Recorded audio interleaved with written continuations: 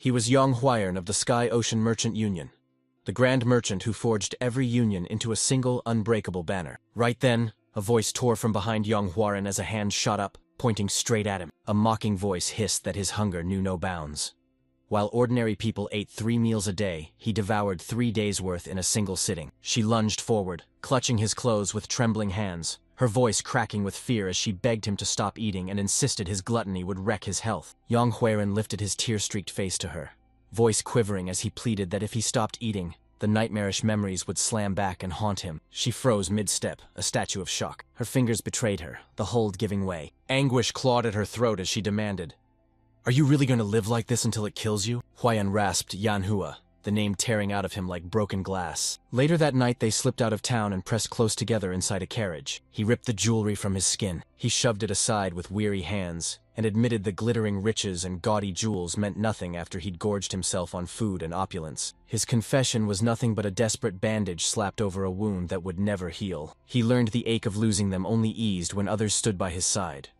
Yet the horror of that day still clawed through his dreams. Yanghua's eyes seared with worry as she whispered, "Young master." Huayan shot her a tight, almost bitter smile. She jabbed, "It's been ages since you took the helm of the Sky Ocean Union." Yet she still clung to that same title, refusing to call him head merchant. Yanghua's voice stayed steady as she vowed that, no matter how many years passed, he'd forever be the Tianzong clan's master in her heart. Huayan felt a weight settle in him as he studied her, and only then did he spot the thin wrinkles starting to line her face. A memory slammed into him. She kept serving him even after he'd abandoned his clan and married into another family. To him, she wasn't a servant, she was family. He knew she was the only thing keeping him alive. Without her, he'd have been dead long ago. Memories slammed into him like a tidal wave. The Tianzhuang clan, once proud and flourishing, crumbled into a tragic ruin. Huayan's memory snapped to the searing loathing he'd aimed at his family. And most of all, how he'd seethed with a white-hot hatred for his father. The memory of the cruel words he'd spat in youth hit him like a blow. He'd demanded a statue stand in his place, and told them that if his father ever asked for him, they should be directed to it. With those words, he severed ties with his clan for good. As the eldest scion of a martial arts house, his destiny should have been different. Yet he was bartered to the Sky Ocean Merchant Union in an arranged marriage, and he didn't resist. A few years later, the Sect struck. Huayan stood paralyzed as flames devoured his clan. Only then did he realize that, even with hatred roaring in his chest for his father, in his memory his love for him blazed just as fiercely. Rage flared as his younger self rammed his skull into the statue that had once sneered at his father's authority. Bleeding, Yanghua surged forward. She screamed, begging him to stop, fighting to yank him back before he killed himself. Snap back to the present. We're crammed inside the carriage. He spoke with fresh steel in his voice, vowing to change, rebuild his relationship with his wife, and shed the excess weight that had been holding him back. He broke into a wide, sheepish grin, scratched the back of his head, and admitted he feared his wife might grow cold to him, then swore he'd devote himself to serving his family from now on, and told Yuanhua again that she was like family. Relief softened Yanhua's gaze as she opened her mouth to vow she'd stand by his side. But before she could finish, disaster struck. An old man's body tore through the carriage and slammed into her with brutal force, killing her instantly. The blow landed with thunderous, bone-rattling force. He even hissed a warning at himself. The old man, bloodied and broken, slammed onto his feet and he anchored himself against the tree. He hacked up blood, rasping bitterly that his organs were in tatters. Seconds later, a pack of masked men stormed in, barreled into the scene. One of them hurled himself at the old man, blade flashing as it aimed straight at him. He seized the blade with his bare hand, stopping it before it could slice into him, and the masked assailant's voice dropped to ice as he reminded him he'd been warned. There is no escape. Rage exploded from the old man as he roared back, demanding to know how they dared betray him before he could finish. Several more blades slammed into his flesh. One of the masked men sneered, crowing that the almighty demonic master had finally met his end, then spat a mocking, "Farewell, dear master." Rage thundered in the old man's voice as he spat a curse, swearing vengeance on the blood demon castle and vowing to grind them down and drink their blood. If he failed, he declared, he wouldn't be worthy of the name Demonic Master. His fury detonated into a crimson shockwave that blasted the maskman skyward. Meanwhile, Huayan lay injured, groaning on the ground. He clawed at the earth and fought to pull himself upright. His gaze zeroed in on Yanhua's. A body lay splayed and cold, half submerged in a widening pool of blood. Panic slammed into him. He staggered forward, tearing her name out of his throat. He hoisted her up and pulled her onto his lap. Tears gushed from his eyes, carving tracks down his cheeks. He howled into the night, ripping the silence as he spat curses at the cruel twist of fate. The old man, life hanging by a thread and breath barely there, staggered away. His legs buckled and he crashed to his knees. With each ragged breath, he forced himself to admit he needed a new body before his heart gave out. He forced out, "I must use the spirit possession technique," his voice trembling with doubt. Was this the moment his journey met its end? A chilling voice sliced through his despair as Vern, blinded by grief and fury, hurled accusations at the old man, blaming him for dragging Yanhua into this mess, sparking the fight here, and causing her death. He demanded an answer, yanking the old man by the collar with trembling hands, and his voice split as he screamed that his family had just been taken from him. The old man's lips barely moved as he rasped a warning not to. Then, lightning fast, he slammed his left hand onto Huarn's pressure point. Waring gasped, shock ripping through them. Realization hit him like a freight train. His body went limp. He crumpled to the ground, breath ripped from his chest. He barely whispered, disbelief strangling his voice as his body went numb and refused to move. He limped toward Huarn, voice a gravelly sneer as he snapped, "Don't treat an injured old man so harshly." Huarn's inner voice spat a curse. He'd known the old man was a martial artist, but rage had ripped away his self-control. The old man sank down beside him and, voice raw, confessed his plan. One last spirit possession to snatch a young, talented body and buy more years. Death was breathing down his neck, so he'd take any vessel left, even a pig's. He unleashed the technique, channeling 160 years of martial essence into his left hand. Pure chi condensed to a crackling apex. He slammed his right hand out and ripped the blazing culmination of his soul into being. It ripped through his very spirit. He plunged both deep into Huarn's body. A violent crimson aura exploded skyward, shaking the earth beneath it. And after a few breathless moments, the aura snuffed out like a candle. The old man slumped, life drained from him. Huarn convulsed, then shot upright, flinging the corpse aside. He snapped his hand up and flexed it, disbelief exploding through him. His eyes ignited with a sinister light as he whispered, "I succeeded," and a twisted smile slithered across his face. Suddenly his face crumpled, and his body rebelled. Two voices wrestled inside him. The old man's spirit spat, furious that Huarn should have already been crushed by his own immense chi and spiritual power. Huarn's spirit roared back, refusing to yield. He swore he wouldn't die like this. He'd survive and avenge his clan. The two spirits slammed together in an explosive clash, each fighting viciously to seize control. Huarn's spirit began to crack under the strain, and the old man sneered that, for all its unexpected ferocity, his will would amount to nothing. Huarn gasped as his consciousness unraveled and plunged into darkness. Outside the fight, a masked man reappeared, closed in on the possessed body, and let a cold, vicious sneer spread across his face. Recognition slammed into him. He had to admit the demonic master truly lived up to his fearsome reputation. The demons of the three heavens revered him for a reason. He vowed his parasitic life would end here, and hurled himself forward. He plunged the blade straight into Quarren's neck. The possessed body snapped downward and crumpled in an instant. Consciousness slammed back beneath a blazing sky as the man groaned, clutching his head. He rasped that it felt like it was about to split, then peeled his eyes open, inch by aching inch. Confusion slammed into him. He had no idea where he was. He darted his gaze over rows of jars and knew he'd landed in an apothecary. Thirst set his throat ablaze. He snatched a cup and lifted it to his lips to drink. A bitter, unmistakable medicine slammed across his taste buds as he set the cup down. He caught sight of his hand, and shock exploded across his face as he stared at it for a long, frozen beat before suddenly, a shout rattled the building. He smashed the cup to shards and stared at his hands, disbelief burning through him. He snapped, demanding to know what was wrong with them. A young woman burst into the room, jolted by the sudden sound, and shouted his name as the young master lunged forward, forcing out, "Are you all right?" Panic lacing his voice as he feared something had broken. He shot to his feet, clamped his hands on her shoulders, forced her face up, and eyes wide with disbelief demanded, "Are you Yanhua? Why do you look younger?" With a soft sigh, Yanhua told him he'd had another nightmare. Panic detonated in his mind. Could this really be a dream? But the instant his foot slammed into the broken cup's jagged shards, pain exploded through him, vivid and unbearable. His eyes snapped wide, pain lanced through him, raw and undeniable. No way. Could this actually be real and not just a dream? He hurled himself outside, ignoring Yuanhua's frantic protests not to move on a wounded foot. He inched toward the statue, trembling, and stretched a quivering hand toward it. Memory slammed into him like a freight train, his younger self roaring back to life. He slammed his forehead into that very statue, daring his father. Tears carved tracks down his cheeks as he breathed Yuanhua's name. Then he choked out to her, When was this statue placed? She blinked, confusion flashing across her face, then snapped, "It was 5 days ago." His chest heaved as he echoed her words, disbelief coiling in his voice. 5 days, he ground out. "I'll find out for myself." He lunged headfirst and drove his forehead into the statue, smashing it with full force, ripping it to pieces. Gasps ripped the air around him as everyone, Manhwa included, screamed his name in stunned disbelief. Blood streamed down his forehead. His teeth locked like a vice as fierce determination seethed through him. This wasn't a dream. Reality struck, cold and undeniable. He'd been flung back into the past, and a brutal truth slammed into him. He had only 3 years until the day the Tianzong clan would fall. His voice cracked like a war horn, iron resolve blazing as he vowed to protect his people and clan at any cost.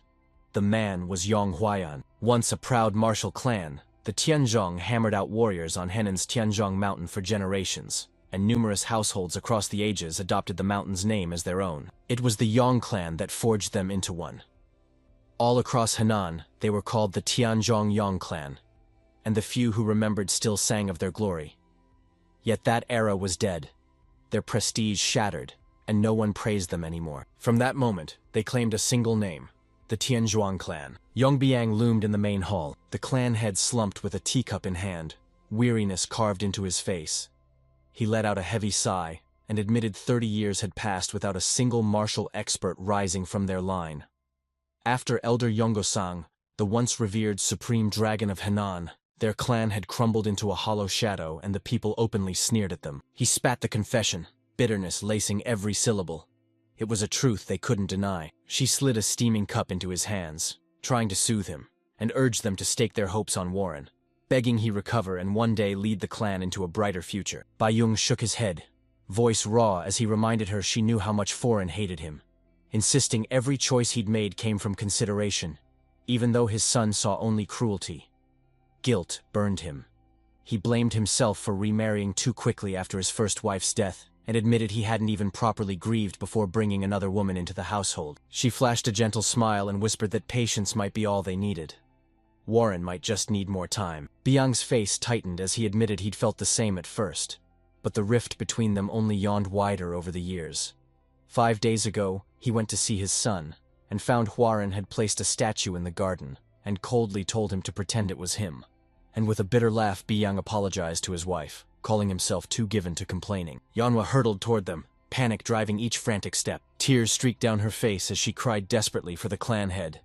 Beiyang lurched back at her sudden arrival, and demanded to know why she was in such a hurry. Yanhua gasped and clawed out words through streaming tears as Biang snapped for her to stop crying and speak plainly.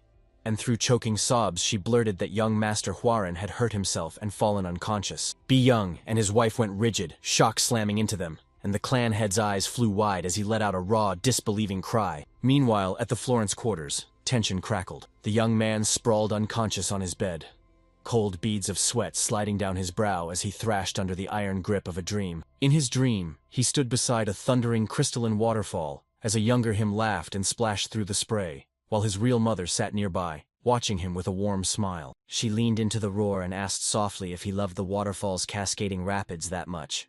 Young Warren whooped back with pure joy that he did, then jabbed a finger at koi darting everywhere. He triumphantly hoisted the colossal fish he'd hauled out of the water, grinning wildly as he shouted for his mother to see how enormous it was. The instant he turned to her, his face crumpled, every scrap of resolve vanishing from his features. She slumped out of her upright posture and crumpled to the ground. The scene snapped away, and he was suddenly in her room.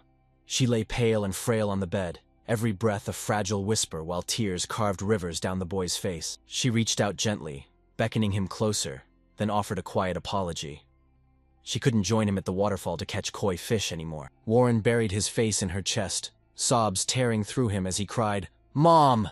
She stroked him weakly, whispering she was fine and begging him to stop crying. Suddenly her voice warped into a cavernous, twisted growl that barked for him to choke back his damn tears and spat weakling, as her gentle face contorted into something monstrous. In her place loomed a demonic old man, cruelty carved into his face and a sinister grin ripping across his mouth as he swore he'd seize Foreign's head and wear it like a trophy. Fangs bared, he split his jaw into an impossible maw. The boy's scream ripped out, echoing as he shouted for help. A ragged gasp ripped from Warren as he snapped awake from the nightmare and shot upright. He heaved for breath, snapped his gaze across the room, his whole body still trembling, and it slammed into him. He knew exactly where he was. Every corner screamed déjà vu, yet the whole place felt eerily foreign. As his breath eased, the room exploded into focus. The very room he'd slept in as a child. A thought slammed into him. If this really was his old room, he'd been ripped back into the past. The ugly stretch when he hated his father and shut himself off from his family. The clan crumbled into dust and silence, but now, if he'd really come back to this time, he could stop it all. He ground his teeth and swore he'd rewrite his father's, his family's, and the clan's fate, armed with the future's secrets. Flames erupted inside him. His eyes snapped wide as searing heat raced through his body. Outside, a ring of attendants leaned in, whispers buzzing about the recent commotion, and one swore young Master Huaren had headbutted a statue to pieces. Another scoffed, disbelief lashing out. Warren had always been frail and bedridden, never trained in martial arts. Yet another swore she'd seen it with her own eyes, their murmurs coiling into anxious whispers, while one insisted he must have been possessed. The door to Warren's quarters burst open with a thunderous slam. A gasp ripped through the women when they saw him trembling inside. One lunged for words, stammering, "Young master!" But the plea crumpled and died on her lips. Inside, Huaren gripped his head and gut as his body jerked wildly. Panic slammed through his mind. Something was horribly wrong. Searing heat ripped through him and raw energy exploded from his lower dantian like wildfire. His eyes shot wide as the thought crashed in. He needed a woman. Horror exploded through him, a raw, untamable surge of youthful power flooding his veins, and he swallowed a curse. The demonic old man's energy slammed into them like a freight train, crushing, unbearable. Control was about to snap. His body convulsed as heat crawled up his skin. Desperation screamed that if he didn't rein himself in, he'd do something he'd regret. So he snapped into action without another thought. He tore past the attendants and burst outside. The attendants sucked in a shocked gasp and shouted that it was still freezing outside. Their young master practically naked and had no business sprinting about. If anything happened, they'd be the ones blamed. Warren didn't stop. He tore forward, heat shuddering through him as he ran until he burst into the bamboo forest, jaw clenched. He forced himself onward. If he froze, the old man's energy would swallow him whole. And at last he crashed into the familiar roar of the waterfall. They lunged forward, no hesitation. He hurled himself into the roaring current. Steam exploded off his body the instant the icy water slammed into him. It slammed into the searing inferno raging inside him. Relief crashed over him, a shaky smile cracking his lips as he mouthed a silent thanks to the heavens. He was saved. A voice ripped through the air. Warren spun, his eyes snapping wide with shock. Yongbyung, his father, barreled toward him. Huaren, called father, whispered, disbelief strangling his words. Byung waded into the water, his face drained to a ghostly white as fear tightened its grip. He yanked his son into a crushing embrace, tears carving rivers down his cheeks as he screamed, "Did you really want to die?" He gripped his collar and rasped that even if he hated him, he mustn't throw his life away like this. Not on a day this freezing. His eyes drilled into Warren's forehead, begging for any sign he was all right after getting hurt. And Warren stayed silent for a beat. Inside, longing rattled his chest. He ached for his father more than he'd ever admit. But he couldn't suddenly gush. People would whisper.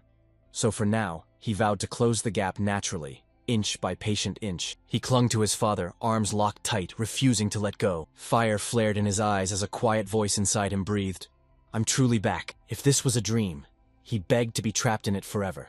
If it was an illusion, he prayed his eyes would never open. 3 months slipped away. On a quiet afternoon, Warren settled shoulder to shoulder with his younger half-brother Young Ki-jun on a weathered wooden dock, their lines cast as they fished together. Chi-jun chuckled, taunting that he'd win their bet. Warren laughed and fired back, "Have you been fishing your whole life to be this confident?" Inside, Warren felt the shift. Over the past 3 months, he'd grown much closer to his family. He'd barely spoken to Chi-jun. He still saw his younger brother drilling the clan's secret technique until a savage chi blockage shattered his cultivation, toppling Tianzhong into a mere branch of the Yuki clan. Huaran, now the Sky Ocean Merchant Union's son-in-law, was too busy to act, and by the time he learned the truth, it was already too late. Kijun's voice yanked him out of his thoughts. The boy snapped, "Is it really okay that Huaran stopped taking the medicine he'd been prescribed?" Huaran shrugged and brushed it off, saying those meds were what had made him fat, and Kijun cocked his head, baffled. He beamed, voice all innocent, and shot out, "When were you ever fat?" Startled, Huaran stammered, scrambled to backtrack and blurted that he only meant he might get fat if he kept drinking them. Kijun flashed a grin and hauled the fish he'd caught from his basket, then ribbed Warren, teasing that he liked how Warren had been lately, especially since he'd often slipped him extra allowance under the pretense of making bets. he crowed triumphantly, asking if he'd won while flaunting his full basket.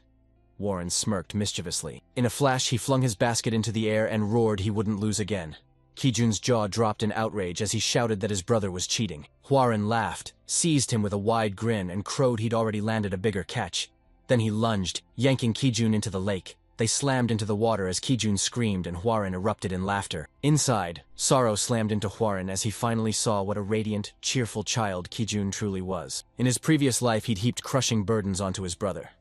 Now a silent, burning apology throbbed in his heart. Months blurred as Warren threw himself into relentless training, hammering his body every day to forge raw strength before he even touched martial drills, all while the demonic old man's energy still lingered inside him and ate at his peace. It hadn't betrayed him again yet, but since it had once erupted violently out of control, every morning he plunged beneath the waterfall's thunder to stabilize his chi. And one day, after finishing his meditation, his gaze snapped to his younger half-sister Silent. She surged forward, a towel clenched in her hands. Warren strode up to her and said she didn't have to do this for him. She let out a shy chuckle and said she enjoyed it, that she liked being friends with him now.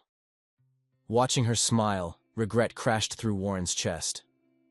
In his past life, he'd been cruel to her even though she'd always been kind. Seolin burst into every room like sunlight, lively, friendly, always smiling. She lived for fireworks festivals and kept inviting him along, but he shut her down cold every time, and that sting of memory hit him like a blinding flare. She asked him, all sugar-sweet, to come to the festival. He glared like ice, cut her off mid-sentence, and snapped that he had no time to waste on her games. He fixed her with a venomous glare and snarled, "Don't you ever ask me that again." That moment marked the last truly meaningful connection they'd ever share. She slipped into the festival alone, and under the lantern glow, a killer murdered her. He'd personally hunted down the truth behind her death. And soon after, an assassin silenced him. Right now, Warren tugs his upper robe on, spins to her and blurts, "Isn't today the moon festival you mentioned?" Her eyes shot wide with joy as she blurted she thought he'd forgotten, and when he confirmed he'd go with her, she leapt into the air, squealing with excitement. Fuarang grinned and insisted they rush out to shop for her before the event. Seolin clapped, whooping with glee as she urged him to go this instant. Locking eyes with her cheerful face, steel settled in Warren's chest. This was another chance to live differently, and he couldn't allow the same. He'd unleash fresh tragedies all over again if he wanted to protect Seolin, Kijun, his father, and the entire Tianzong clan. He had to forge himself into a fortress, strong enough to shield his family and restore the clan's former glory. Back at the training yard, Warren pounded out laps beside the clan's other young men, his feet slamming into the earth. He stared into his past, breath catching at how utterly his life had changed. He holed up in his room, swallowing medicine and burying himself in mountains of books, never once stepping outside. Everything had changed. Ironically, all because of the old man's ominous aura. His body crackled to move, his muscles ached to be tested, and he burned to prove the improvements that had taken root. A voice ripped through his thoughts, his father's, and he snapped his head around. Warren spotted Yongbyung standing nearby, smiling warmly, pride glittering in his eyes. And Byung declared, voice thick with feeling, "You've really changed. My son has truly grown up." Heat flushed Warren's face as he darted a nervous look at the other disciples and hissed that they were watching. But Byung shoved the worry aside, strode forward and clamped a firm hand on his son's shoulder. What did that matter? He erupted in a roaring laugh that filled the room and barked, "Warren, stop only exercising and officially start training in our family's martial arts." And Warren hesitated a heartbeat before nodding. He confessed he'd been thinking the same thing. Joy lit up Byung's face, and he burst out, "Really? I'll arrange an instructor for you immediately." Warren faltered, then admitted he'd already chosen someone, and his father's curiosity flared. His next question died on his lips. Solin shot forward, barreling straight at them. Grinning like sunlight, she launched herself into her brother's arms. Her father, amusement tinged with jealousy, wagged a finger and mock-scolded her. "So now you only hunt for your brother and forget your father?"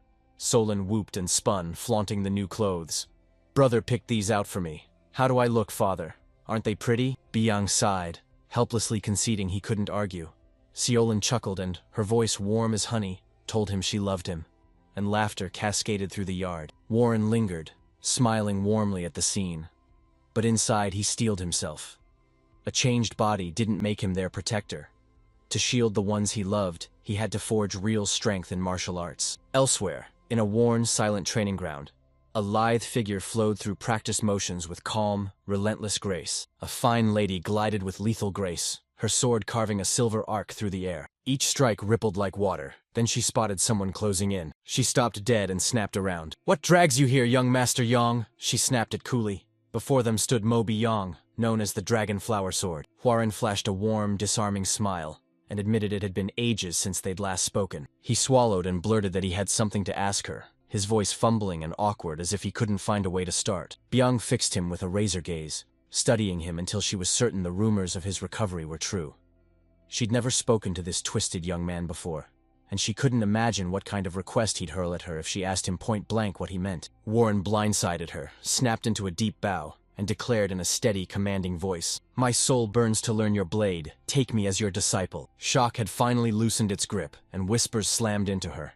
He'd changed over the last few months. He looked like a new man, but suspicion flared in her chest. Could any man really rewrite himself that easily? They endured brutal lives, yet stood tall and unbowed. Huaren had drowned in venomous hatred, ripping every bond to his family and clan. After a long pause, she spun away and rejected him with a cold, final refusal. Warren's jaw dropped as Shock slammed into him, and he snapped, "Why? Tell me why!" Calm as a still lake, Byung declared she had no time for a disciple. She was consumed with unraveling why the Tianzong clan's secret arts had stagnated. She turned and walked away, a silent apology lodged against her ribs. She couldn't believe anyone could change that fast. Warren's chest clenched when her rejection landed, and bitter certainty flared. She still thought him pathetic. Long ago, Mobyong vanished into solitude, spoke to almost no one, and even inside the clan almost nobody truly grasped the depth of her skill. She'd lived that future once before, so she knew her strength like no one else. Her martial prowess towered over every fighter in the clan. Consumed by desperation, he hurled himself to his knees before her. The Beyond spun back as he roared. They hurled the question like a blade. Why would the clan's eldest debase himself over something so petty? Warren whispered at first, his words barely brushing the silence. He roared, "No, this is not an insignificant matter to me." Then memories of the life he'd lived slammed back at him. Mobyong's valor lit the battlefield.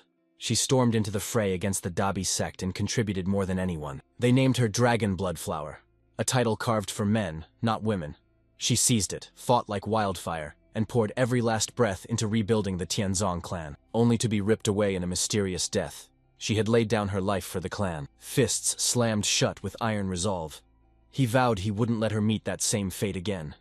He'd protect her with everything he had. He swore he'd protect his clan with his last breath. Beyond drilled him with a razor stare. He wasn't the same man at all. Could he really have turned over a new leaf? At last, her voice shattered the silence. She locked eyes with him, voice ringing, and declared, "I accept your request." A single condition stood between them. Warren's heart slammed against their chest the moment she began to explain. He burned to land even one touch on her during a spar. She took him as her disciple, vowing never to wield chi or the clan's martial arts. Even then, she knew in her bones he'd never pull it off. Who falter, frozen by hesitation. Determination roared to life inside him. He accepted the challenge. Moments later, he crumpled to the ground, defeated. His fingers couldn't even graze her hair. Disbelief slammed into him at how enormous the gap was. Byung turned on her heel and strode off, crowing that she'd won and was taking her leave. Huaren clenched his jaw, defiance burning in his chest.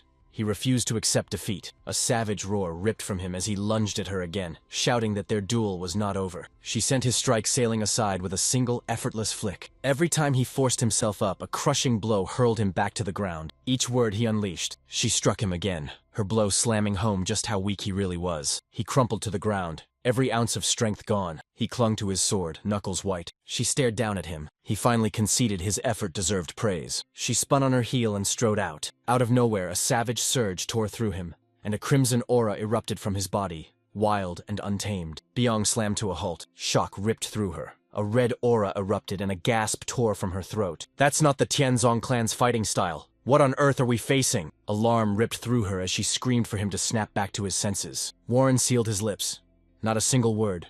Silence slammed down in a blink. He planted himself squarely in front of her. His wooden sword snapped up for another strike. She barely dodged it. Her eyes shot open, shock ripping through her. His speed surged into a terrifying blur. He struck again. She dodged again, but crushing, unrelenting pressure shoved her stumbling backward. He barreled toward the wall as the danger snapped into focus. She gritted her teeth and accepted the only option left, to unleash a full-force counterattack against him. She ripped her blade free, summoned her technique like a coiled storm, and braced to unleash the soaring dragon emperor sword's first form. She lunged. Her strike never landed. Warren's wooden sword skimmed her hair. She went stone still, Disbelief iced through her veins. Foreign, grin fragile and breath ragged, forced out a defiant roar. "I dared lay a hand on you, Dragonflower Sword. No, Master Mobyong." He crumpled, blacking out at her feet. Byong froze, breath snagging as the reality of what had just happened slammed into him.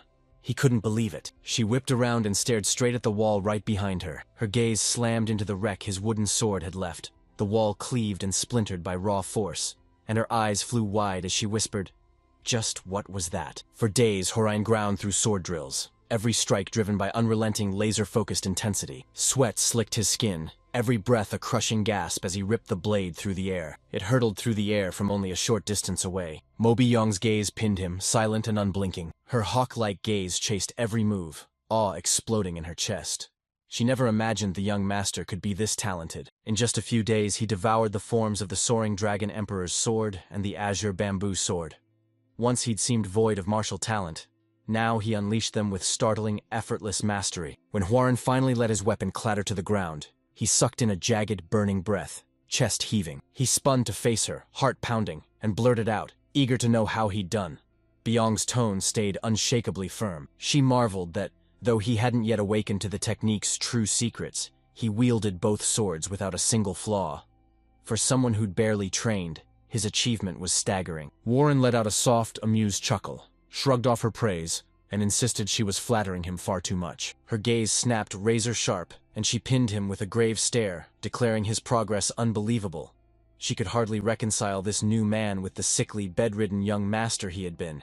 His speed of learning stunned her, and she admitted flat out he was incredible. A shadow fell across her face as the memory of his crimson aura slammed back into her. Hwoarang clawed at the back of his head, awkwardness radiating from every twitch. He swore, again, that he couldn't remember a thing. Then he launched into an explanation. He'd been pummeled by her relentless strikes during their sparring. He admitted his memory was a blur, then grinned and teased that only she would dare treat the clan's eldest son so harshly with her dragonflower sword. Mobyong refused to laugh.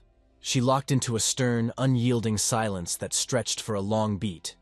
Then at last, she turned away. She snapped that since he refused to answer, she wouldn't pry any further. Yet, she snapped that, as a servant of the Tianzong clan, she would shadow his every move. Hwoarang forced a crooked smile and confessed it sounded a little frightening. He crouched alone in his dimly lit chamber, shadows clinging to him like a second skin. Hwoarang hunkered at his desk, martial arts manuals fanned out like battle maps.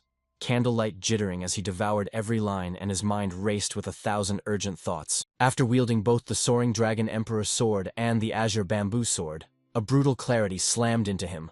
The Tianzong clan's martial arts were incomplete, inevitable, he decided, because their roots weren't purely orthodox.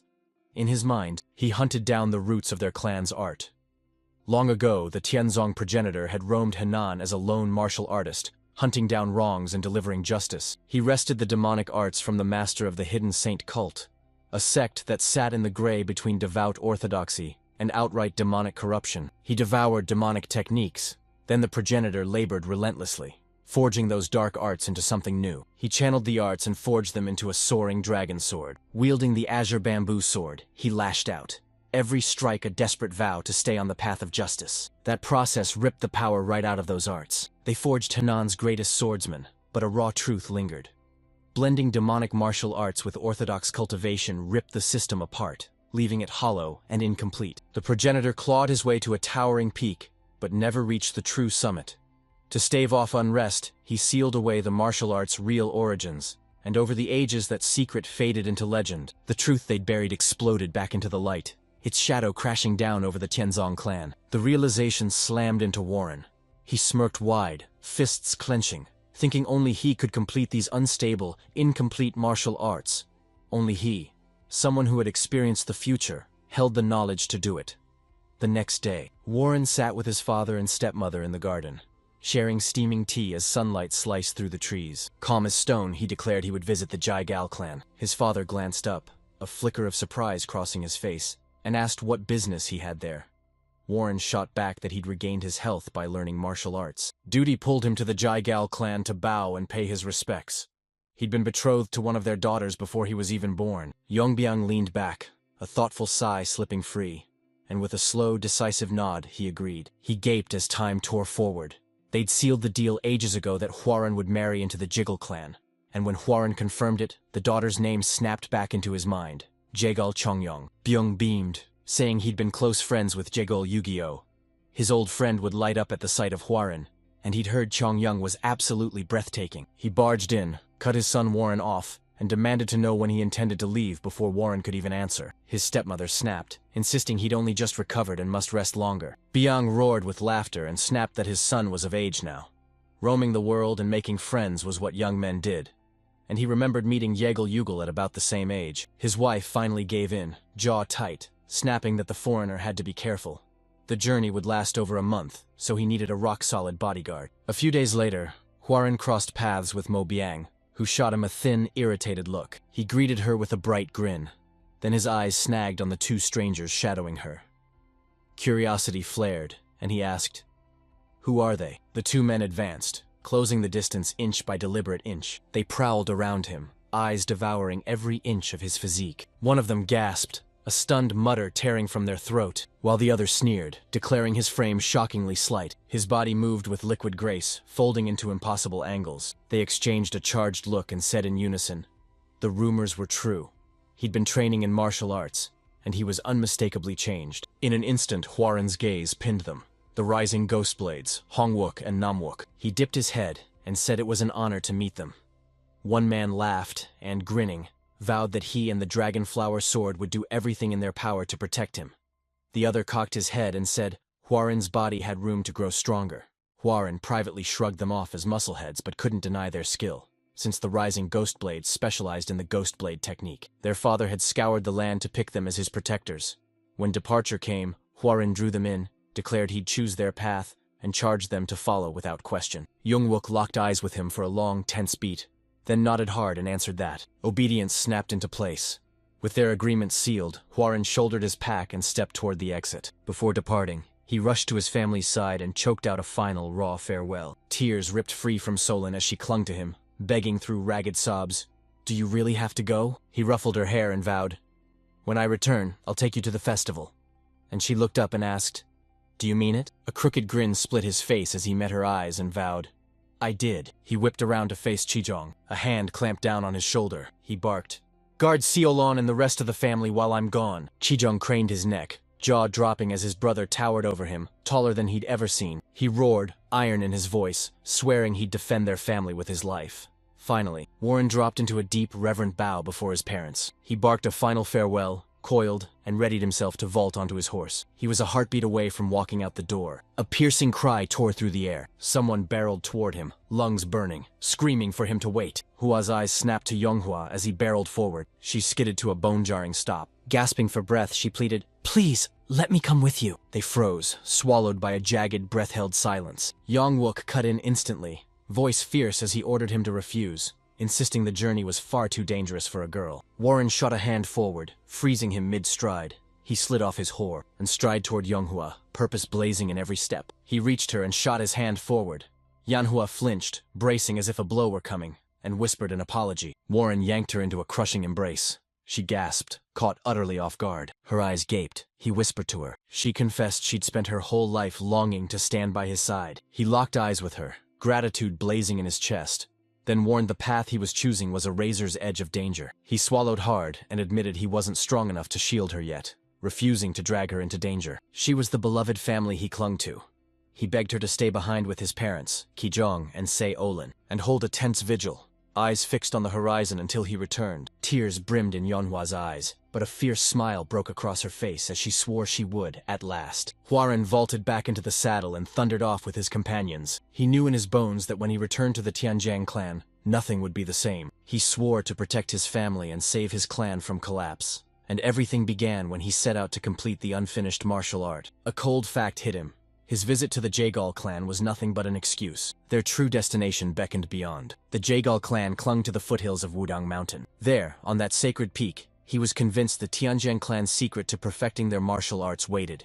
He gripped the reins until his knuckles ached and whispered in his heart that they would be heading to Wudang. Days later, Hwarin sprawled in the stream's shallows, eyes locked on the vast, breathtaking sky above. Silence pressed in like a living thing, and he whispered to himself that the place felt strange, teetering on the edge of unsettling. He forced himself upright, muscles screaming, then staggered forward. He hurtled through the rippling current. A splintered wooden sign jutted from the murky water, half buried and scarred by time. He snatched it up and flicked the dirt free. His features snapped shut and his gaze sharpened to ice. He stopped dead, staring at the letters carved into the wood. The bold name of the Tianzong clan glaring back. A chill sank its teeth into him, and in an instant the placid stream dissolved into a horrific vision. The Tianjiang clan exploded into view, consumed by roaring flames. The night sky bled crimson, buildings toppled into the blaze, and smoke and ash choked the air. Fuaren's hands betrayed him, and the wooden sign clattered free as shock ripped through him, and his heart hammered like a war drum in his chest. He lurched forward and howled in disbelief. "No! No!" His cries ricocheted off charred ruins as he tore through the burning wreckage, calling out like he was searching for survivors. Then, a deep, chilling voice tore through the chaos, its words striking him like a sledgehammer. Warren stopped cold, every muscle snapping rigid. The voice cut through the silence, impossible to mistake. It was the ancient demonic man who'd possessed Huaren in his past life before he regressed. His presence made every nerve in Huaren shudder. With scorn dripping from his voice, he snarled that even after receiving a heaven-defying chance, Huaren had wasted it on childish pursuits, that nothing could be changed, and he demanded Huaren hand over his body. Fear seized him. Tuaren's choked on a stammer of disbelief. Recognition of the voice slammed into him, and he demanded to know how the old man had returned. The demonic figure's command died on his lips as the vision tore apart, exploding into a storm of glittering glass shards. A sudden slash ripped his thoughts apart and yanked him back into reality. Mo Biang's voice slammed through the haze, demanding to know what he'd been thinking during their spar. Warren jolted back, surprise exploding through him. His eyes shot wide as realization slammed into him. He'd been lost in a trance, he confessed, his voice barely a whisper. He gave himself up. Mo Biang pinned him with a sharp, searching stare, said his focus had slipped again, and asked, "Are you feeling unwell?" Warren tore his gaze away and murmured, he was fine, but He confessed his sleep had been ripped apart these past few days. Nearby, Youngwook and Namwook strained and hoisted colossal stones, their muscles screaming with every brutal rep. Their bodies burning, Youngwook, between ragged breaths, shot a look at the foreigner, and suggested that if the young master wasn't feeling well, he could jump into their training, explaining the matching river and the lifting thrust flow were meant to forge strength. And panting, Namwook snapped more instructions. Drive with your side muscles and keep the stones perfectly perpendicular as you lift. Warren watched them, a nervous laugh ripping free as he shook his head and forced out, "Maybe next time." But his face went stone cold. He announced he had crucial news about their journey. Their horses thundered down the dirt road, dust boiling behind them. As Warren leaned in and unveiled his plan, Foreign announced he'd detour to Mount Seven Sages before heading to the Jagal clan. Youngwook whipped around and echoed the mountain's name in surprise, and Foreign leaned in to say he'd read a famed herbalist's book claiming 100-year-old ginseng hides in a certain part of Mount Seven Sages, and even naming a near-mythical treasure called monkey wine, nearly impossible to find anywhere else in the Jianghu. So when monkey wine was mentioned, Youngwook and Namwook's mouths watered and they murmured the name dreamily, already tasting it. Warren's smirk widened as he taunted them, crowing he'd heard their reputation. They'd been christened the two rising drunken ghosts for their love of liquor. Blood rushed to Youngwook's cheeks. He hacked out a reply, insisting they supported the journey. Then he was cut off before he could finish. Mo Biang snapped, voice clipped and cold, warning Huarin that Mount Seven Sages loomed on the edge of demonic territories. Sending an orthodox clan like the Tianzong there would invite disaster. Hua faced her with unnerving calm, demanded how anyone could prove they belonged to the Tianzong clan, and shrugged that if caught, they'd just claim to be from some other group. Rage seared Mo Bian as she demanded, "How can the heir of the Tianzong clan treat such dishonor like a trifle? Our clan's pride isn't something you toss aside." Warren sliced through her words with an icy edge, asking if pride mattered when survival hung in the balance. If a great enemy demanded his origin, he insisted, would pride even count? He'd swear fealty to a demonic sect in a heartbeat if it kept him alive. Youngwook jumped in, backing Huaren with iron conviction. He insisted an orthodox sect had no reason to fear demonic factions, and demanded they follow the young master's judgment as the wiser choice. Mo Biang thundered that they were driven solely by their craving for monkey wine. Huarin, laying sincerity on thick, pressed a hand to his chest and swore his true aim was to return ginseng to his parents, admitting he'd caused them endless trouble before and promising to make amends. Mo Biang's voice faltered mid-plea, and her anger softened. After a heavy pause, she relented. "If you insist," she said, "we'll head to Mount Seven Sages." Relief surged through Warren as he thanked them all and urged the group to make preparations at the nearby inn. but deep inside a cold dread coiled. A sly grin split his lips as he admitted to himself he'd lied. Mount Seven Sages held no ginseng or monkey wine. Something far more valuable waited there. The demonic poisonstone flower, its toxic, twisted nature seared into his memory. For centuries, poisonous insects swarmed back to the same secret spots to die when their time came. Their venom surged, pooled, and crystallized into a lethal gemstone the moment a seed struck one. It erupted into a flower, petals slick with venom and crackling with demonic energy. Before him bloomed the demonic poisonstone flower, a cursed blossom, and he knew it lurked somewhere deep within Mount Seven Sages. That night the inn buzzed with martial artists trading dangerous rumors, and Horan at a nearby table froze as a hushed circle whispered that demonic masters were converging on Mount Seven Sages. He leaned toward his companions and hissed that a rare medicine had been found there, the demonic poisonstone flower. Warren froze, shock pinning him to the spot as frustration ignited his thoughts. How could the whole world already know? Later that night, they clinked glasses and chased the silence away with drink. Mobyong's voice dropped to stone as she reminded Fuaran he'd heard the rumors. Demonic masters are converging on Mount Seven Sages, all drawn by the flower, and it's far too dangerous to go now. Warren swallowed a wordless admission. She was right. The demonic sects would rip and claw to claim it. He forced himself calm, refusing to be dragged into their fight. One mission burned in his mind: take down Gochok. He wound up the very last to seize the flower in his previous life. In just half a year, Gochok rocketed from first rate to the peak, the demonic poisonstone flower. This ingredient was forged to supercharge his martial arts. Tianzong's techniques are, at their core, demonic arts. He thrust his cup aloft. He thundered that nothing had changed. They would still charge toward Mount Seven Sages. Mo Biang shot to her feet, disbelief blazing in her eyes, and snapped, "Haven't you heard? The demonic sects are already gathering there," Huaren replied, voice like steel. Mount Seven Sages is one of the Jagal clan's roots, and with the Jagal sure to be involved, he insisted they meet there. Mo Biang gritted his teeth and gave in, nodding like a man forced to swallow his pride. One iron rule: the moment they crossed paths with martial artists who outmatched them, they had to bolt instantly. Huaren nodded sharply, promising her he'd steer clear of dangerous confrontations. Then he shot a quick look at Youngwook and Namwook, only to find the two ghost blades slumped over the table, dead drunk and out cold. He snapped his head side to side, hard and quick. He vowed again, voice like iron, that he'd stay cautious. Days snapped by. At long last, they reached Mount Seven Sages, its towering peaks rising like a dare before them. They barreled into a nearby inn and checked in, and Warren declared they'd stay there for now. He swallowed the confession. The mountains fanned out like a gallery of chaos, every ridge an exhibit of danger, and he was still too weak to storm in. A dark grin curled on his lips as he told himself whoever laughed last would be the true victor. That morning he barked orders at his crew: scour the Serpent Dragon Sect's inns and taverns, mark those with few patrons but many horses. He knew Gochok, the young sect leader, wouldn't move alone. He'd rally his men, and for that, they'd have to hunt down horses and hammer up stables. If Gochok seized the flower, he wouldn't bolt with it. He'd hole up at an inn to stash it, and that inn was almost certainly run by his sect. A foreign thought struck them. Pinpoint that place, and they'd intercept Gochok before he could hide the flower. Gochok had claimed it before. This time Warren vowed to seize it with his own hands. Hours later the day surged on. Huaren and Youngwook leaned over the balcony, eyes razor-sharp as they tracked every flicker of movement on the street below. Namwook strode up and demanded to know what they were watching. Youngwook jabbed a finger at a figure in the crowd and shouted to him, "That's Gochok! Right there!" The young sect leader of the Serpent Dragon Sect, a coiled dragon primed to strike. Warren's eyes snapped open, pupils blown wide. The thought hit him like a punch. Gochok should already be at Mount Seven Sages, fighting for the flower. So why was he here instead? Way out there, in the distance, a henchman of Gochok pressed in and hissed something into his ear. Fuaren leaned in, straining to catch words that blurred together, then suddenly spat a curse as irritation snapped through him. Gochok's eyes snapped wide. His voice ripped across the street as he hurled orders at his men. He roared to have the sword-devouring serpent dragon and every serpent dragon slasher rounded up this instant to give chase. Youngwook jerked at the commanding tone, turned to Huaren and declared those were the Serpent Dragon Sect's two mightiest forces.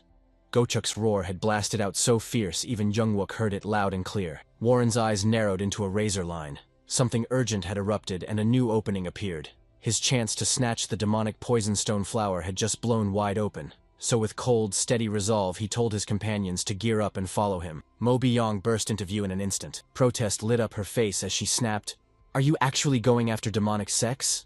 She warned it was far too dangerous and ripped into him for dragging himself into ever more perilous situations. Warren's voice didn't waver, steady as steel. He grabbed her, eyes blazing, and spat that the Jianghu was about to tear itself apart. To survive the coming chaos, they'd have to grow stronger, he insisted. The demonic poison stone flower. Moby Young cut him off cold, snapping that the Jianghu was at peace, and they were far too strong to lean on poisonous herbs for security. Quarren's voice dropped to ice as he snarled that she was wrong, branded them weak, and demanded, "Do you truly lack any desire for the flower?" And he vaulted into the fray to answer for her. Not a chance. No martial artist could resist such a treasure. They were painfully weak, barred from joining the struggle openly. Then he declared his dream. He swore he'd seize the flower, forge himself into a weapon, and shield their clan from every outside threat. He closed the distance and pinned her with a blade-like stare. If she truly believed in him, the heir of their clan, she'd obey his command. Mobyong reeled back as the steel in his voice struck her, and she, wordless, owned the truth. The young master, who once could barely manage himself, now stood before her with a resolve she'd never seen. It slammed into her.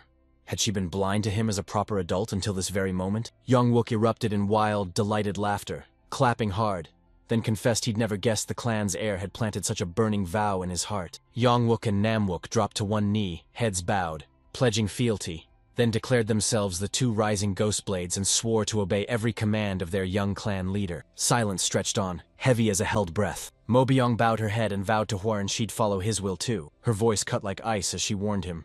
Zhenghu is no place to be trifled with. Warren nodded, calm as a blade, and told them to set forth. A cold shadow slid into his thoughts. He steadied her with a wordless promise, for in the entire Jianghu, he'd been forged by its cruelty, and knew it better than anyone. He'd already survived it once. Huaren, flanked by his companions. They tailed the serpent dragon sect from the shadows, keeping a cautious distance. Beneath the forest canopy, Huaren's eyes narrowed as he took in the enemy. He hadn't expected so many of their members to be gathered here. Crouched in the bushes, Mobyong leaned close and whispered to him, concern sharpening every word. She jabbed at the serpent dragon sect's movements, and Warren murmured back in a low, steady whisper. Gochok and his men looked to be snapping into an inescapable net formation. Youngwook's eyes snapped open in alarm as he hissed the formation's name. Namwook urged them to bolt before it was too late. Huaren shook his head and warned the Serpent Dragon Sect's main squad still hadn't made their move. They'd pounce only after spotting someone suspicious, or the bearer of the miracle medicine. So they swallowed their impatience and bided their time until the perfect moment. Moments later, a deafening roar shattered the silence from the Serpent Dragon Sect's distant camp. Huaren's ears went sharp. He knew the enemy had zeroed in on the miracle medicine's carrier. He snapped for the group to close in on the riverbank instead the moment Namwook asked why. Huaren warned anyone on the run would bolt for the water, not plunge into the choking forest, and pointed out the Serpent Dragon Sect's shouts had fallen silent. They zeroed in. The target was right in their sights. He leaned in and hissed, "From now on, move like shadows, no sound, no trace." Moments later, a man burst into view at the river's mouth and staggered forward, legs trembling with every step. He clawed at the air, rasping a broken plea for help. Before he could flee, a jagged purple aura tore from nowhere and slammed into him, killing him on the spot. The ensuing blast slammed into the earth, sending the ground shuddering. And when the dust finally tore away, a single figure emerged on the riverbank. A man wreathed in a menacing purple aura, clutching the demonic poison-stone flower as its sickly glow poured into the dread radiating from him. Moby Yong's face drained to bone white the instant she recognized him. Her whisper cracked with shock. This man was none other than a blood-red demonic lion sliced through the sky. Her words sent a wave of fear and unease crashing over the group. Warren locked his gaze on the man and growled that his aura screamed doom. They turned to Moby Yong and asked if she knew more about him. But Jungwook cut in, declaring that among the demonic world's martial artists, the flying demonic bloodlion was infamous and one of the most feared. Huaren, though, spotted something else, and warned the man's state looked dangerously unstable. His eyes snapped wide the instant he realized what the man clutched. He clutched the demonic poison stone flower. Their thoughts snapped shut. Just as the serpent dragons lunged, Sect, they swooped in like lightning and hemmed the winged demon in. Bloodline pulsed in their veins as they snapped into a razor-tight formation. Gochok surged forward, accusation thundering from his throat as he declared the bloodlion had slaughtered their sect's most elite warriors, admitting he never imagined he'd be forced to corner such a figure. At last, the moment arrived. The flying, blood-red demonic lion hovered above and just laughed, its mockery slicing the air. He sneered, outraged to be cornered by weaklings, snarling that if the Tang clan hadn't intervened he'd have ripped them apart without breaking a sweat. Gochok's hand shot into his pocket. He brandished a tiny weapon, locked eyes with the bloodlion and taunted, "Recognize this?"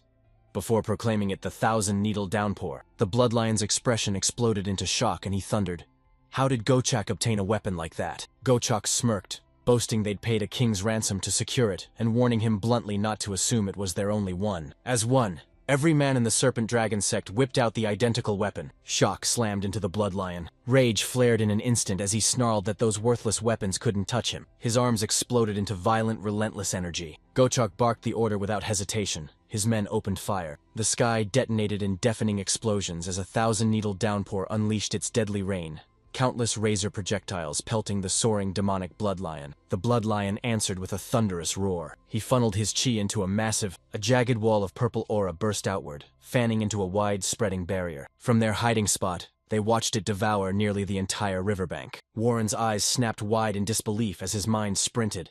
Could the bloodlion wield such crushing, overwhelming strength? The Serpent Dragon sect's onslaught slammed into the barrier, but the bloodline parried every strike. A shockwave ripped out, forcing even Gochak to brace himself as he roared in disbelief, demanding how his opponent could still wield so much chi. The bloodline rocketed skyward. Wild-eyed, he towered over them and erupted into manic laughter, sneering at the Serpent Dragon sect as he roared they were nothing compared to him. Teeth clenched, Gochak thundered, "Second Serpent Dragon Squad, open fire!" Once more the thousand-needle downpour tore loose, its razor rain zeroing in on the bloodlion. He hung suspended in midair, frozen between sky and ground. The projectile slammed into him dead on. His body hurtled into the river below as a Serpent Dragon sect member roared triumphantly, wasting no time to declare the flying demonic bloodlion fallen. Gochak barked a blistering command, sending the 8th sword of the Serpent Dragon and the Serpent Dragon bladesman barreling in to finish him and snatch the miracle medicine. The warriors thundered toward the river where the bloodline slammed into the world. He ripped himself to his feet through a rain of needles, a defiant smirk curling on his lips. A chilling laugh ripped from him as he declared they'd never find the miracle medicine. He roared, "Come!" and vowed to drag them all down to hell with him. What followed? It erupted into a merciless bloodbath. The blood-soaked demonic lion tore across the sky and met the Serpent Dragon sex forces head-on, alone. He tore them to pieces with savage ferocity as they swarmed him from afar. Hwarin and his group stood frozen, the silence dead and heavy, while Mobyong's thoughts burned behind her eyes. She'd never beheld a bloodbath this horrific. She snapped her gaze to the young master, mind racing. How had he done it? Green to the Jianghu, he watched carnage rip through the scene with chilling, unshakable calm. Then the tide turned. They hammered the bloodlion until his body gave out, countless arrows buried in his flesh, and a sword jammed deep in his back, his blood gushing into the river and staining it crimson, strength leaking away as he staggered and finally toppled into the river ran crimson. His lifeless body bobbed on its current. Gochak roared at his men, ordering them to search him on the spot. The search party slammed into action, panic crackling through them as they stammered that the miracle medicine wasn't on his body. Fury ripped through Gochak as he roared for another search. Certain they'd been too close in the chase for the bloodlion to have hidden it, he ordered them to scour the area with brutal urgency. Hwarin flashed a sharp signal, beckoning his companions to follow as he unleashed his deduction. A cold certainty slammed into him. The miracle medicine wasn't on the bloodlion's corpse. The current had surely swept it away, dragging it downstream. He barked that moments earlier the bloodline had ripped a wall of water into being. While the barrier might have swallowed the incoming weapons, it ripped his sight from the battlefield, leaving him blind to his enemies. A warrior of his caliber should have flipped into Qinggong and ghosted through the strikes. Hwarin concluded the bloodline's only reason for that tactic was, he flung the miracle medicine into the roaring current, letting the water carry it so he could snatch it back later. Their words died in their throats before they could discuss further. A deafening boom ripped through the air right beside them. Warren shoved his companions into motion, roaring they had to sprint. Any second the Serpent Dragon sect would put the pieces together. Horan and his crew finally surged up to the river's end. There, bobbing on the water like a prize, was the very flower they'd been hunting. Warren lunged for it without a second thought. He roared, "It's the demonic poison stone flower!" He yanked out a vial of poison, then stashed it away. He fished a small container from his pocket, scanned the ground, then plucked an ordinary flower. They upended the vial and watched poison cascade over it, right before their eyes. The flower convulsed and snapped into the demonic poison stone flower, identical down to the last petal. Mo Byong's eyes bulged, and she snapped that no true orthodox martial artist would ever carry poison. Hwarin's voice was ice cold as he declared poison a deadly tool. He slipped the fake flower into the container and warned it wouldn't fool the demonic sects for long. It would fool them just long enough for the group to sprint away with the real one. Young Wook breathed, awe crackling in his voice. Snagging the flower had been far too easy. and he laughed at their luck against the men who'd risked their lives for it, admitting he'd never imagined they'd actually secure it just by trailing behind. Warren's smile was a thin, knowing curve as he shrugged they'd only been lucky, then barked for the group to leave as he clenched the container tighter. In a heartbeat, it blinked right out of his palm. They froze, hearts in their mouths, as a familiar figure materialized before them. The demonic bloodlion explodes into the sky, wings slicing the clouds, fur soaked crimson. Blood slick and battered, he hauled himself upright and stood tall once more, his cold, booming voice echoing as he roared that the demonic poison stone flower was his. Moby Yong bolted at Foran, panic ripping through her voice as she screamed for the young clan leader. Foran froze, realization striking like lightning. The man before them was the flying demonic bloodlion, and disbelief slammed through him. The serpent dragon sect should have already finished him. Before he could react further, the bloodlion exploded forward and landed a lightning-quick strike. The blow blasted him skyward, rocketing him through the air. The bloodlion snatched the container into his hand, crushed it in an instant, and only the flower remained untouched. His voice detonated with rage as he tore into Warren and his companions, spitting that they were greedy rats who didn't know their place, snarling he'd meant to savor the flower and slowly absorb its power. But fate forced him to burn his life into raw chi, and now, stripped of that luxury, he'd rip every human before him apart and drink their blood to refill his strength. He snatched the demonic poison stone flower and swallowed it whole in one lightning-fast motion. His body erupted with a menacing, relentless aura. A crushing weight bore down on every soul in the room. Moby Yong's legs turned to stone. She stood nailed to the spot. Tremors racked her from head to toe. Cold sweat plastered her clothes to her skin. Panic screamed in her head as she forced herself to accept the truth.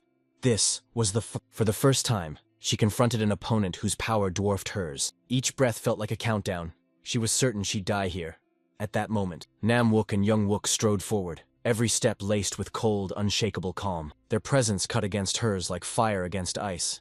Nam Wook spoke first, declaring that since the moment he was born, he'd always thrown himself into action without thinking.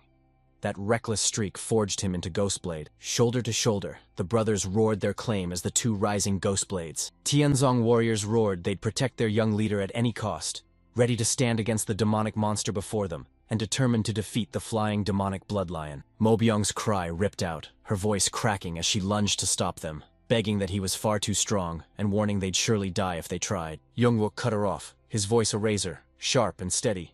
He ordered her to do what needed to be done and spoke her title aloud. The Dragonflower Sword. Namwook spun toward her, a faint smirk curling on his lips, and reminded her that their enemy had just swallowed poison. Her eyes shot wide as the memory slammed into her. Her blood went cold as she remembered how, earlier, Warren had slipped in and secretly swapped the real flower for a poison-laced imposter. The realization hit her and hardened her trembling resolve. Namwook said the bloodlion wasn't just gravely wounded. He'd scorched away his life energy into true chi and, on top of that, had poisoned himself. If they could hold him off long enough, they'd still have a chance. Yongwook roared they'd attack first, and the two brothers barreled forward, swords unsheathed and blades flashing. The bloodlion's eyes gleamed with cruel admiration as he admitted he respected them for not running away, then sneered that their courage was meaningless, and lunged in an instant. He flung his arms wide. His aura roared to life, blasting outward. It snatched Youngwook and Namwook, pinning them in a crushing grip. They tore themselves free just before the deadly force could crush them. A yellow aura surged at the battlefield's center, billowing into a shimmering barrier that blasted the bloodlion backward. Mo Byong stepped in, her sword flashing as she invoked her technique, her voice booming the name, Soaring Dragon Emperor Sword. And without pause she slammed into a second strike, unleashing the heavenly lightning ascension. She plunged her blade into the bloodlion's left arm. A guttural roar of agony ripped from his chest. The demonic warrior leapt. He retreated, carving out distance. He doubled over, violent coughs racking him as blood streamed from his mouth. Confusion slammed into him, his thoughts curling inward as a cold truth struck. The sick fire racing through his veins was poison, and panic seized him. Had the Tang clan's old crone gotten to him? He snuffed the thought out. Tang clan poison would have already liquefied his organs, so the venom had to come from a different source. Rage flared in his eyes as he locked a razor-sharp stare on. Moby Young sprang into the fray, the two Ghostblades singing with lethal hunger. Jaw clenched, he unleashed a bone-shaking bellow of pure rage. He erupted, roaring, "How dare you trick me like that?" His words snapped into a threat as he vowed to grind their bones to dust. But another violent cough ripped through him and cut the declaration short. From a distance, Mo Byung drew a steady breath, steeled her mind, and the truth slammed into her. Ghostblade had been right. The blood lion teetered on the ragged edge of collapse. Cling to one more breath, and victory might finally tip their way. The blood lion burst into a deafening roar. A bitter laugh burst out, booming for a moment before collapsing into a broken rasp. He muttered, voice ragged. Could this really be his grave? He gripped his head with both hands, a snarl ripping out of him. No way he'd be beaten by the Tang clan or the pathetic weaklings of the Serpent Dragon Sect. But his sinister gaze snapped up again to a group of nameless nobodies, locking onto them with burning hatred as he hissed that the one he'd sent flying earlier must have been holding the real demonic poison stone flower. If that happened, he'd rip open their belly and drink the innards to seize their power. His body trembling with savage energy as he crept forward. He exploded into a leap, catapulting himself forward. He zeroed in on Namwook and lunged, striking before hesitation could even stir. Mobyung hurled himself forward to intercept. Her sword flashed again, only for his bloodline to snap him aside with a deadly technique. He snapped into the shifting step and in a heartbeat vanished from her path. They materialized right in front of Youngwook. He couldn't even blink before the bloodlion's fists pummeled his face. He rocketed him through the air, sending him crashing while Youngwook went down. The bloodlion's eyes flared with savage hunger as it zeroed in on Mobyung and launched itself at her. Fear slammed into her, freezing her solid as her mind screamed she couldn't dodge in time. His hand shot toward her. A flash of steel ripped the air. Hwarin exploded into view, his blade too fast for the eye to follow. And with one decisive strike, he cut clean through the bloodlion's left arm. Earlier, after the flying demonic bloodline sent him crashing to the ground, Warren crumpled against a tree, its trunk ripped into splinters where his body had slammed into it. He hacked up a mouthful of blood, breath ragged, limbs like dead weight that refused to move. Shock slammed into him. The bloodlion had poured its very life essence into true chi, burning itself out just to hunt him down. A curse burned in his chest as he begged his broken, battered body to move, but it betrayed him. His left leg dislocated, and every groan he ripped out was raw, searing pain. He swallowed the truth. Across all Jianghu, no one grasped the crushing price of that power better than he did. He stared up at the sky, blood dripping from the corner of his mouth, and spat that he'd only pretended to understand. Now he was shattered and helpless. He tilted his head back and a warm trickle slid from his forehead. His eyes snapped wide as the red truth sank in. Blood. Out of nowhere, everything erupted into motion. A chilling voice ripped through the silence and echoed in his ears. A voice barked, "Hand over your body!" The voice hammered the air, a maddening echo that repeated the same words again and again. Voices screamed for him to surrender as a red aura coiled around his battered frame. Sinister mist coiled through the air, swallowing the room. Warren's thoughts exploded, racing like wildfire. For years he'd only vaguely felt a foreign energy seething at his core. The exact same force he'd glimpsed in that mysterious old man before his regression. He'd already summoned it in his clash with Instructor Mo. Now realization slammed into him. He could summon it again. If he did, it might be enough to defeat the flying demonic bloodlion. A chilling voice echoed, ravenous to claim his body, and Hwarin clenched his teeth as the force clawed for control. A black tide dragged his mind toward oblivion. If he gave in, if he closed his eyes for even a heartbeat, that power would swallow him whole. But they teetered on a razor's edge. One heartbeat from surrender. He wrenched his eyes open and roared at himself inside his own skull. Could he really rely on this power again? He snapped at himself to pull it together, refusing to become dependent on some unknown force. Since when had he even started letting it rule him? Had Yang Huarin pinned so much on something he couldn't trust? The phantom voice slammed harder, clawing to claim his body, but he exploded, roaring for it to shut up. He clawed himself upright and roared, "This body is mine!" He alone bent it to his will. It wasn't a voice.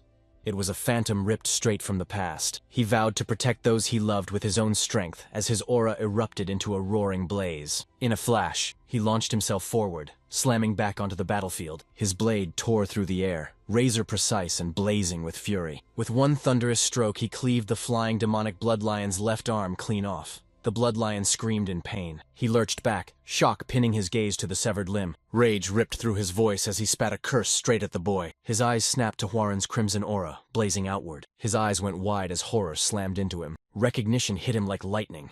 He choked, trembling as he screamed the demonic master's name. Then, stunned, he demanded to know how this youth could possibly wield such power before his body convulsed. He retched as blood gushed from his mouth. Nearby, Mo Byung's eyes snapped wide as she watched. Realization slammed into her. This energy was the same as before, the same power Hworin had once revealed. Still battered, but alive. Youngwook and Namwook clawed themselves to their feet as Youngwook cracked a weary grin and bellowed that the young clan leader had arrived at the perfect time. They snapped back into formation, blades flashing as they squared off against the weakened foe. The bloodlion wavered. Mo Beong assessed the situation aloud, pointing out it was poisoned and that long ago he had burned away his life essence, so his body would collapse any moment. Warren's features froze like iron. His voice cut like a blade, clear, steady, and he issued his first command as the clan's heir. He barked the command, "Survive!" And they answered as one, their voices a single vow to obey. The bloodlion pinned Hwarin with a blazing stare, studying him in a long, wordless silence. He threw his head back, spoke with a cold, unsettling calm, and confessed he'd already faced countless mysteries across the Jianghu. Even he froze. This defied comprehension. Then resolve hardened into cold iron determination. He roared that from that moment on, he'd throw away every chance of staying alive. The bloodlion reared, his hands shooting toward them. He drew in a crushing wave of energy, readying one last attack. His voice thundered with scorn as he told Hwarin he had no idea how the boy had reclaimed such power, then barked for him to squirm with everything he had. It wouldn't save him. Hwarin and his companions tensed, muscles coiling like steel springs as danger bore down. Blades raised and hearts blazing, they hurled themselves into the clash. Later, the Serpent Dragon Sect finally crashed onto the battlefield. Gochok's furious voice exploded as he spat curses. A bitter mutter escaped him. He hadn't expected the bloodline to go so far as to consume his very life essence. As he barreled across the ruined ground, his eyes snapped wide as the lingering aura clung to the air. An unmistakable power still drenched the battlefield. His face hardened, recognition slammed into him, and he whispered in disbelief, "It was the bloodline arts." One of his soldiers bellowed, "We've found the body!" Gochok thundered closer, his heavy steps shaking the floor. He stared down at the shredded corpse of the flying demonic bloodlion as a pale soldier, trembling with fear, whispered that the man was dead. Gochok barked, "Tell me about the flower." The soldier's breath hitched. He froze for a heartbeat, then answered with a voice that shook. Rage exploded from Gochok as he snarled that if the soldier dared say it was missing, he'd sever his head right where he stood. The soldier finally choked out the truth. The flower wasn't there. Rage blazing, Gochok slammed his blade forward, the slash nearly cleaving the man. He yanked himself back in the nick of time. His gaze tore across the battlefield, snapping to every ally and threat. Razor sharp and calculating, his thoughts seethed. Curiosity roared inside him. Who was it? Who dared interfere? Which fool charged headlong at the flying demonic bloodlion and snatched the demonic poison stone flower? They thundered from the battlefield on horseback.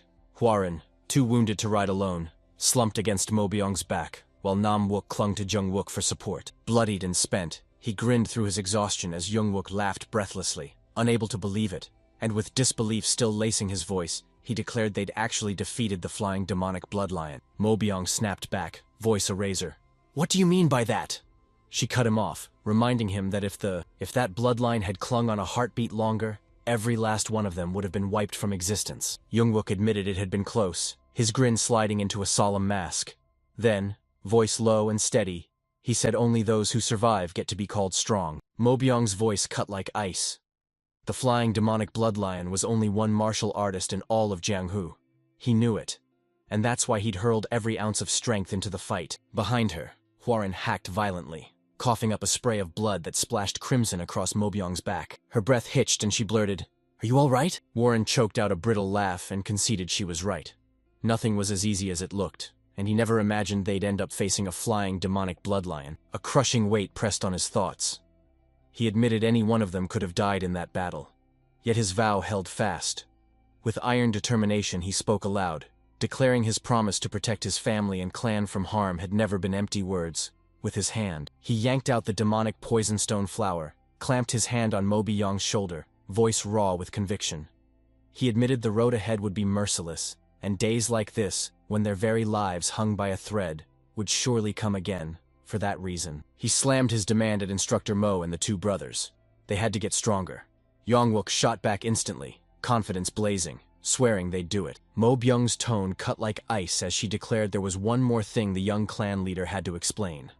Hwarin froze, blindsided, and demanded, "What do you mean?" Hoarse thundering beneath her, Mo Beong shot a sidelong glance over her shoulder and demanded of him, "What's that ominous chi?" Jung Wook's tight nod proved she was right. He snapped that the energy they'd just seen wasn't the Tenzong clan's true power. Darkness slammed in, far more sinister, mirroring the aura of the flying demonic bloodlion himself. Mo Beong whipped her head around, accusation blazing in her voice as she barked, "Did the young clan leader learn demonic arts?" Hwarin froze as a war raged inside him and thoughts thundered. He saw the only way to tell the truth was to expose his regression, but that exposure might tear the future into chaos, so now was not the time. After a brief silence shattered as he finally answered. A flat, no. Then a fierce promise that he'd explain everything when the time came. Rage snapped through Mobyong's voice as she barked that they'd just risked their lives together and demanded to know what else he was hiding. Before he could say more, they're retching, blood spewing from their mouths again. His body crumpled further. Alarm ripped through Mobyong as she yelled, "Are you all right?" His voice cracking into a whisper. He admitted they'd risked their lives and swore they'd be the first to hear the truth when the right moment came. Mobyong snapped shut, unease coiling in her gut, but she swallowed any follow-up. She suspected Hwarin was dodging the question. The group rode on under a taut, uneasy silence. Hwarin's coughing worsened until Mobyong finally barked for the group to halt, insisting they take a short rest. After easing him down from the horse, her gaze drilled into him, worry blazing in her voice as she said, "You don't look well. We need to go to the Jaigal clan for a physician." Warren shook his head, refused with iron resolve, warning that Gochuk and the Serpent Dragon sect were still searching for them, and that going to the Jagal clan while pursued would only bring greater trouble on the clan. He barked they'd go to Mount Wudang. Mobyong's frown deepened as he asked if there truly was a physician there, and Hwarin confirmed it, saying he'd heard of a skilled doctor with the family name Hai who lived on the mountain. Far away, atop Mount Wudang's mist-wreathed peaks, a cat streaked through the woods, a blur of fur and motion. He vaulted from side to side, a blur of motion. A boy tore after it, screaming, "Back seal! Stop!" and warning the cat that Mount Wudang was dangerous. The cat spun and shot him a wicked, mischievous look before. The cat shot ahead again. Desperation ripped through the boy as he screamed even louder for it to wait. Bexiel skidded to a halt in front of a bush, peering at it with twitching whiskers. The cat watched until the bush shuddered. Then it startled and froze, every muscle locked in place. At last the boy exploded forward and closed the gap. He lunged, scooped the cat into his arms and roared, "I've caught it!" A sudden rustle ripped from the bush. The boy. He faltered, then craned in for a cautious look. Suddenly, Hwarin, Yongwook, Namwook, and Mobyong hurled themselves out of the undergrowth. Hwarin lunged for the boy, hands trembling, face ghost-pale and streaked with tears, whispering in a thin, desperate voice that they'd finally found a person. The boy and the cat jerked back, breath snatched and every nerve screaming at the sudden encounter. Elsewhere, a small wooden house held its breath. Warren lay cocooned beneath a blanket, smack in the center of the room. He snapped awake and rocketed upright, ripping the flying demonic bloodlion's name from his throat. A few moments later, he planted his feet as the danger dissolved. Staring at his hands, relief slammed into him. His wounds had been treated. One burning question gnawed at him. Whose care had he fallen under? The door groaned open, and the same boy from before stepped in, relief lighting his face as he blurted, "Glad you're awake," then explained Warren had been injured. He'd hauled him here first. "This place," he snarled. He ran a tiny home with his grandfather, then ordered Warren to wait while he brewed a potent remedy. Warren pinned the boy with a razor stare, drinking in every twitch and breath before she finally spoke. He leaned in and fired. "Is your grandfather Heiduk Gong?"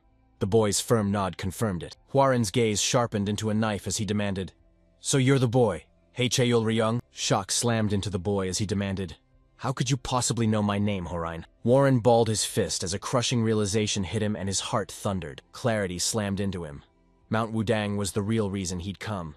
The Jagal clan had been nothing but a cover, a step toward a single, undeniable goal, the child. Fragments of a future he'd already lived slammed through Horan's mind. He knew this boy alone could perfect and stabilize the Tianzong clan's unstable martial arts. He was fated to rise as the future strongest man under the heavens. This child was Hei Chol Ryong, the One Supreme. And in his previous life, a fierce struggle over a martial arts tome flared into Warrian's memory. This war burned for years, dragging even the unorthodox and demonic clans into the fight beside the 5 great clans, and the clash swelled to an unprecedented scale.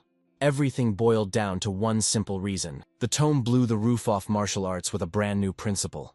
Every human carries good and evil, locked together inside. When good and evil merged, they unleashed a power far beyond ordinary martial might, waiting to be drawn forth. Whispers crowned it Zhang Sanfeng's legacy, the founder of Wudang who soared into the heavens. Back in Warren's past life, it bore the legendary name, the Yin-Yang Depth Heaven Tome. The child seized it. His family had stumbled upon it by chance while foraging for medicinal herbs, and with it, Hei Chul Ryong rose to legendary heights, reigning as the strongest martial artist beneath the heavens.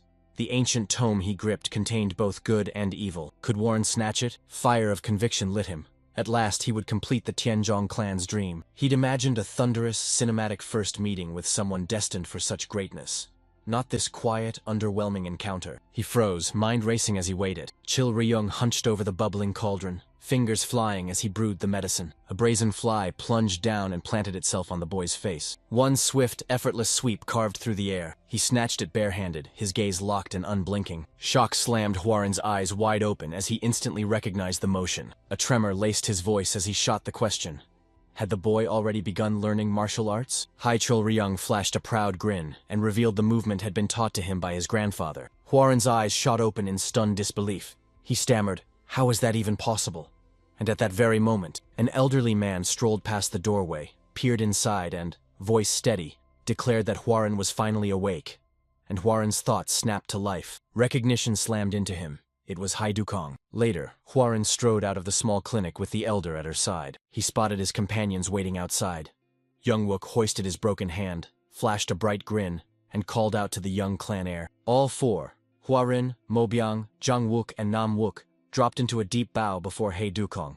Hwarin stepped forward with formal courtesy, announced himself as Yong Hwarin of the Henan Tianzhuang clan, and offered his gratitude for being treated. He, a hulking dugong, shook his head and rumbled that no thanks were needed. Mending injuries was his duty. He echoed the clan name with keen curiosity, then asked what had driven the Tianzong clan's young heir all the way here. Uneasy silence slammed into the group. At first nobody dared make a sound. Hwarin pasted a bright smile on and answered, "I've come to find ginseng." Dukong's stare drilled into him. The man swallowed, admitted he had medicinal herbs, but insisted wild ginseng wasn't something you could stumble across. He pinned Warren with a steely squint and snapped, "What do you need it for?" Warren snapped his gaze away for a heartbeat. He cracked a faint grin, then sudden emotion crashed over him. Clutching his chest, he collapsed into sobs and, voice trembling, revealed his mother lay gravely ill. He said his parents had nursed him through a sickly childhood, and because of their sacrifices, he'd finally left the clan to see the world. But then, he pressed on. Then a message shattered him. His mother had been struck by a deadly illness, and desperate whispers said ginseng could cure her. He'd scaled Mount Wudang, only to misstep and tumble along the way. Moby Yong stared at him, confusion flaring as a cold doubt whispered that his story didn't add up. She remembered, crystal clear, his mother being perfectly healthy when she bid them farewell. Her mind raced. Why had the young clan leader spun such a brazen lie, and what catastrophe would erupt if Hai Dukong discovered the truth? Yet, to her astonishment, tears brimmed in the elder's eyes as he drank in every word. Mo Beong's chest lurched. He realized, stunned, that his lie had worked. Tears streaming, Duke Gong choked out that Hwarin was a true son, his heart shuddering at Hwarin's fierce devotion to his parents. He shot back into the clinic, snatched up his equipment, and roared they'd set off this instant to hunt wild ginseng. Warren's lips twitched into a faint smirk as he surveyed the sight. Behind him, the rest of the group froze, jaws slack and eyes wide as shock crashed over them. As daylight faded, hours of desperate searching left us empty-handed. Drenched in sweat and gasping for breath, Mo Byung had been sure Hwarin was lying about searching for ginseng.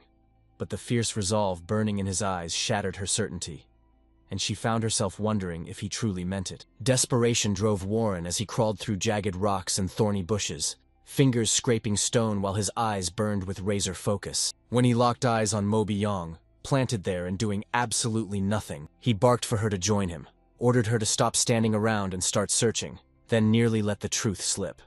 Swallowing it, he forced out that he needed the ginseng for his mother. Mo Byung flinched at his own tone and forced out an awkward agreement. The sun dipped, igniting the sky in molten gold. Hai Dukong's side roared and announced they were forced to clamber down the mountain for the day. They staggered back into the clinic, bodies spent and breaths ragged. Warren wiped the sweat from his chin, admitted to himself he'd known it wouldn't be easy, muttered, "That's unfortunate," and felt a bitter truth settle in.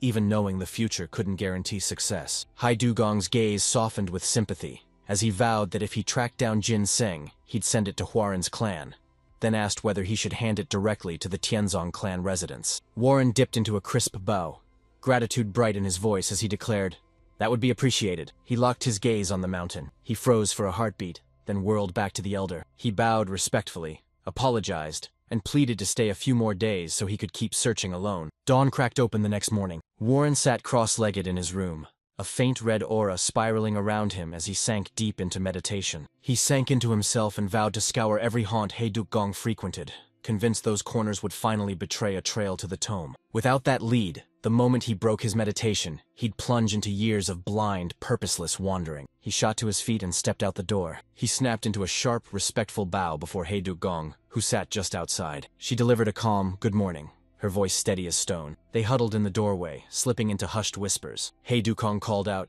"You going to hike with me again today?" And Horain replied, "I'll search on my own this time." The elder nodded, beckoning him forward and granting him free rein. Morning air snapped bright and fresh as a cool breeze swept past them. Hwarin's gaze darted around as he demanded, "Where did Chilryong go?" Hei Duk-gong started to answer. Just then, the boy barreled toward them, chest heaving and gasping for breath. He clutched Baekseal the cat tightly to his chest. Duk-gong and Farin sprang to their feet, alarmed by his sudden rush. Duk-gong snapped, "Did you run into a tiger?" Chil-ryong shook his head and explained. Between ragged gasps, he shouted that he'd gone hunting with Baekseal that morning. But when some people lunged to seize the cat, he bolted. Dugong's face hardened as he echoed Chilryong aloud, the realization hitting him that martial artists from Mount Wudang had recognized the cat as a mystic animal and tried to seize it, so he shot a worried look at Hwarin. The group of martial artists burst into the clinic, voices erupting. One of them roared, "We found it!" A young girl surged forward. Her voice sliced the air as she branded Cheol-ryong, fast for a mere boy, demanded to know if the cat was his, then snapped that he must sell it to her on the spot. Cheol-ryong hauled Baekseal into his arms and thundered back that the cat was not for sale. She scowled, irritation flaring, and snapped she'd pay him handsomely, insisting he hand it over. Chilryong refused again, his voice cold and unyielding. His cries shattered the silence and yanked Jungwook, Namwook, and Mo Byong from their rooms, alarm blazing in their eyes. Duk-gong strode forward, calm as a still lake, his gaze a blade of stern resolve. He bowed his head in a quiet apology, then roared that Baekseal was family and they would never sell him. She scoffed, loud and sharp, sneering, "If it were anyone else, they'd have just snatched the cat by force. Be grateful it's me asking, so hand it over." Foran pinned her with a merciless stare, his thoughts razor-sharp. Arrogance radiated from her. Yet she sparked a memory of someone he'd known. She's a living echo of the boy he once was. He pinned her with a stare and snapped immediately that demanding someone sell what they'd already declared off-limits was wrong. One of the girl's guards snapped his sword free, leveled the blade at Warren and snarled for him to back off, demanding if he even knew who he was speaking to. Warren planted his feet and snapped, "Who do you think you are, making such a threat?" The guard snapped upright and bellowed that they hailed from the Jagal clan. He thundered that the girl was the clan head's youngest daughter. Warren froze as the words slammed into him, his thoughts spinning, and a bolt of cold shock jolted through him when he realized who she must be. She answered to Jagal Yohai, the younger sister of his fiancée, Jagal Chongyang. A chill ran through Warren. No wonder the Jagal guard dared to swagger. His arrogance fit if he served the clan head's daughter. Still, Hwarin dropped into a crisp, respectful bow and proclaimed it an honor to meet a lady of the Jagal clan. The guard sneered down at him and barked, "Where did you come from?" cutting Warren off before he could answer. Jungkook lunged forward, a scowl cutting across his face. He bellowed that rage flared as he rebuked the man, snapping, "Aren't you far too bold for a mere guard?" Jungwook jammed his forehead against the guards and roared that they were from Henan Tian. Warren roared at him to stop on the spot. He snapped, voice razor-sharp. They were nothing but visitors on Mount Wudang and mustn't reveal another thing. Yohei's patience snapped. She blew a dismissive huff and spat that she wouldn't speak to anyone who refused to reveal their true affiliation. Her gaze locked onto Cheol-ryong, and she barked two choices at him. She leaned in, voice low and dangerous. "Take my money and hand over the cat, or I'll snatch it from you." Chilryong clamped a fierce grip on Baekseal and stumbled backward. His gaze snapped to a stranger signaling him, slipped in from the side, silent as a shadow. The signal slammed through the static, crystal clear. Warren would unleash a daring distraction, and Cheol-ryong is supposed to hurl the cat. Cheol-ryong understood the instant Yohai lunged, her hand snapping out to snatch Baekseal. Warren shot forward, cleared his throat and declared, "There's a third option." Irritation flared as Yohei whipped around and barked, "What do you mean?"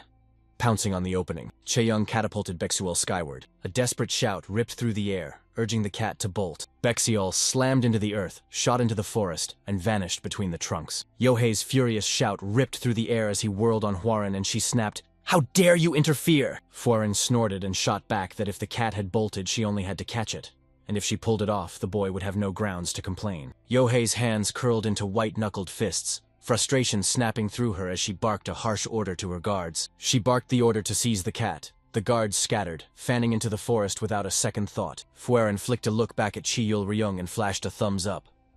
Cheol-ryong's grin erupted as he shot the same sign back, relief washing over him. Later that day, the guards staggered back, armor askew and panic written on every face. Clothes in tatters and faces hollow with exhaustion, one of them choked out, "We failed." Rage lit Yohei's eyes as she spat that the warriors of the Jiggle clan couldn't even nab a single cat. Another guard edged forward cautiously and said it was no ordinary animal, undoubtedly a mystic creature. Yohei scowled, steeled herself, and chose her next move. She declared she'd head to the Wudang Sect and barked orders for her men to keep chasing the cat until they captured it. Mo slipped up behind Farine and whispered into his ear that if the girl truly was youngest daughter of the Yagal clan, that has to be Yagal Yohei. Rage crackled around her. People branded her the Yagal Witch. Warren couldn't stop replaying her reputation in his head. Cold and harsh. Yet she'd steamrolled the other young talents in the clan to seize the role of vice division leader. Warren ordered his companions to cloak their identities for now. They couldn't predict how she'd react if the truth surfaced, and they still had something to find on Mount Wudang. Huaren locked onto the sorrow in Chil Ryong's eyes and strode straight over to him. He dropped to one knee to meet his eyes and, voice soft, asked if Baxiol worried him. Chil Ryong admitted he was. Huaren pressed a reassuring palm to his head, a warm smile easing his face as he said, "Don't worry." He swore Baxiol would never be caught, grinning as he reminded him the cat was a lightning-fast blur. Mo Byung planted himself a few paces away, eyes locked on the scene. It hit her like a punch. Warren had truly changed. Dukong stormed up to Jungwook and Namwook, a jar of liquor clenched in his hands. He thanked them sincerely for their help earlier that day and pushed a bottle forward as a gift, explaining he'd brewed it himself with fine medicinal herbs. The two men's mouths watered at the sight, and Jungwook said eagerly there was no need, though his tone betrayed his excitement. Dukong tried to play it down, insisting it was nothing and pleading that they not refuse. But before he'd finished, Yongwook and Namwook lunged and snatched the liquor eagerly from his hands. The elder blinked, stunned. Yongwook hoisted the jar with a delighted grin, repeating that there really had been no need as he slammed the liquor back without hesitation. Mo Byung pressed himself into the corner, eyes glued to every move. Then he turned without a sound and walked away. Dukong watched the two down the drink in seconds. Then he stammered that they should wait while he fetched more. Outside, moonlight poured over everything in cold silver. Mo Byung cut across the grounds, her eyes shooting wide when she spotted Huaren and Chaelryung squared off, each gripping a wooden stick. She knew at once they were sparring. She zeroed in on Chaelryung's stance, and it hit them. The child had clearly mastered martial arts. Chul Ryung sprang forward and drove his staff in a fierce arc straight at Huaren. He glided effortlessly. Warren twisted and sent the strike skittering harmlessly aside. A thunderous strike launched the stick from the boy's hands. From her vantage point, Mo Byung reeled, shock flaring like a live wire across his face. What she'd just seen slammed into her. Chil Ryung, barely a kid, already wielded martial skill. Even the young clan leader, backed into a corner, was forced to unleash the azure bamboo sword technique. Against a mere wooden stick, her jaw dropped. It was extraordinary.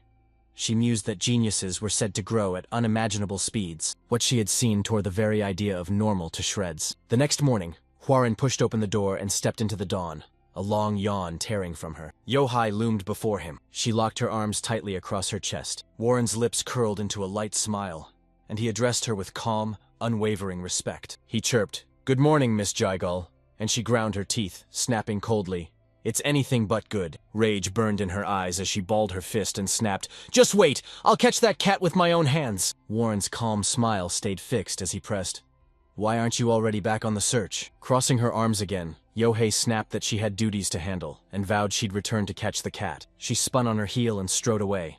Warren waved and cheerfully called, "Take care!" And Yohei froze mid-step. She flicked a wary look back at him and snapped, "What sect are you from?" Warren bowed, humility written on his face, and admitted he hailed from a tiny Henan sect she wouldn't know. She snapped her gaze away with a dismissive curl, let out a soft, scornful huff, then turned on her heel and strode off. Huaren watched her storm off, frustration etched into every movement, and he silently hoped he'd never run into her again at the Jaigal clan. Meanwhile, Yochai seethed, rage coiling beneath his stoic mask. Rage boiled in her.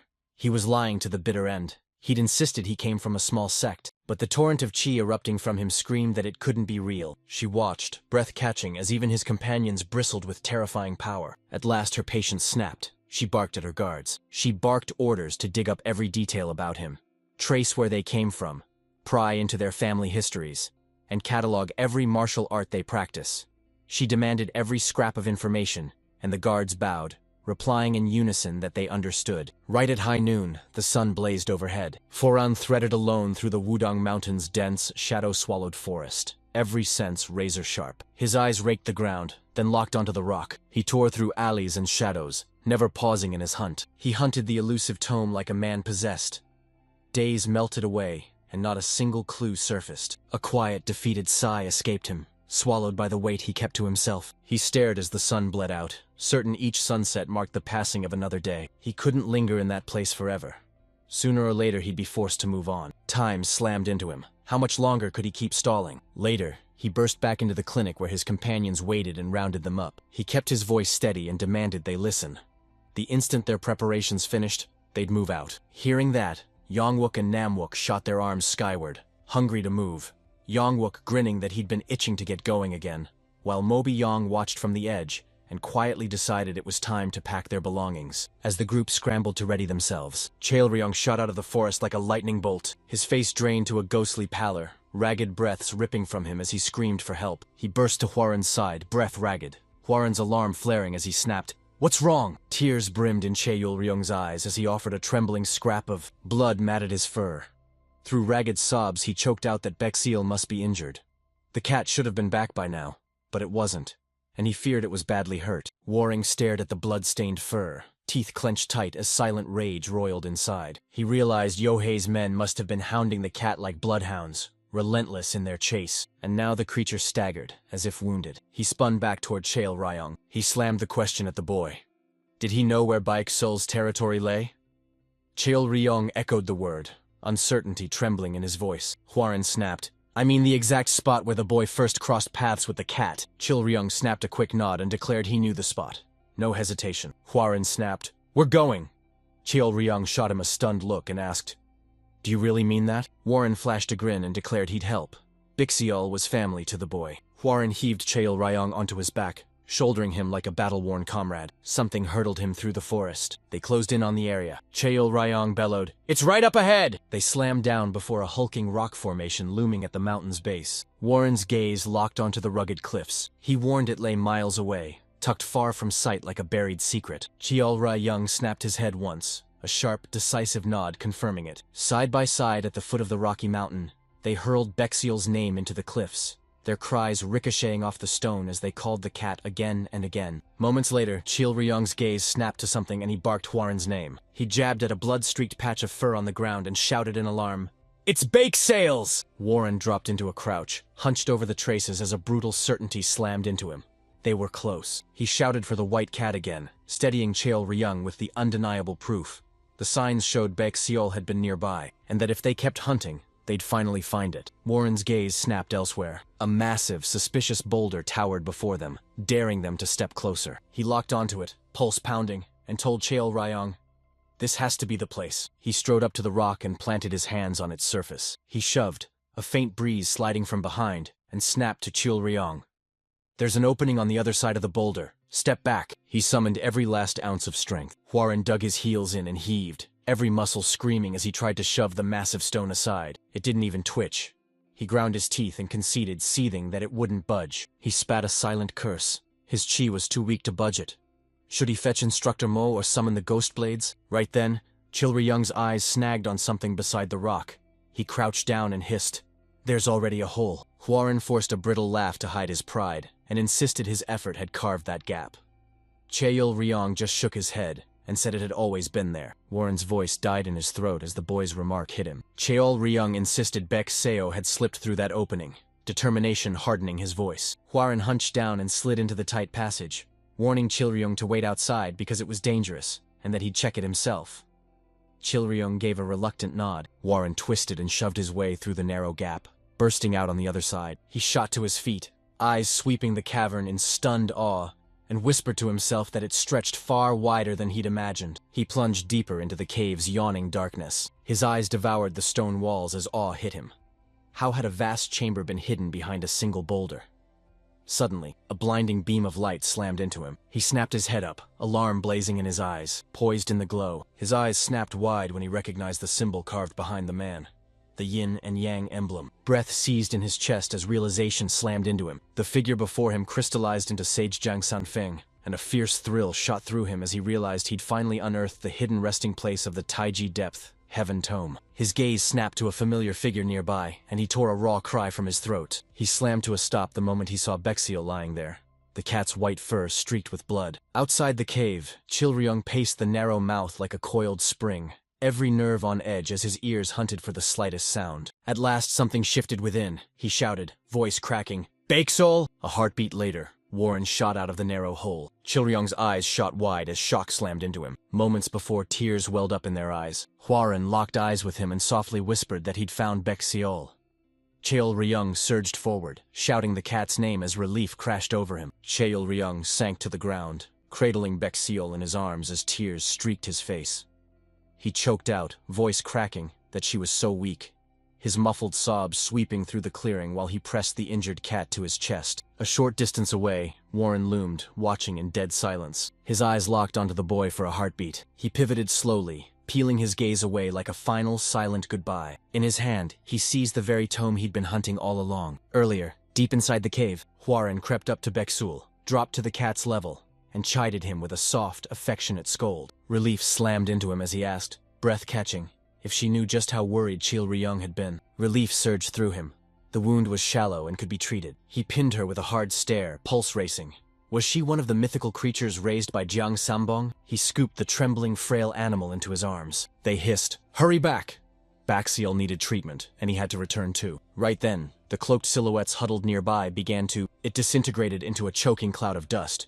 Shock slammed them into silence. They charged forward, only to find a lone, battered tome waiting in the exact spot the figure had once occupied. Recognition slammed into him. His eyes flew wide and he shouted, "The Taiji Depth Heaven Tome!" And just like that, he'd found it. Back outside, Foreign clenched his jaw and replayed every second of what had just transpired. A jolt hit him.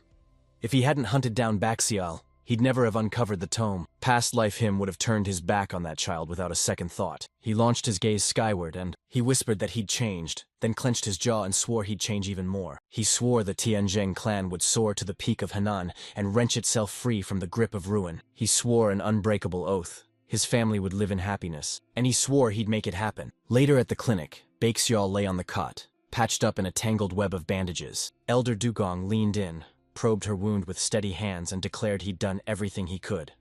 The injury was far less severe than it first seemed, so he was certain the cat would heal quickly, while Chilryong, eyes raw and red from crying, gently stroked her fur and whispered her name. Warren burst outside and was met by the rest of his group, already gathered and waiting for him. Mo Byung's face flamed with anger as she snapped, "Do you even know how long we've been waiting?"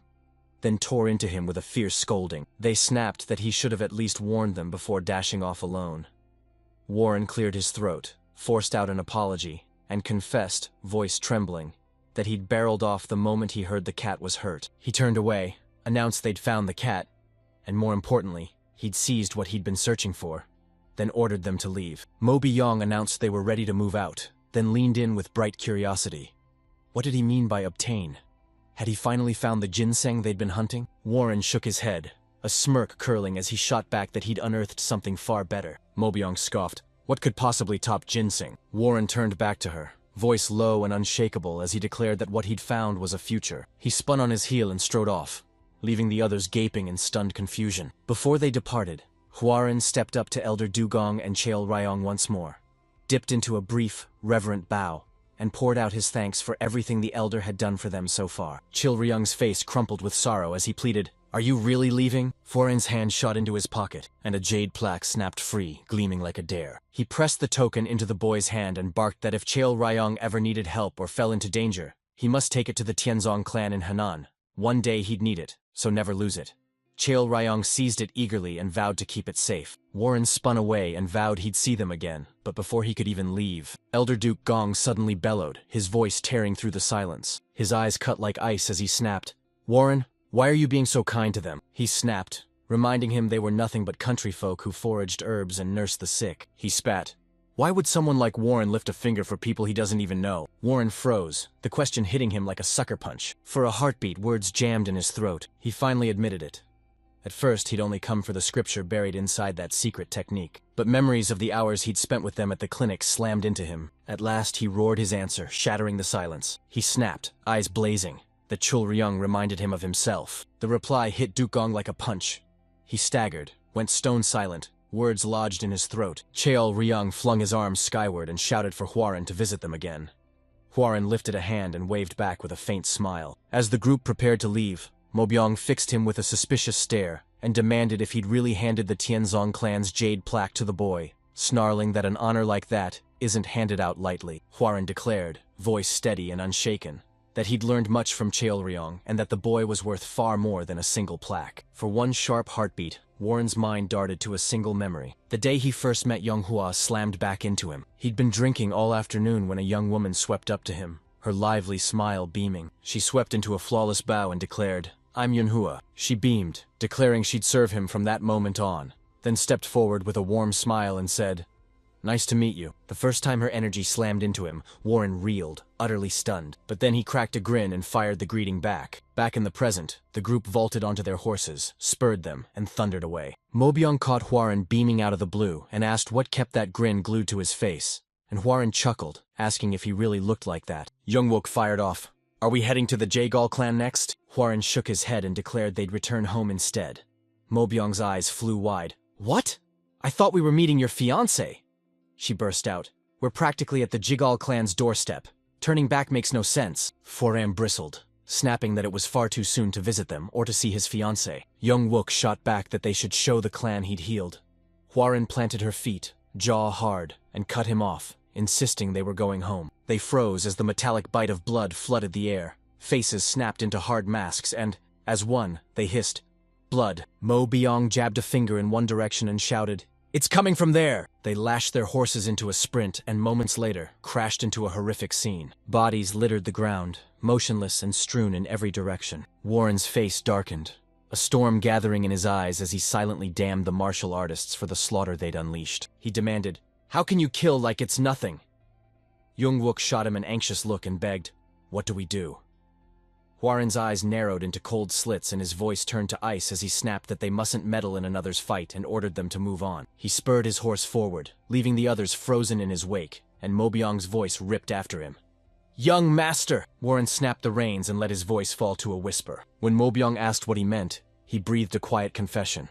The truth was, he couldn't tear his eyes from the scene. Ice hardened his features as he snapped, "The corpse is on the ground. They stand as the JGOL clan's guard. Elite martial artists sworn to defend the clan." The group surged forward. Mobyong's shout shattered the quiet. "A battle's erupting right nearby." Warren shot his hand up and barked for everyone to abandon their horses. They leapt off at once and charged deeper on foot. The ghost blades flexed their spectral arms and rolled their shoulders, bracing for combat. Young Wook balled his fists, determination blazing, declared this their second battle since the flying demonic lion and then roared, "Time to fight!" While Nam Wook murmured under his breath, "Another battle awaits." Warren snapped his sword up before him, halting their charge. He barked, ordering them to hold their ground and study every move before they charged in. Youngwook froze for a heartbeat, then forced out a slow, reluctant nod. From the shadows they watched the fight erupt. Warren's eyes snapped sharp the moment he spotted familiar faces. His mind screamed that he'd spotted Jigal Yohayan standing right beside her. Bound by blood, he was the Jagal Patriarch's firstborn, the son of Jagal Buk. Shock slammed into him.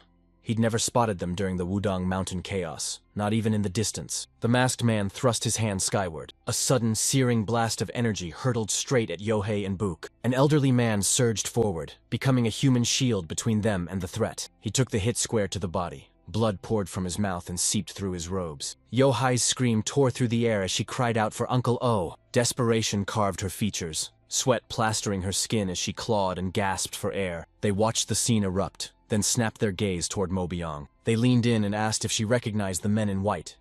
She shook her head and confessed she didn't. Warren's mind exploded.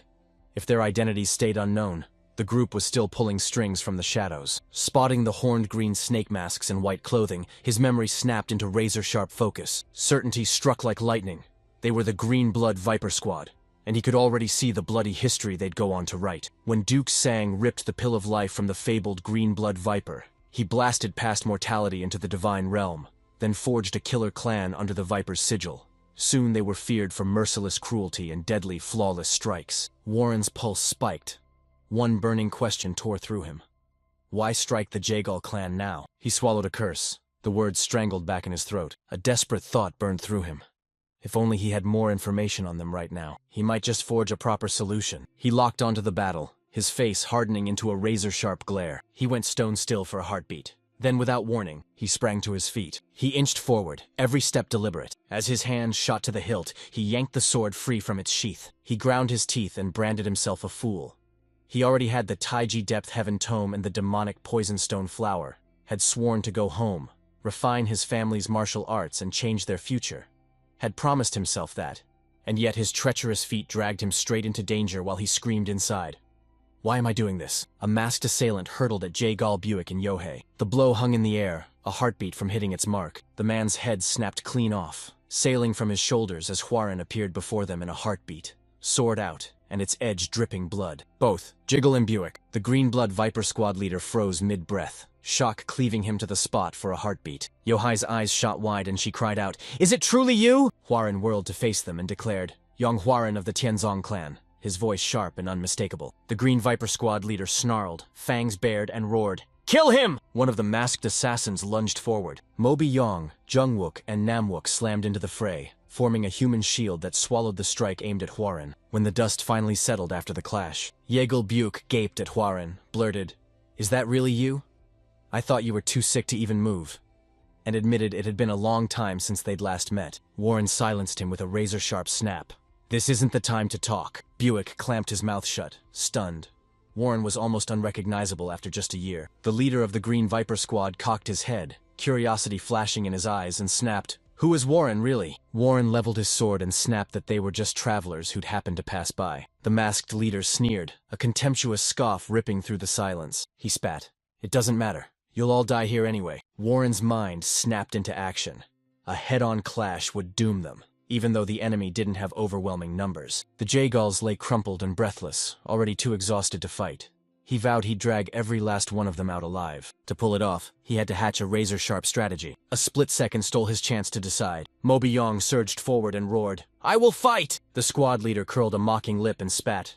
"So brave? Only when you're hiding behind someone else?" Hwarin exploded, fury ripping through him. He shoved Moby Yong behind him, bellowed at the masked man, demanded, "When have you ever hidden?" and roared that he'd fight. The squad leader's grin spread wickedly as he barked, "Young fools!" Hwarin hurled himself forward with a thunderous roar, drowning out Moby Yong's desperate cries to stop. She screamed after him, panic ripping through her voice, and Namwook seized her shoulder, shaking his head hard. He barked, "Wait and watch. The young master we once knew is gone." They had to witness what he'd become. Hwarin, fury burning in his veins, roared that he would slay the enemy with a single strike. Namwook expelled a soft, defeated sigh under his breath and murmured, "Maybe not." The Green Viper Squad leader dragged his tongue across his lips in a cruel grin, then steeled himself. When Horan's strike came roaring in, he flicked it aside like it was nothing and sneered at him. She snapped, "So that's all it took to shatter his composure?" Hwarin ground his teeth and surged forward, hammering out a relentless flurry of strikes. The leader roared at him,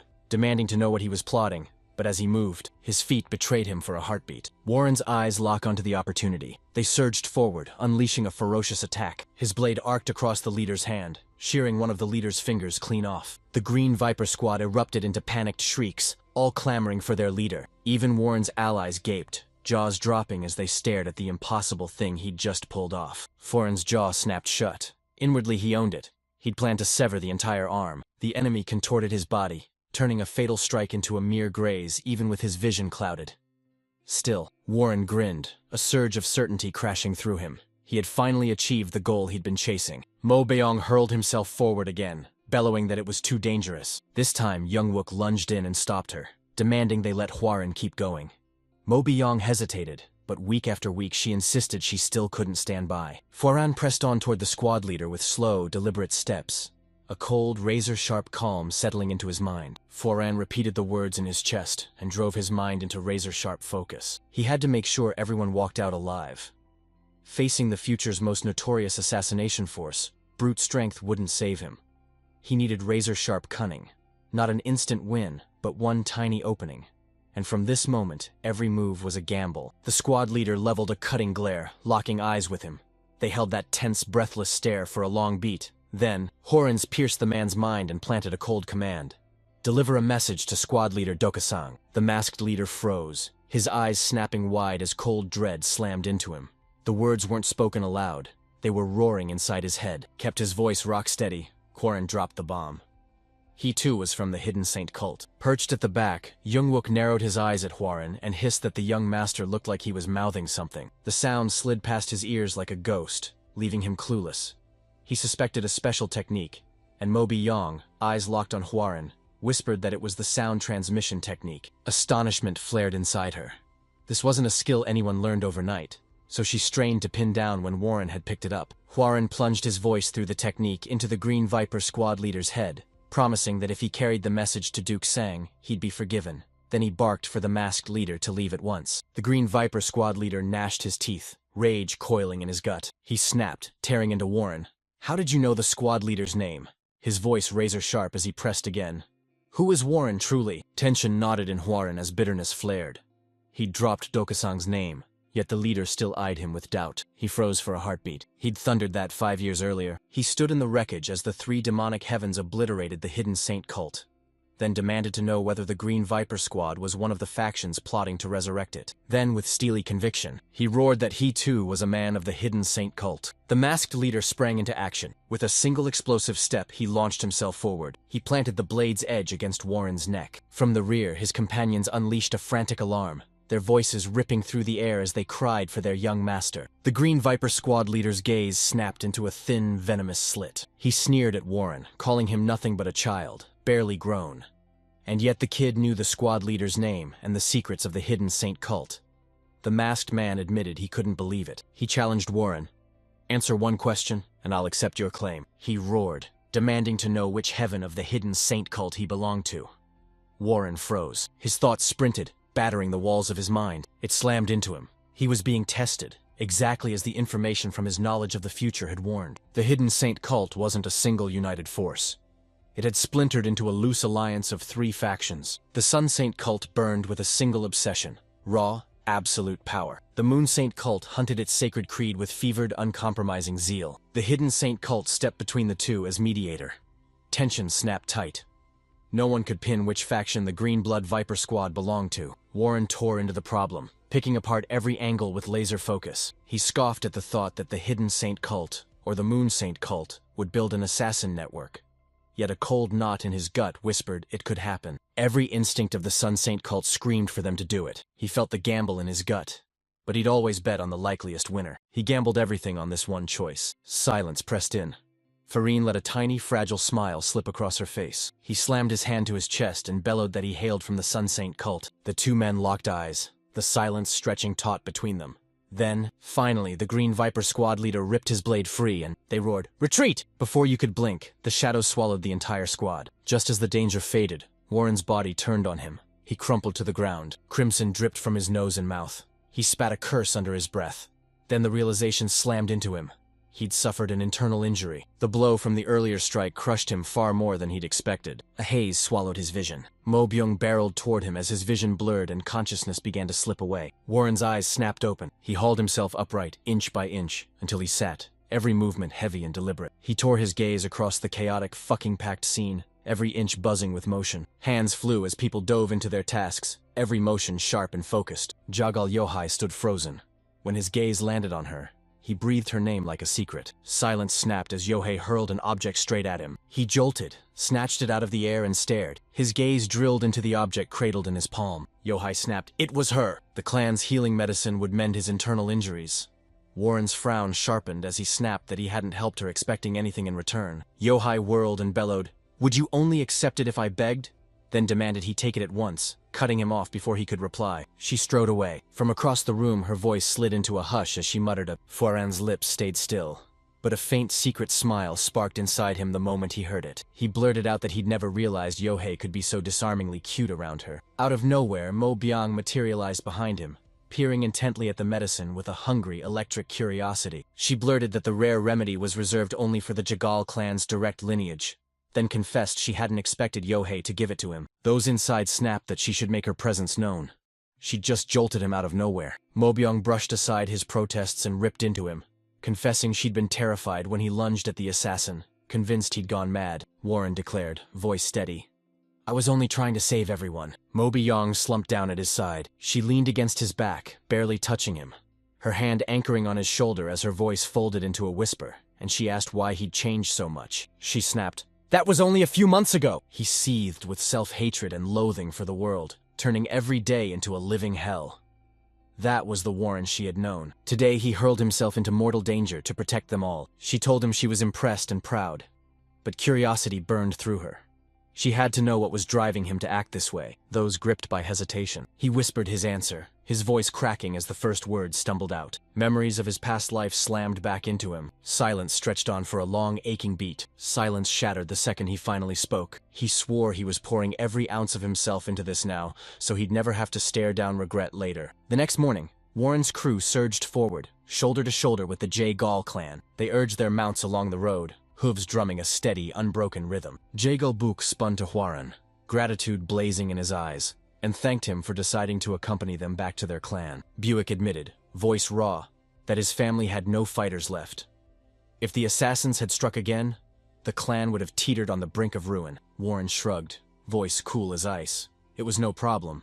He'd already been planning to head to the Jaegal clan anyway. Book gave a quick nod, then tossed off, almost casually, that Warren had to be on his way to meet them. Chongyang cut Warren off before he could even reply. A carriage window snapped open. Yohai leaned out, curiosity razor-sharp in her voice as she demanded, "What exactly does Warren like so much about Chongyang?" Wait, was that her strength? Or did her beauty alone steal their breath? Her mocking gaze pinned him, hungry for an answer. Warren sealed his lips and held his silence, refusing to take the bait. He yanked the conversation and fired a sharp question at Buick.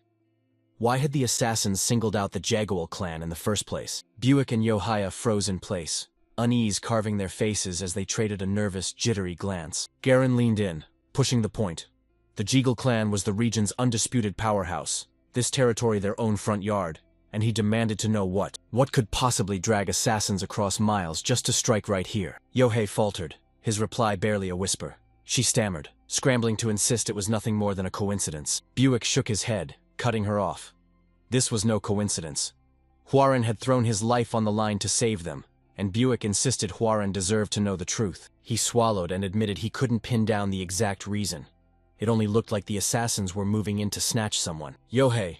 Warren's brow snapped into a frown as he echoed the name. Shock slammed through the room. The lady of the Jaegal clan herself had been targeted, and Book tore into the explanation. The assassins cut down their warriors without mercy, but went out of their way to spare Yohai. He swore a shadowy force was bent on destroying their family. Warren snapped, "If they snatched Yohai, it wasn't random. She's a bargaining chip, and whoever pulled this wants something in return." Buick's gaze slitted into a hard, dangerous line. He clenched the reins, knuckles whitening as dread coiled in his gut. He couldn't deny he'd long suspected someone was gunning for their clan. This incident ripped through every boundary. A cold suspicion ignited in him. Were the martial artists' attacks fueled by a leak of sensitive information? After a long, grueling trek, the group finally burst into the territory. "Meet Clan Jaegal!" The gates burst into view. Warren's heart roiled in his chest. His heart thundered at the reunion waiting for him. After an unbearable, endless separation, he was finally about to see Chongyang again. His dear Chongyang. Memories from his previous life crashed back into him. They'd been betrothed before either had drawn a breath. Yet time had ripped their lives apart. He'd withered into a pale, sickly shadow, every breath a struggle. She plunged into martial arts with laser-sharp, unblinking focus. She slipped farther and farther from him, fading into a life he could no longer touch, until at last they were reduced to distant silhouettes, tethered by the iron grip of duty. Jaegal Buick's voice shattered his thoughts as he addressed him. She thundered his name, summoning the young clan heir to step forward and greet the clan head. Warren gave a sharp nod, swung to his companions and ordered them to rest while he surged ahead alone, deep inside the Jaegal clan's grand estate. Warren bowed, a name that demands respect. He lifted his head and declared, voice cold, "Yong Warren of the Tianzong clan." Then a brutal interruption swallowed his last words. The clan head sprang to his feet and clamped both hands onto Warren's shoulders. He detonated into a thunderous laugh that shook the chamber, roaring that seeing Warren this healthy was impossible to believe. The complete opposite of the last time they'd met. He strode forward. Jaegal Kayak, head of the Jaegal clan and the heaven-ruling sword. Warren bowed with respectful gravity and murmured that it had indeed been a long time. Chayuk nodded and asked if the Tianzhuang clan leader was well. Warren grinned and announced his father was in robust health and had just sent his regards as they spoke. Chayok's hawk-eyed gaze swept over Warren. He chuckled. Warren's chiseled, powerful frame screamed years of martial arts training. He swore Chongyang would be over the moon. Warren's throat hitched, and he forced out a shaky denial. He didn't deserve the praise. Chayosh flicked the comment away and admitted he'd already stolen too much of Warren's time. He'd been a fool to dawdle while someone waited for him, breathless with eager hope. Warren dipped once more, conceding the point with a crisp, respectful bow. Warren was stopped dead before he could leave. Chayok fired off one last remark, revealing another guest had slipped in earlier. A guest of similar. They were about Warren's age. Chayuk urged him to talk, and Warren nodded. He'd do it. The moment the outsider slipped out, the room exhaled and the air went electric. Alone now with Book, Jagal Chayuk's laughter cracked and died into silence. His voice hardened into steel as he barked at Book. "Speak!" Outside, Warren stormed down the estate steps, each footfall a drumbeat against the silence. His mind laser-focused on the meeting ahead. He clung to the thought that he'd already greeted the clan head. At last, the long-awaited moment to meet her slammed into place. He pressed onward, every step driving him farther. A ruckus at the gate snapped him to attention. The attendant barked that no members of the clan were present. The guest shot back he only wanted to announce his name. Warren snapped his head around, his eyes narrowing with a flash of recognition. He knew the man instantly. The man's eyes snapped to the foreign presence too. A mocking grin split his face as he addressed him, declaring the man before him none other than the heir of the Tianzong clan, and introducing himself as Jiao Guang of the Songchun clan. He thrust his hand forward like a lifeline. Warren hesitated, not taking it right away. He locked onto the hand, his tongue clicking in sharp irritation as recognition flared. This had to be the guest Jagal Chayok had mentioned, and at last he spoke. Jiao Guang's smirk answered the mention of his name as he taunted Warren. "Here for Lady Chongyong?" and boasted that arriving first made the meeting his. Finally, Warren seized Jiao Guang's hand and shook it with a firm, decisive grip. His hand clamped like iron, unyielding. A polite smile curled his lips, but never reached his eyes as he said it was a pleasure to meet him, and coolly noted he'd heard plenty about the Songchun clan. Still clenching the man's hand, Warren's voice turned to ice as he announced he'd come to see the woman promised to him as his fiancée before he was even born. Confessed he hadn't expected to find Jiao Guang here, and the vice-like handshake left Jiao Guang faltering. He snapped a smirk over it and said he'd heard of Warren's failing health in recent years. Right then, Jagal Buick burst into the room and felt the air snap with raw electric tension. He pinned the two men with a glare and shot. "Are you here for Chongyang?" He said she was most likely in the courtyard. Warren and Jiao Guang fired the word back in perfect unison, determination crackling through their voices. They barreled forward, both charged to outpace the other as they closed in. A sword screamed through the air, a silver streak tearing the silence. They lunged at Jiao Guang, nearly striking him. Both men slammed to a halt inches from their target. Warren's eyes shot open as he drank in the breathtaking sight before him. In the courtyard, Chongyang stood like a storm, her blade pressed to her sparring partner's neck as he raised trembling hands and croaked his surrender. Chongyang snapped her blade free, then slid it back into its sheath with a careless flick that dared anyone to blink. She held her voice calm, disappointment slicing through it as she muttered the fight had been boring. Memory slammed into Warren, hurling him to the very first moment his eyes met Cheongyang's. She stormed back into their territory triumphant, and the air erupted with deafening cheers as the gathered crowd screamed her title with unrestrained excitement, their voices crashing over one another in a thunderous roar. The snow blossom blade of the 12 martial blossoms thundered back, bearing the demonic human's head. A man in the crowd gasped and demanded how the Gal clan could have produced such an outstanding martial artist. Another snapped that he'd heard she was consumed by a martial arts obsession, and the name tore through the masses like wildfire until someone finally spoke it clearly. Sheikh Chongyang like a storm. Amid the spectators, Warren from years past loomed like a ghost of the man he once was. He was a fragile husk. Every tremor screamed that his body had betrayed him, and his health was failing. Rushing in from the distance, his eyes snapped to her, locking in with a fierce, unblinking stare. And in that instant, everything snapped into place. Yong snapped her head around. Their gazes collided for a split second. Before the memory dissolved, the present surged forward and swallowed it whole. Warren replayed each hard-won victory in her head, pride flaring through her like wildfire. Her relentless, ironclad dedication to martial training carved her into a lethal force. She forged the title Snow Blossom Blade into legend, and by 40 she stood as one of the 3 strongest female martial artists. She'd left him in the dust with her blade years ago. A thunderous shout snapped him back into reality as Jiao Guang barreled toward Chongyang, screaming her name. He called out, draping his voice in a practiced friendliness. "It's been a while." Chongyang fixed Kurt Lee with a stone-cold, unimpressed stare and snapped, "Why do you keep showing up at our clan so often?" Jiao Guang forced a nervous laugh and insisted he'd only wanted to see her. Before he could finish, Chongyang snapped him silent and hissed, "Stop! I already have a fiancé. Her eyes snapped past Zhou Guang. She dropped straight onto foreign soil and shouted his name. Surprise and uncertainty warred in her voice. Surging forward, she crept forward, breath hitching. Is it really you? She asked. Huaren met her with cool composure, saying, It's been a long time. And Yongyang leaned in, scanning him intently, her voice softening as she whispered, How are you even standing here? She burned to know if he was truly healthy again. Huaren revealed he'd just recovered and was roaming the land, then confessed he'd stopped by solely to see her. Chungyang shot the question. You'll stay for several days? And Huaren froze, the answer snagging in his throat. He pinned her with a long, steady stare, then answered, a faint smile curling his lips. He declared, No, I'm leaving at first light. I only came to see you. He started layering in even more. He turned on his heel and called, We'll talk tomorrow after your training.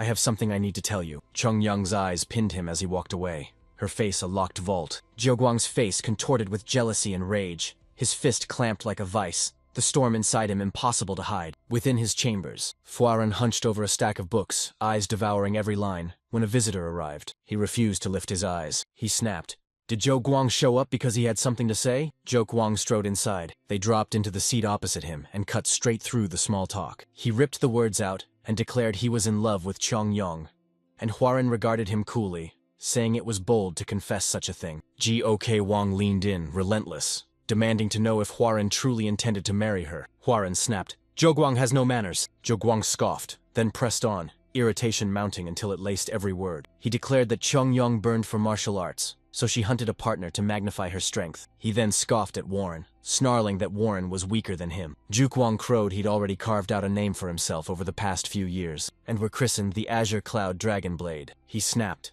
demanding to know what Warren had accomplished, snarling that he'd only just barely recovered. Zhou Guang leaned in, his sneer sharpening as he spat that Huaren never loved Chongyang at all. Warren's gaze hardened into ice as he ripped Zhou Guang's hand away. He snapped, asking if he was finished speaking. He needed to bolt. Warren was swamped. Rage coiled in Zhou Guang, but he snapped on a calm mask in an instant. Hidden from view, his hand clenched a tiny vial that looked disturbingly like poison. He shoved it into his sleeve, burying it beneath the fabric. He snapped to his feet, eyes blazing, warned that Warren would regret this, then fell utterly silent. He spun on his heel and stormed out of the room. Alone again, Huaren snapped his tongue in annoyance as Jiao Guang's gaze smoldered like a lit fuse.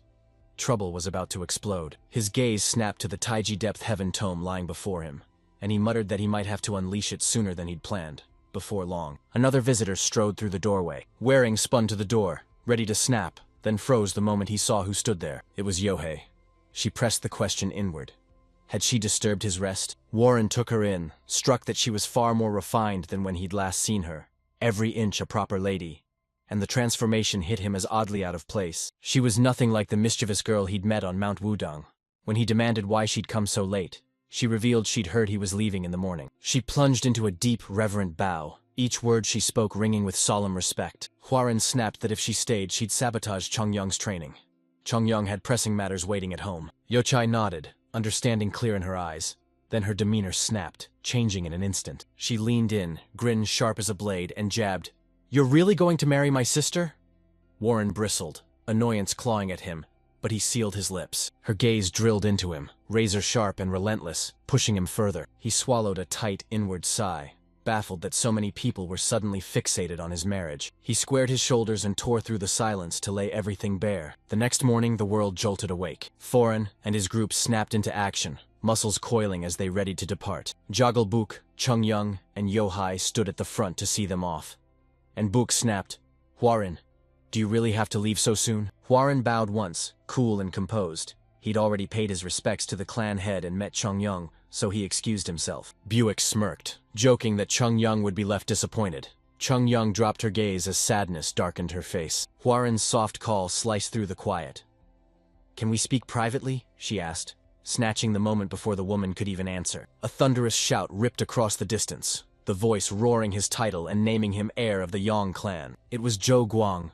He swept forward, a smirk curling on his lips. He flung himself into a flamboyant bow before Huaren. He roared, "I am Ji Ok Wang, the Azure Cloud Dragon Blade of the Song Chun clan." He slammed a gauntlet onto the table and demanded a duel with the Tianzong clan's heir. Gasps ripped through the crowd the instant Zhou Guang thundered his challenge for all to hear. Voices thundered through the arena, some screaming, unable to believe the duel's sheer audacity. Chung Young's voice cut through the chaos, cold and razor-sharp. She spat that he had no shame, her eyes pinning him with fierce disappointment as she accused him of daring to challenge someone who'd only just recovered from serious injuries. And she demanded that if he wanted to fight, he behave properly and set a date in advance. Zhou Guang let a smirk slice across his face. That was all the answer he offered. He sneered and bellowed that challenging the heir of a martial clan bore no shame, shouting for all to hear that he only wanted to behold the Tianzhong clan's famed soaring dragon emperor sword. Warren was about to leave, so he had to act now or lose his only chance. They dropped into another bow. Arrogance blazed in his eyes as he leaned in and asked Warren flat out, "Will you accept?" Murmurs exploded through the crowd, whispers crackling with heat. They froze, breath caught, daring the heir to answer. Warren's eyes slit into cold knives. He knew Jiok Wang hadn't come to test swords but to humiliate him in front of everyone. He hadn't finished healing. His body still throbbed with raw pain. Thoughts clawed at him, refusing to let go. His companions, Young Wook, Nam Wook, and Mo Byung hovered nearby, faces free of worry and crackling with eager certainty, as if they already knew what Foreign was capable of. Young Wook's pulse jumped. It was time for Hwaran to unveil his repaired sword. A faint smile flickered across Foreign's lips. He locked eyes on Mo Byung and demanded, "Is your instructor not going to stop him?" Mo Byung shrugged, cool as ice, and urged him to refuse. He was still raw from the brutal clash with the assassins. They closed the gap. Her expression shifted and she admitted she'd already guessed his choice. He would accept the duel no matter what, loyalty to the Tianzong clan burning in his veins. Bound by clan oath, she swore to follow him down every path he chose, conviction blazing in her chest. She locked eyes with young Hwaran and declared she believed in him, daring him to accept the challenge and claim victory. Her words stunned Hwaran for a heartbeat. Had she finally transformed, truly transformed for the first time in what felt like forever? He beamed, then strode forward, and proclaimed in a razor-clear voice that he, young Hwaran, heir of the Tianzhong Yang clan, would embrace the duel. Later, the action shifts to the open arena. Zhou Guang and Hwaran squared off in the center. Jagal Byuk, Yohai, and Chongyang planted between them as grim overseers, and Yohai boomed the rules. Qi was allowed in this friendly duel, but sword qi and lethal techniques were forbidden, and defeat came the moment a combatant dropped their weapon or their sword shattered. If a blade couldn't endure the torrent of qi and exploded into shards, that still counted as defeat. Zhou Guang flashed a confident smile, masking the storm of thoughts behind his eyes, certain it would tip the scales in his favor. Because of Hwaran's internal injuries, his qi was strangled, leaving him barely able to bend even a whisper of power to his will. Zhou Guang's grin sharpened.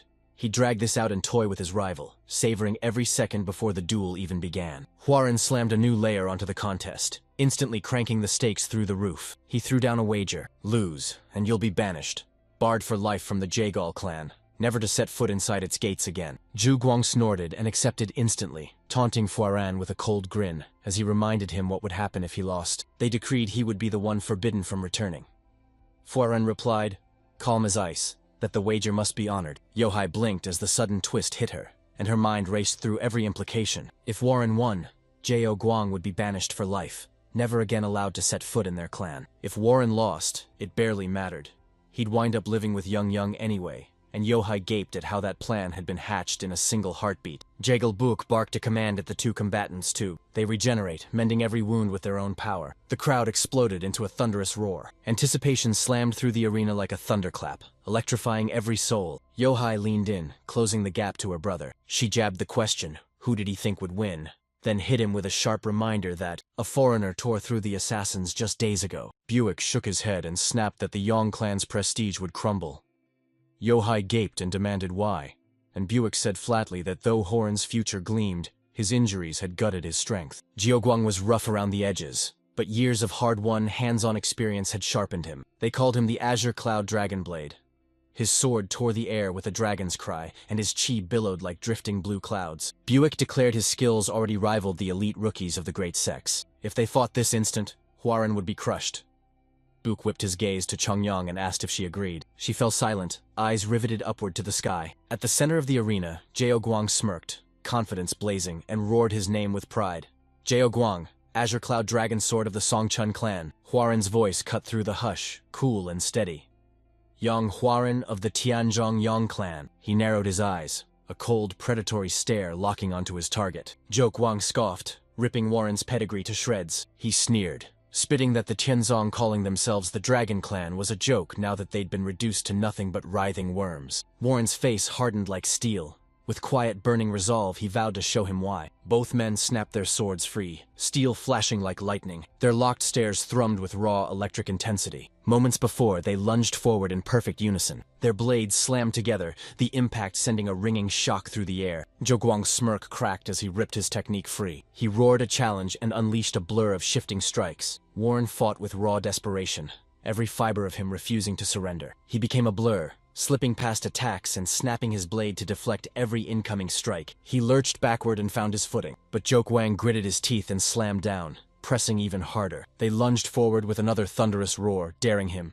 "Let's have some fun!" Bloodied but unbowed, Fuaran darted aside once more, parrying and knocking aside every strike he could. Irritation coiled in Zhou Guang, tightening like a spring about to snap. A silent curse seared his gut. How was Warren blocking his techniques? Bleeding and reeling, he couldn't lock onto the hurtling trajectories. Foran's gaze snapped into razor-sharp focus. His eyes devoured every arc and slash of the blade. Zhou Guang's sword snapped into razor focus before him. Insight, the ability that erupted the moment Qi took hold of his sight. He gritted his teeth, forced to admit he wasn't supposed to be this far. Was this too? All of it sprang from the old man's teachings. Rage boiled in him. Zhou Guang roared again, his voice ripping through the air. He hissed Quarren like a rat on the run, then coiled for another strike. He roared he'd finally test whether Warren could block. His sword ignited into a storm of blue qi as he unleashed another devastating technique. From the side, Yohei's shout tore the air as he recognized the mighty azure cloud sword. Fuaren's gaze locked on the blade, alarm sparking in his eyes. So this was the Songchun clan's sword. Zhou Guang's smirk hardened into a dare as he provoked Huaran to bring everything he had. Warren planted his feet, squared his shoulders, and braced. He unleashed golden qi, letting it surge out and sheath his sword in molten gold. The two bellowed their techniques and unleashed a thunderous barrage of attacks. Zhu Guang summoned the mighty azure cloud sword, and Horan unleashed the soaring Dragon Emperor sword. Their blades slammed together with ferocious force, showering the arena in crackling sparks of qi. Zhou Guang unleashed a mocking shriek. He sneered. "That's it? All the Tianjin clan's famed sword can do?" He unleashed a blistering non-stop storm of strikes. Warrings fought to resist them, teeth bared, barely holding their ground until one brutal strike slammed into him and hurled him backward. Zhu Guang locked onto the moment, roared that this would be the end, and unleashed a secret technique. A severing sphere. Blue qi surged like a tidal wave, crashing over the arena and swallowing it whole. The dust fell away, and Warren stood firm. Wounds crisscrossed his body, blood dripping from his arms. His companions and the Jago siblings stared, worry carved into every face. Huaran's gaze anchored like ice, a thin rivulet of blood tracing from his lips. Rage boiled in Zhou Guang, surging higher with every heartbeat. His teeth snapped together, his jaw tight as a drawn bow. His eyes shot wide in disbelief as a curse curled in his gut again. He'd planned to take at least one of Warren's arms, but Warren even blocked the clan's secret technique. Warren wrenched a strip of cloth free from his garments. He lashed it tight around his arm and hooked it over his sword for support. He hoisted his weapon again, roared, "It's not over yet!" and jabbed the blade at Zhou Guang, daring him to step forward. Rage exploded in Zhu Guang. He snarled that he'd never liked Warren. Rage gnawed at him whenever the man flaunted that superior air, that icy calm, that smug, know-it-all grin.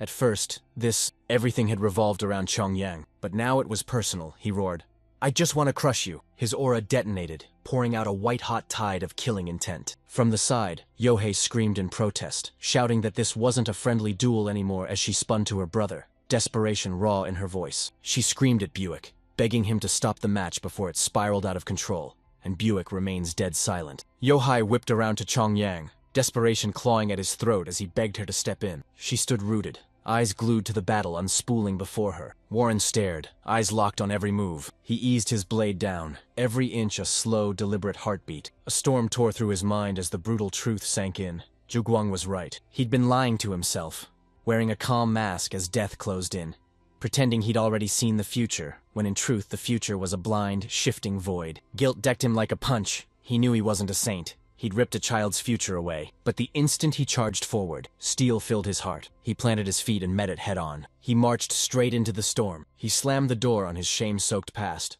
Not a saint, but he swore to move heaven and earth to protect anyone he still could. He gripped his sword like a man choosing his fate, qi roaring and pooling thick around the blade, and he vowed to himself, "This is the path I'll walk from now on." Zhou Guang froze for a heartbeat. stunned as the raw, overwhelming presence pouring off him slammed into his chest. Rage surged through him again. Rage ripped from him as he demanded what nonsense Warren was spouting. His strikes surged, turning into a blistering blur. Rage exploded, fiercer than before. Warren hoisted his blade like a promise, his voice slicing across the arena, calm and iron-steady, as he told Jiaoguang he'd prove why the Yang clan was truly the clan of dragons.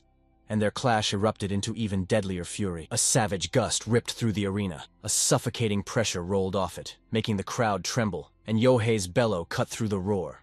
He warned it wasn't a friendly spar anymore and demanded it be stopped. Yang sprang into action, moving before anyone could blink. She ripped her sword from its sheath. He braced himself to leap the instant things crossed the line. Blue chi kept pouring into the arena, a roaring electric tide that swallowed everything in its path. A wild new energy burst to life at the duel's center, electrifying the air. Yang locked her gaze on it, unblinking and razor-sharp. Curiosity sparked across her face, her eyes suddenly alight. The cheese oozed and coalesced, inching itself into the fierce silhouette of a dragon. The audience froze solid. Yohei's voice hitched as he stammered, "What is that?" Then he whispered, stunned, "It looks like a dragon." Fuarin's companions, worlds apart, their face split into a proud grin the instant they saw it. Their chi clashed with thunderous force. It struck with bone-rattling intensity. Zhou felt his composure snap like thin ice. Alarm ripped across his face as he watched Warren siphon his energy and swell with raw power. Panic clawed at his thoughts as he spat curses at the situation. At this rate, he would surely lose. As the atmosphere hit its breaking point, a thunderous voice tore through the arena, bellowing for them to stop. A figure slammed into the arena's center, and with one razor-quick gesture, he yanked both energies into his palms and shattered them in an instant. He brushed the chi aside like dust with a single flick, then threw back his hood to reveal himself as Jagal Cheyuk. He straightened to full height, chest thrust out, a proud smile blazing across his face, and thundered that the duel would end right there. The Jagal siblings' voices erupted in reverence, instantly hailing him as their lord. Jagal Chayok's voice snapped razor-sharp, warning that if the fight had continued, it would have cost someone's life. Jukwang's face snapped into stunned disbelief. He ground his teeth and bellowed at the clan head. Rage crackled in his voice as he insisted he'd won the duel. Then he roared that if Chiak hadn't intervened, the victory would have been his. He would have demolished Warren. Jigal Chiak leveled a glacier-cold stare at him and demanded, "Do you really believe that?"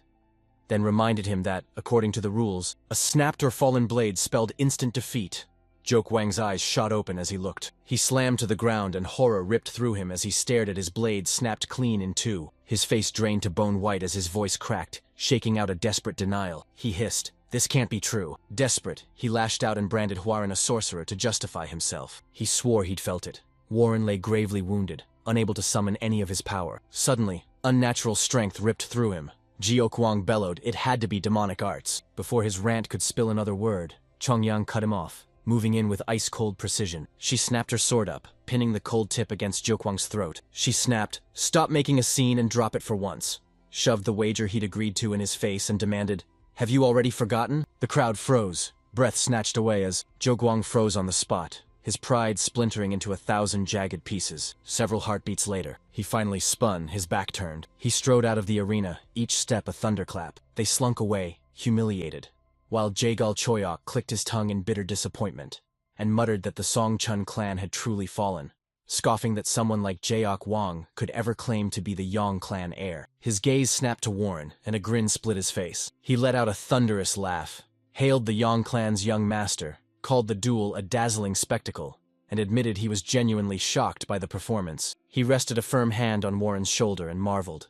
Even while still recovering, Warren moved with breathtaking martial prowess. His eyes slitted as he snapped that the very display of strength had forced him to step in, warning everyone that no duel inside the Jagal clan would be allowed to end in a corpse. Warren flashed a faint, grateful smile and dipped into a respectful bow, thanking him for the acknowledgement. Jigal Chuk exploded into loud, raucous laughter. As Warren whipped a hand across his mouth, his gaze snapped to his mouth.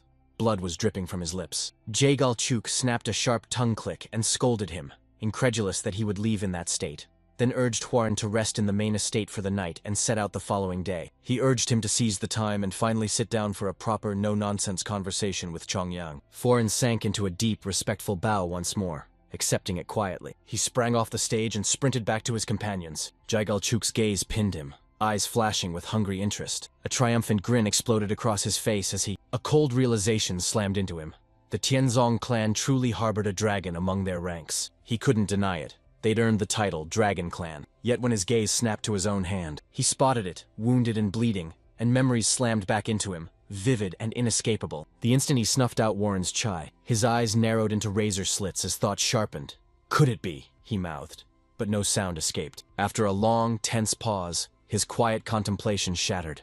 Then he exploded into a bellowing laugh that rolled through the courtyard. He thundered his son's name, the command cracking through the air like a whip. He bellowed for Buick and ordered them to move their plans up, sooner than anyone expected. Book plunged into a deep bow and snapped, "It will be done as commanded," without a second's hesitation. Hours later, darkness tightened its grip. Warren planted himself in his quarters. He bound his wounds with fierce, unflinching focus. He locked his gaze on the scars that carved across his body. He muttered through gritted teeth that the duel had left him with even more wounds. A thunderous knock slammed against the other side of his door. Warren swallowed his nerves, snapped his jacket into place, and beckoned the visitor inside. The door groans open, sliding ajar inch by inch. Chung Young glided in, serene and statuesque, her calm elegance settling the air, who in turn answered to her. A soft whisper escaped her. She had come. Chung Young slid into Huaren's quarters and settled opposite him with effortless, deliberate grace. For a heartbeat, she pinned him with a razor-silent stare, memorizing every twitch before At last, someone jabbed the question at him.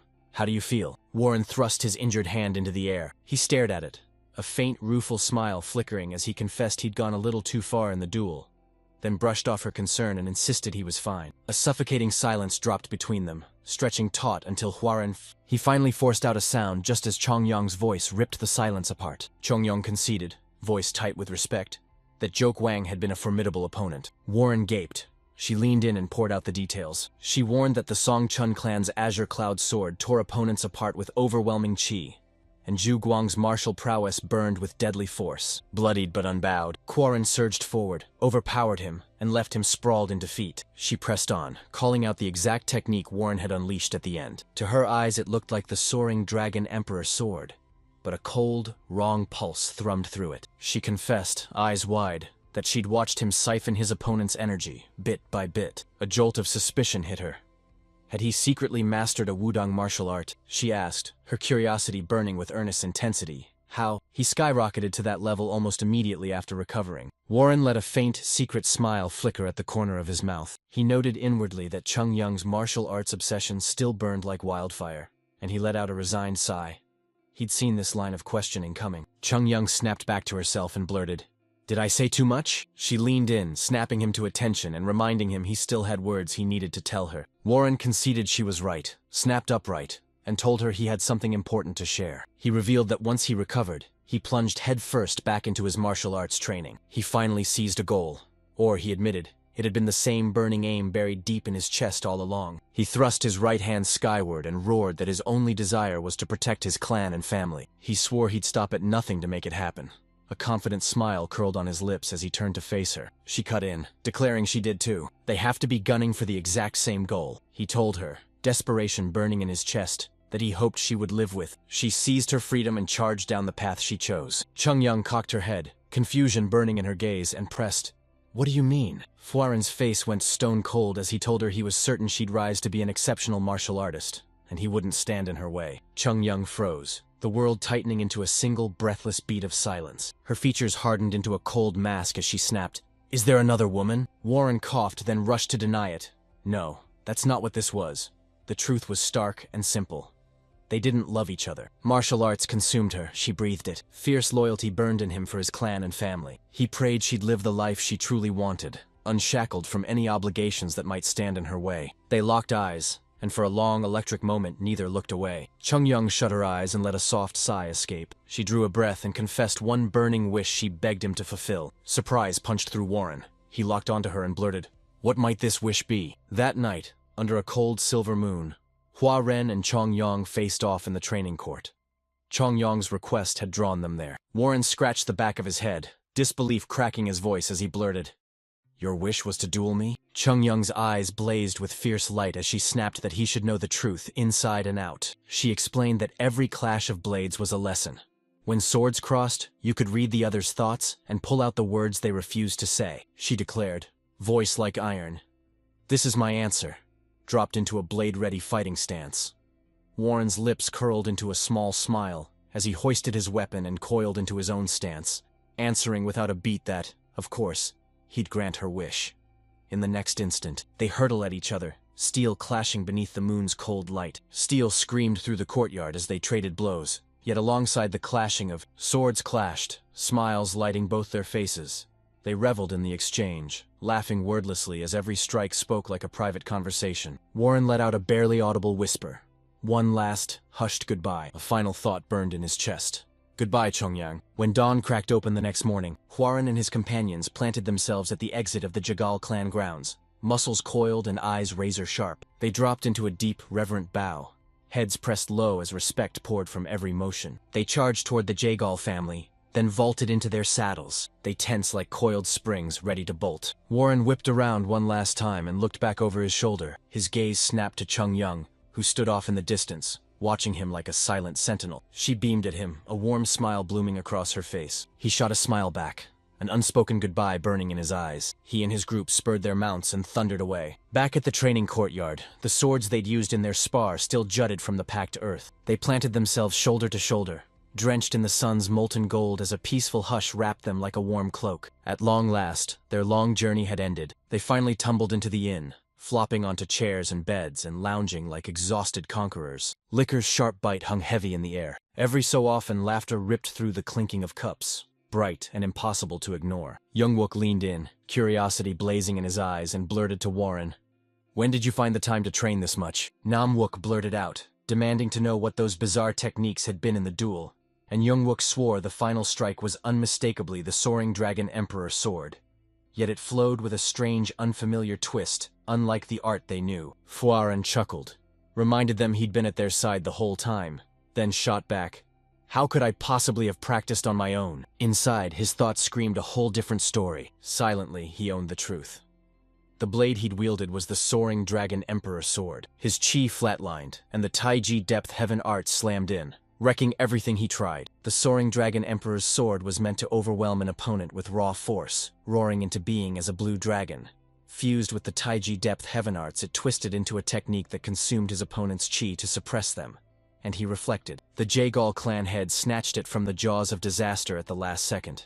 Still, if his mastery of the Taiji depth heaven arts had been greater, the danger might never have flared. It could have devoured the clan head's very chi, exploding into a force nobody could control. His thoughts careened into an even wilder spiral. The Soaring Dragon Emperor sword tore across the heavens, a dragon-forged blade of imperial fury. The azure bamboo sword sliced the air like a streak of blue lightning. And Chi, who commands the Jagal clan, if he could fuse them all into one. His musings snapped shut when Youngwook hoisted his cup high, a satisfied grin splitting his face, and proclaimed that Huaren had awakened in this duel. His understanding of martial arts had deepened dramatically. Beside him, Mo Byong fell silent, her gaze locked on Huaren. A rush of memories from the journey they'd shared slammed into her, filling her thoughts with vivid, pulsing moments. Her mind snapped to the Tianzhongyang clan. Once, they reigned over Henan as the greatest clan. A small, hopeful smile flickered across her lips. A spark of hope flared in her. Could that greatness really return? She seized her own cup and took a long, fierce gulp. He smashed it down onto the table with savage force. She stepped forward and thundered to the group that they had to push harder, or they'd be left in the dust by their young clan leader. Youngwook cut in instantly, slamming his hand on the table and roaring that no one could have imagined this turn of events just a few weeks ago. No one believed their young clan leader could vanquish the flying demonic Blood One and snatch the special flower. He couldn't even overcome the Azure Cloud swordsman. Pride roared in his voice as he declared Fuaran was growing stronger with each passing day. Laughter erupted around the table, pouring through the inn and wrapping the room in a sudden, cozy warmth. Up on the inn's upper floor, a cloaked figure loomed at the window, silent, eyes locked on the lively group below. After a beat, he faltered, then turned away. He slipped into a room swallowed by dim, hungry shadows. Inside, a man hunched over a table with cloaked figures standing guard at his sides. The newcomer stepped forward, bowed low, and blurted that he had urgent news to report. He hunched at the table, murmuring under his breath, obsession coiling his voice as he hissed about witchery and sorcery. He raked his bare fingers across the table until blood welled, carving fresh gouges into the wood. His face contorted into a grotesque snarl as he howled, again insisting it was sorcery. The next day, Warren and his companions galloped along a forest path, hooves pounding beneath the shadowed canopy. Frustration gnawed at Mo Byong as Warren's horse pulled with savage, relentless force, muscles coiling as it lunged forward. She shot ahead of the group, her voice slicing through the air as she called to him. A voice snapped, Keep driving his horse and it'll keel over from exhaustion long before they ever reach the clan. Warren yanked the reins and the horse slammed to a halt. He looked back, apology burning in his gaze, admitted he'd maybe rushed in, and Moby Young stepped up, urging him to lean on him. Black snarled, warning him that if he charged in blind, he risked losing something far more important along the way. Warren's smile flared. He nodded and answered with steady respect. Instructor Mo. He jabbed toward a nearby spring, barking that they halt to rest and water the horses. They vaulted from their mounts and pitched camp at the spring's edge. Young Wook, Nam Wook, and Mo Byong, 3 names that slam into the night like thunder. They scrambled, hauling dripping buckets of water while, as Warren sank into meditation, his breath sharpened and the noisy world folded away. Young Wook snorted to the others. Their young clan leaders seem utterly consumed by martial arts these days. Nam Wook shot back that it was a good sign, and Mo Byong warned the phase wouldn't last. Miss this chance now, and smashing through the wall of progress later would become a brutal, far harder fight. Huaren froze in a quiet grief, peaceful and aching like a moonlit wound. Suddenly his senses snapped awake, razor-sharp and laser-focused. A cold shadow uncoiled from the tree line. His eyes snapped wide. His hand snapped to his sword hilt as he barked, "Who's there?" and roared for them to reveal themselves. His crew barreled to his side, alarm blazing in their voices as they demanded, "What happened?" Everything flipped in the blink of an eye. Several cloaked men loomed. A figure burst from the forest's shadows. The crew froze, eyes wide, blindsided by their sudden arrival. Mo Byong shot back instantly, fire lacing his words. "We're not mere bandits." She shook her head and roared, "No bandit would dare!" It could cradle chi so immense the air itself quivered. "Assassins." Young Wook fired the question. Were these the same enemies they'd fought before? Warren's eyes pinched into slits and he snapped, "No." Their masks differed, and each moved with a completely different edge, but inside, a restless knot gnawed at his gut. They weren't assassins. They exuded the austere, sanctified discipline of an orthodox sect. From deeper in the forest, a voice spat, low and hateful, and kept repeating the same venomous line. Someone had found him and called him a wrecked demon. From the shadows, he inched into the light, and at last his face lay bare. Recognition slammed into Huaren, his face snapping rigid. He blasted the man's name into the air. There he stood, Gao Guang. Pressure surged, the air closing in on him like a steel vice. Huaren ground his teeth as a hostile surge of energy slammed into him, its crushing weight closing in from all sides. His hawk-like gaze sliced through the ring of men encircling Juguang. Recognition slammed into him. Azure Cloud, the Song Chen clan. Seething, he barked. So they're not even bothering to conceal their identities. Huarin's shout ripped across the taut field, demanding to know if Juk Guang had come to exact revenge for what had happened at the Jiggle clan. Juk Guang ripped the air with a furious roar and bellowed, "Silence!" Rage burned in his eyes, zeroing in on Warren as he jabbed a finger at him and thundered that Warren was a practitioner of demonic arts, insisting that even if others couldn't sense it, he, the Azure Cloud Dragon Blade, could. His voice trembled with iron conviction as he vowed, "I've come to slay the demon." From the rear, Mo Byong locked onto the deranged blaze in Juk Guang's eyes and spat that he wasn't in his right mind. Madness shredded Juk Guang's mind, and he jabbed a finger at the bulging veins, crying that turbulence roiled his inner chi. Convinced the man had plunged into chi deviation, Hua Ren barked again, reminding Zhou Guang he'd already lost to him once and sneered, "Do you honestly think this will end any differently?" Juk Guang's laugh unfurled slowly, madness contorting his face as he sneered, "You still don't understand your situation, do you?" Then flashed a wicked grin and taunted, "So, how did the poison spring water taste?" The realization slammed into Warren's group like lightning. They scrambled to circulate their chi, and it lay cold and still. Mo Byong's gasp ripped the air as she screamed that her inner chi had stilled. Namwook, standing nearby, choked out that his chi had frozen too. Warren's mind detonated into panic. "Gentleman's poison!" He gasped in horror as the sick truth slammed down. He'd laced the spring with gentleman's poison. Rage exploded from Huaren as he surged at Juk Guang, snarling, "Was poisoning us your plan all along? Threatening us wasn't enough? You used poison too. You dare call yourself an orthodox martial artist after this?" Rage detonated in Juk Guang. He roared, "Shut up! To slay a demon I'd do far worse. You have no idea what I've endured to reach this level of cultivation. I didn't devote my life to martial arts just to lose to scum like you." Rage twisted his face as he raised his sword and roared that the Azure Cloud Sword's might was invincible. At the back, Zhang Wook's voice cracked with tension as he warned the situation was dire. They'd all drunk from the poison spring. A dozen armed warriors closed in.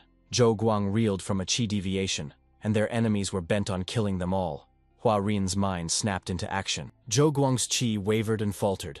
"Without our own inner energy, we stand no chance." he snapped an order. Before he could finish, Namwook surged forward, planted a firm hand on his shoulder, and declared they were his guards, sworn to protect him. Mobyong, Namwook, and Jungwook planted themselves before Hwarin, muscles coiled and eyes locked, poised to strike. Mobyong tilted her head and snapped, "Run! Now! We'll hold them off. You must escape. There's absolutely no way you'll die before we do," she vowed, her voice like iron. Hwarin froze for a heartbeat. A shadow slid across his face. Then his voice snapped into a razor-sharp command. He snapped, "No!" He strode forward, jaw set like iron.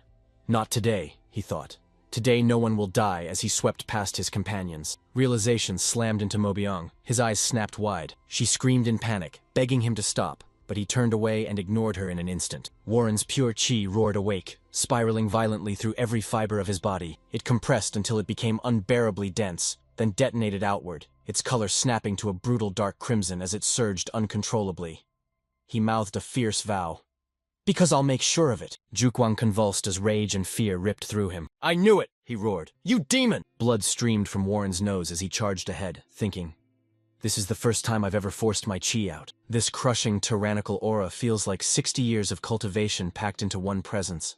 Lose focus for a single heartbeat, and it'll swallow me whole." Jukwang's face twisted into a mask of hatred as he screamed his men to charge, roaring that the Songchun clan would personally purge this demon in an instant. Masked warriors behind him burst forward in a thunderous charge. From the rear, Mobyong, Namwook, and Jungwook bellowed a frantic warning, their voices ripping out as they called to their young lord. The masked men surged forward, the circle snapping shut. Warren drew a cold, steadying breath, tamped down the chaos in his chest, and vowed, "I need to take them down as fast as possible." In one fluid, lightning-fast motion, he whipped his blade free and unleashed a thunderous slash that cleaved the first wave of attackers down instantly. Zhou Guang leveled his sword at him and roared again, barking for the remaining men to finish him. Another wave of masked warriors hurled themselves forward. Chaos ripped across the field as the battle intensified, and Warren tore through the attackers like a living storm, cleaving them with ruthless precision. He launched skyward, spinning into a whirling blur. He slashed, his blade streaking crimson through the air as foes toppled, one after another. He launched like a rocket,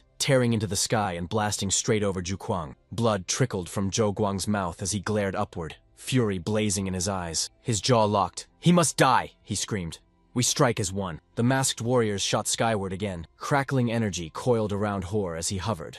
Then, in the next heartbeat, he vanished. He materialized on the ground in the heart of their formation, and the masked men snapped into a single, razor-sharp stance. They roared their technique in perfect unison, snapping into a deadly combination that spun into a circular assault and slammed shut around Hwarin. A synchronized assault crashed in from every direction. He slammed his arms up, blocking with roaring fury. Sparks showered the air as their blades slammed together in a relentless blur. A sword whipped in from behind. He torqued his torso at the last instant and slipped out of the blade's path by a hair. The merciless battle raged on. He surged forward and felled one attacker with a savage slash. The instant his blade slammed home, Jukwang hurled himself into the fray, driving his sword down in a crushing vertical slash. Hwarin snapped his blade up at the last heartbeat, and their steel met in a deafening, thunderous clash. "So this is the young clan you spoke of," Jukwang snarled, slamming down with raw, crushing force. "They're fighting to hold their ground, damn it. My body's turning to lead. Their formation's one problem, but this.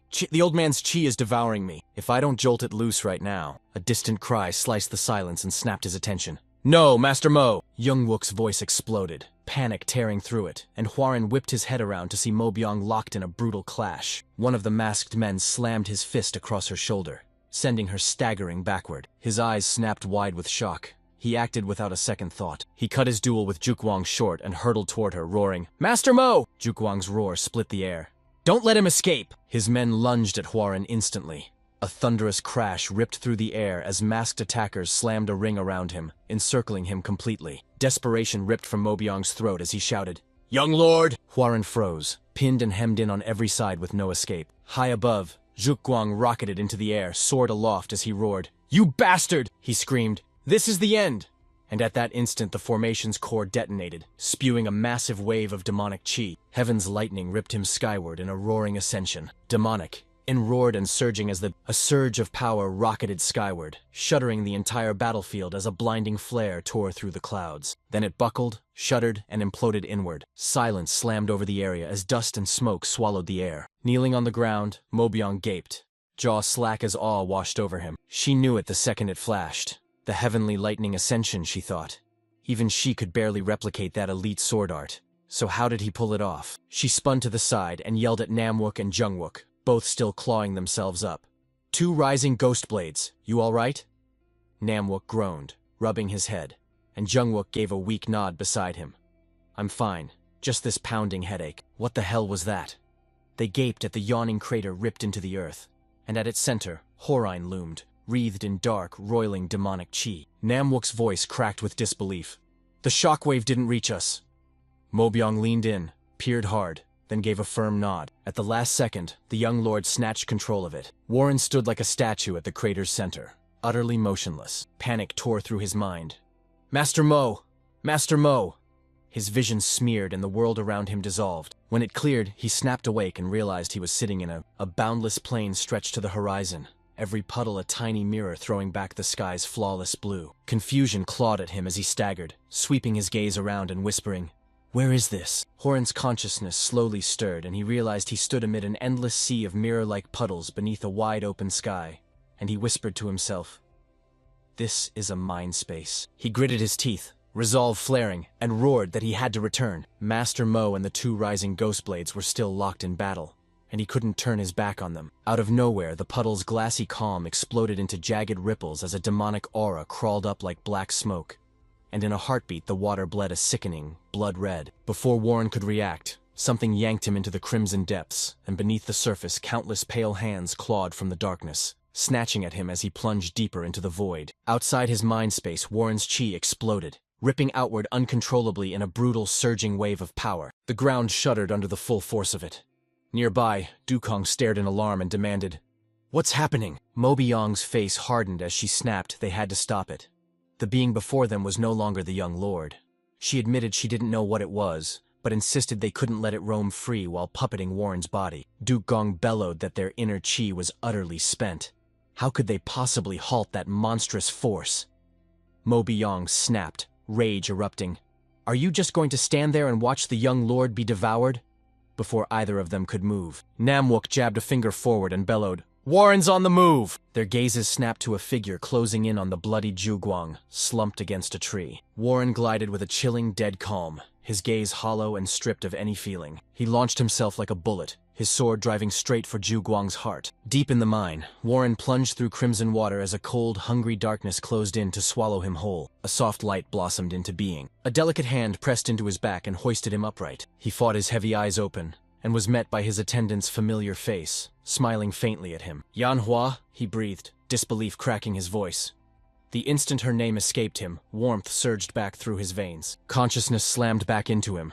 He shot awake as Mobyong's desperate voice tore through his ears. "Young lord, wake up, young Warren." He jerked awake to discover the twin rising ghost blades and Mobyong holding him up, muscles burning as they fought to keep him steady. Mobyong bellowed, demanding he not lose control. "Don't let that power consume you. Overcome it. You said it yourself. You swore to shield your family and forge the Tianzhang clan into the greatest sect of all, didn't you?" Warren's ragged breath slowed into a steady rhythm as he croaked, "Master Mo, my acupressure points." And Master Mo's eyes locked onto the spots, understanding in an instant. Mobyong drove his fingertips into a chain of pressure points along his body, each touch surgical in its precision. The violent cheese convulsed and finally began to thin. Dissolving into smoke like wisps, the wind eagerly swept away. Warren's eyes fluttered shut as consciousness slipped away, his mind teetering on the brink before it vanished completely. A bone-dry, ancient voice ripped from his chest, hissing with frost. "Next time, it won't end so easily." Silence coiled like a spring. Then Dukong let out a long, deep breath and said it was a mercy the young lord had come to. Kneeling beside Warren, Mobyong growled that if she'd struck the pressure points while he was still lost in deviation, his chi would have gone berserk and torn him to pieces. Dukong clicked his tongue and confessed that when Huaren tried to kill Zhuguang, he nearly snapped. Zhuguang might have been insane, he said. The Songchun clan still stood with the orthodox faction. If word of Zhuguang's death reached them, a ruthless vendetta would erupt. Dukong spun toward Zhuguang and stopped cold. Mobyong already loomed over the wounded man, and Jungwook called out, his voice shaking. Namwook breathed a single word, "Antidote," and Jungwook blinked, dumbstruck, letting out a stunned, "Oh!" Mobyong closed in on Zhuguang, storm-dark eyes and knuckles white on her sword, and with a hollow, icy hiss, she snapped, Even now your first thought is to look for an antidote? She lashed out instantly, her blade carving a savage arc. Steel screamed through the air. Zhuguang crumpled, lifeless, slamming into the ground. The twin rising ghost blades snapped to a stop mid-ascent, locked stiff with shock. Dukung exploded into a roar, disbelief ripping through him as he demanded to know what she was doing. She slid the blade into its scabbard with icy precision and answered, her voice sharp and unshakable. Zhuguang had tried to kill the young lord time after time, and he'd seen Huaren's strange qi with his own eyes. Let him live and spread that, and he'd unleash ruin on them all. She slung Warren over her shoulder and marched off, voice low and fierce.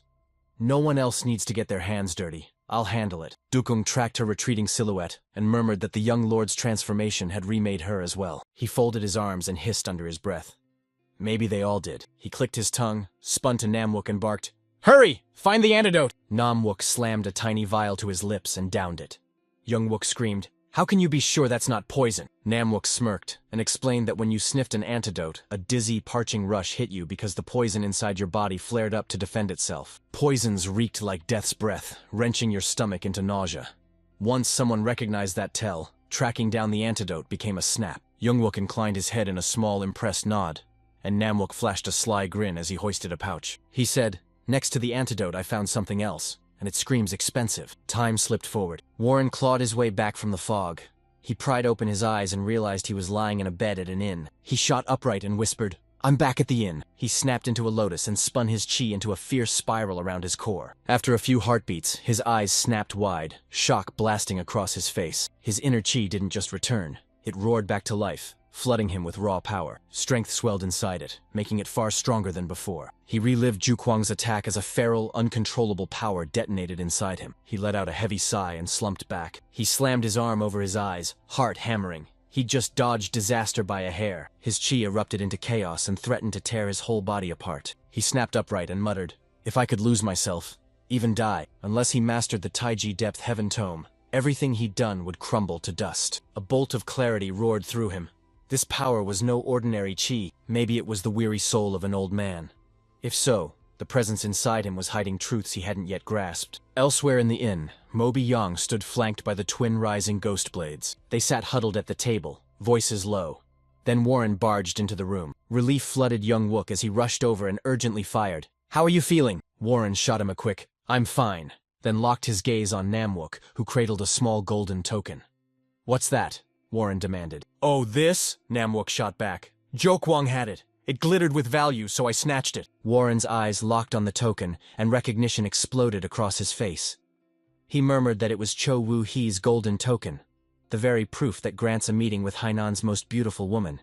And he asked aloud how Jiok Wang could possibly have come by it. A soft chuckle slipped from him as he said, "Haha, I see." An awkward silence crashed over the group. Warren cleared his throat and muttered that the atmosphere had suddenly curdled into awkwardness. Moby Young's voice went deadly serious as she called him Young Lord.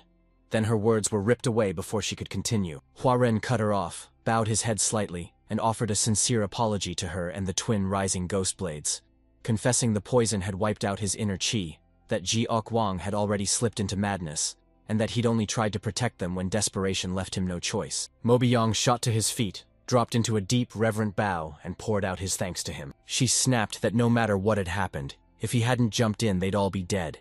And she demanded they know the truth. What exactly was that strange chi surging through him? They faltered for a heartbeat, then nodded and launched into an explanation. He cut them off and demanded to know what had happened to Zhuguang. Namwook forced a reply, words snagging and stuttering in his throat, but Moby Young cut him off mid-sentence and voice stone cold said, "He disappeared." Huaren bellowed in alarm. If Zhuguang told the Songchen clan what had happened, it would drag them all into ruin. Moby Young cut him off again, promising it would never happen, and explained that when Jiok Wang was possessed, he'd been forced to wrench his inner chi out. Control had snapped. By now he was a babbling, mindless fool, unable to form a single coherent sentence. She snapped her head to Namwook and Jungwook and asked for their agreement.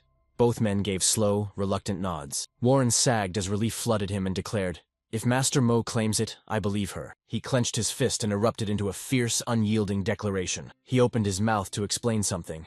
Before he could finish, a man suddenly stormed up to their table and cut him off. Warren jolted the moment the figure materialized out of nowhere. The inn's owner stepped forward, named himself, voice thick with apology as he explained he needed them to leave. Young Wook shot to his feet, indignation blazing. demanding why the innkeeper would order his guests out so abruptly. The owner turned toward the door and snapped that the Sky Ocean Merchant Union had rented out the entire building. The group spun as one, snapping to face the entrance. Warren's eyes snagged on the name.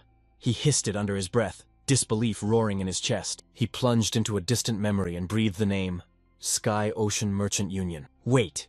This is the exact place I became a son-in-law in my previous life. The Sky Ocean Merchant Union loomed like a titan over Hainan's trade, counted among the island's richest and most influential merchant organizations. Under its vast domain, 3 powerhouses dominated: the Sky Ocean Escort Agency, the Sky Ocean Inn, and the Sky Ocean House, each raking in riches and burnishing its renown. For Hwaran, the reason he couldn't forget the Union ran deeper than coin.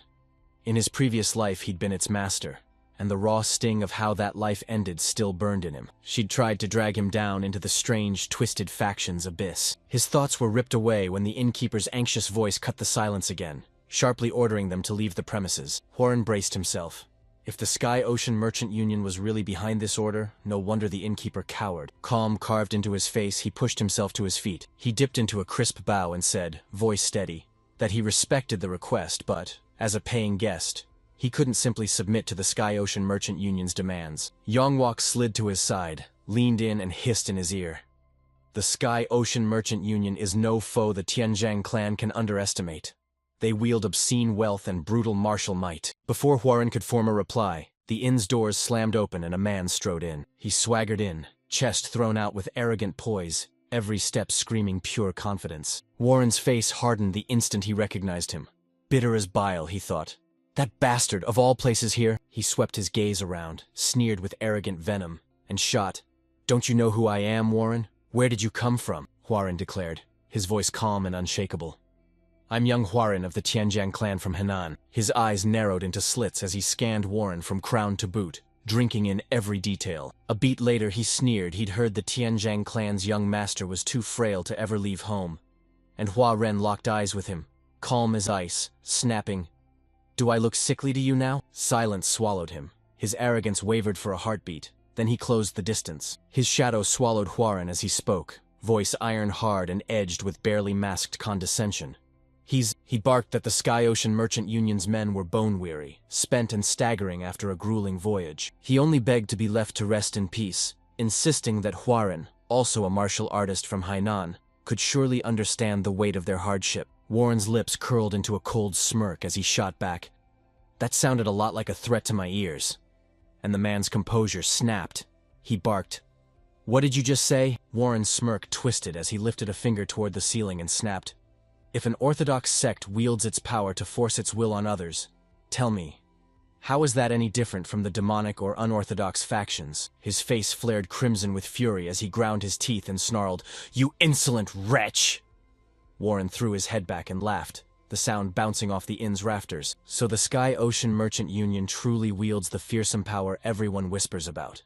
A mere merchant union martial artist actually had the gall to roar at the young lord of a martial sect. Hearing that, Mo Byong and the twin rising Ghostblades sprang to their feet, hands tightening on their weapons. His hands snapped into tight fists as he squared off, every muscle coiled and ready to fight. Warren's hands slammed to his sword hilt, his left clamping around it as he spoke, his voice cold enough to cut. If you truly wish to rent out this entire inn, he snapped, wrapping his sword's sheath with his right hand as he finished, then we'll settle this by the laws of the Jianghu. Fire flared in his eyes as he gripped his sword and roared, Fine, I'm outside! They faced off in the courtyard as Mo Byong, planted behind Hwaran, voice shaking with panic, cried out, Are you really going to fight? Hwaran snapped, steel in his tone. If I back down now, the world will call the Tianjiang clan weak. Let some mere martial artist from the Sky Ocean Merchant Union intimidate me, and walk away unchallenged, and everyone will start to see our clan as weaker than a merchant organization. He snarled that the instant their names tore through the air, a showdown was sealed. It couldn't be dodged, and it wasn't supposed to be. Both combatants snapped into their stances. Warren's voice sliced through the room, calm and unyielding.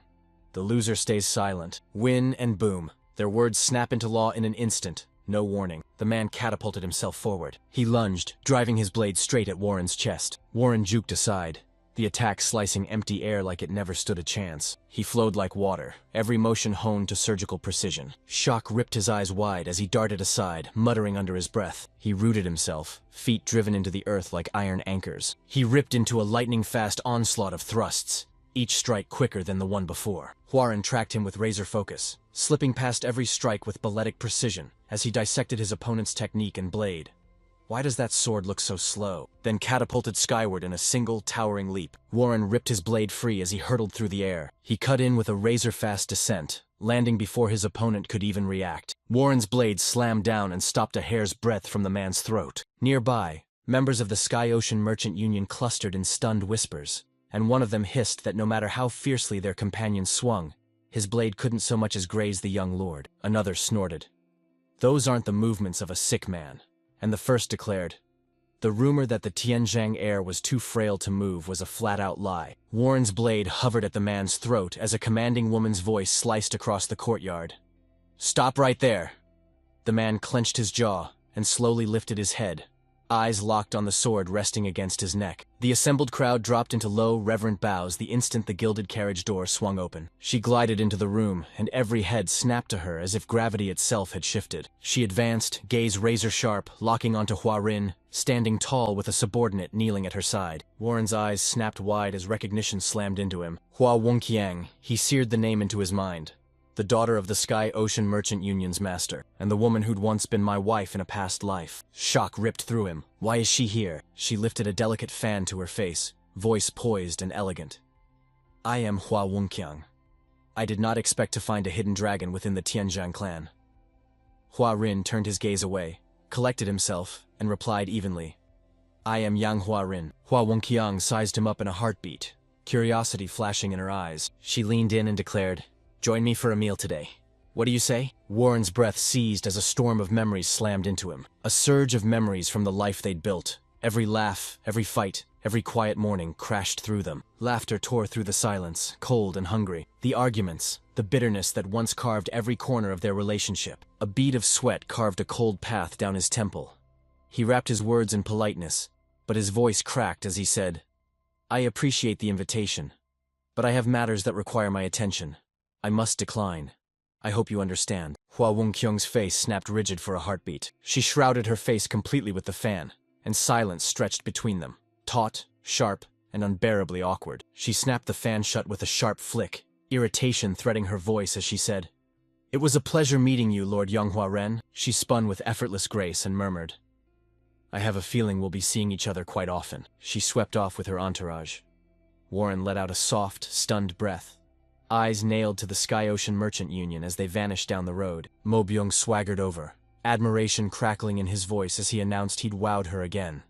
He'd crushed a skilled martial artist with ease and flat-out refused the Sky Ocean Merchant Union daughter's invitation. At the side, Namwak and Jungwak couldn't hide their amusement.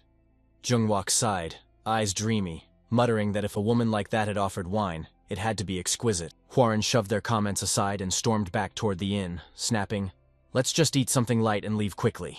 Getting involved with her would only end badly. Later, the group huddled inside the inn around a table, tearing into their meal. Hwarin nibbled in near silence, each bite a soft, deliberate whisper. His legs betrayed him, quivering beneath the table. Mo Byung zeroed in on his unease and leaned in, asking softly if he felt unwell and that he'd seemed unsettled ever since meeting Lady Hua Wongqiang.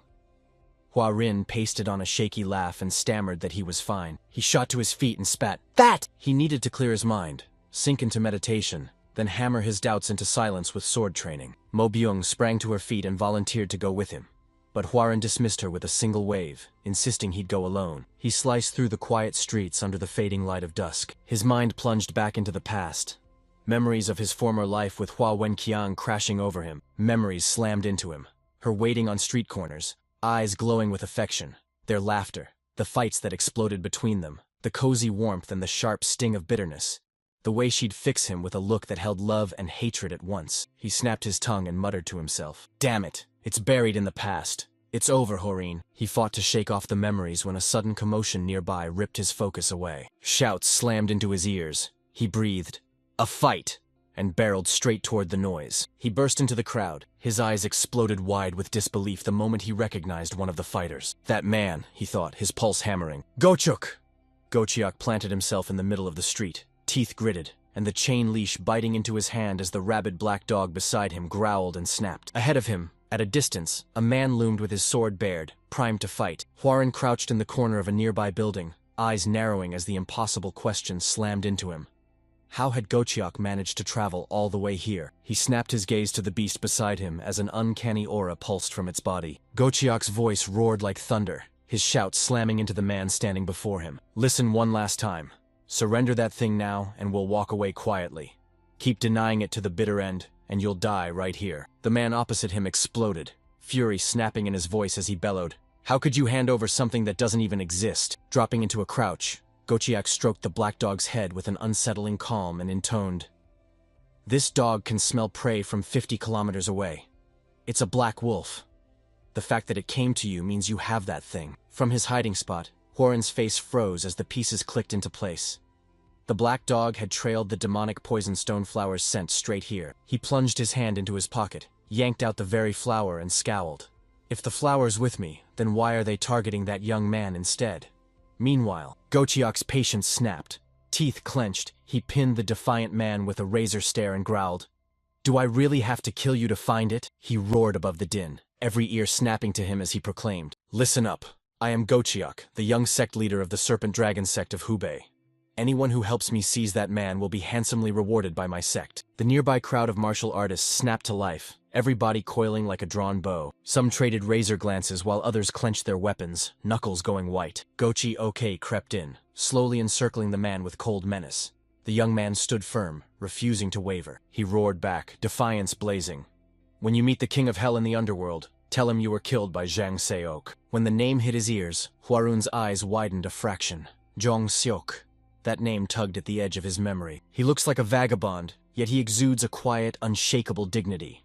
No doubt he's from a reputable clan. Hwoarang barely had time to think before Zhang Seok launched himself forward, his blade ripping through the air with deadly precision. Steel screamed as blades collided and chaos devoured the street. Jung Seok blurred across the battlefield with lightning grace and crushing force, tearing through opponent after opponent. From behind, Gochiok lurked, teeth grinding as he hissed under his breath, "Useless fools." Jung Seok surged forward to strike another attacker near Gochiok, every muscle coiled to unleash the blow. He ripped his sword free in a vicious sweep. He drove his blade into his subordinate from behind.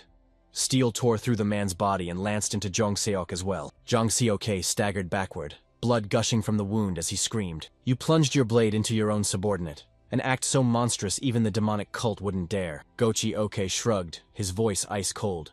"We stand between the orthodox and the unorthodox factions." Rage carved shadows across Zhang Seok's face. He ground his teeth as blood dripped from his mouth. A savage surge of chi ripped from his body.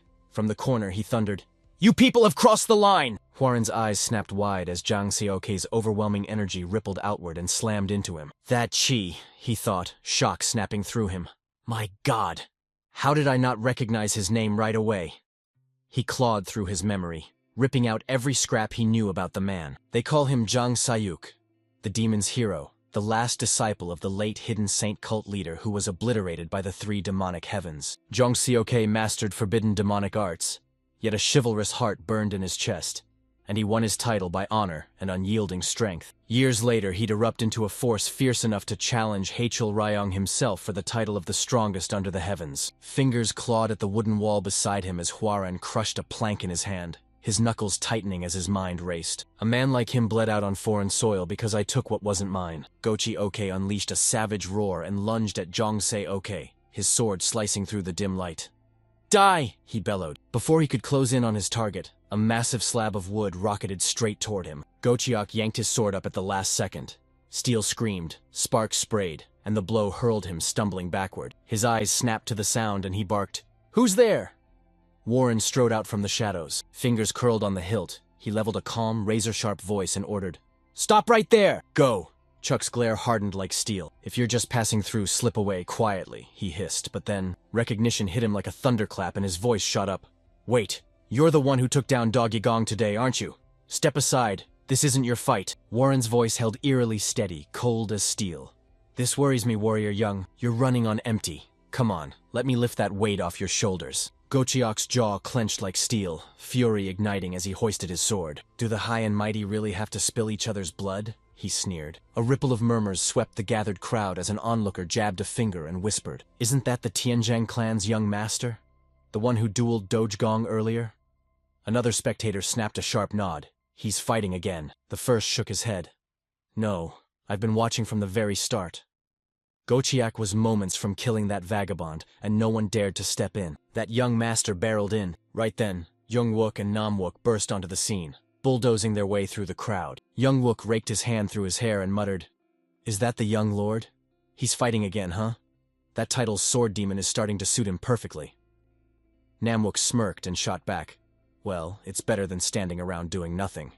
And Youngwook shot him a puzzled glance. "What do you mean?"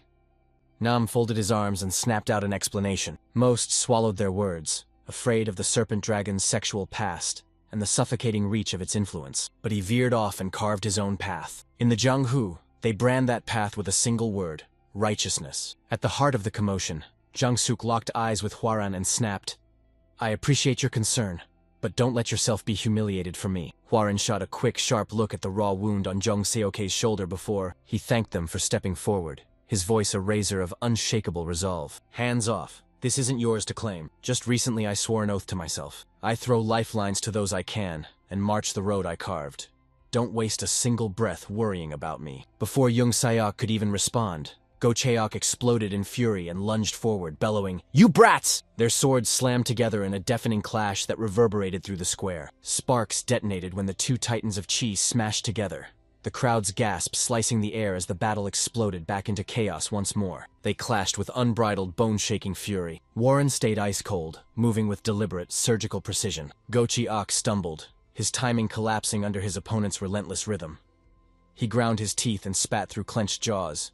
"This bastard! How is he this strong?" Warren's chi detonated into a blinding blaze, engulfing him in a living flame as he advanced, each step deliberate. Gochiok's confidence shattered. He bellowed, "Damn it!" as his men scattered in a wave of panic. Gritting his teeth, he snatched up his dog's leash. He whipped around and sprinted off, shouting back over his shoulder, "You'll regret this, boy. Lug that thing and I'll ambush you from behind sooner than you think." Jung Seoke roared, "Coward!"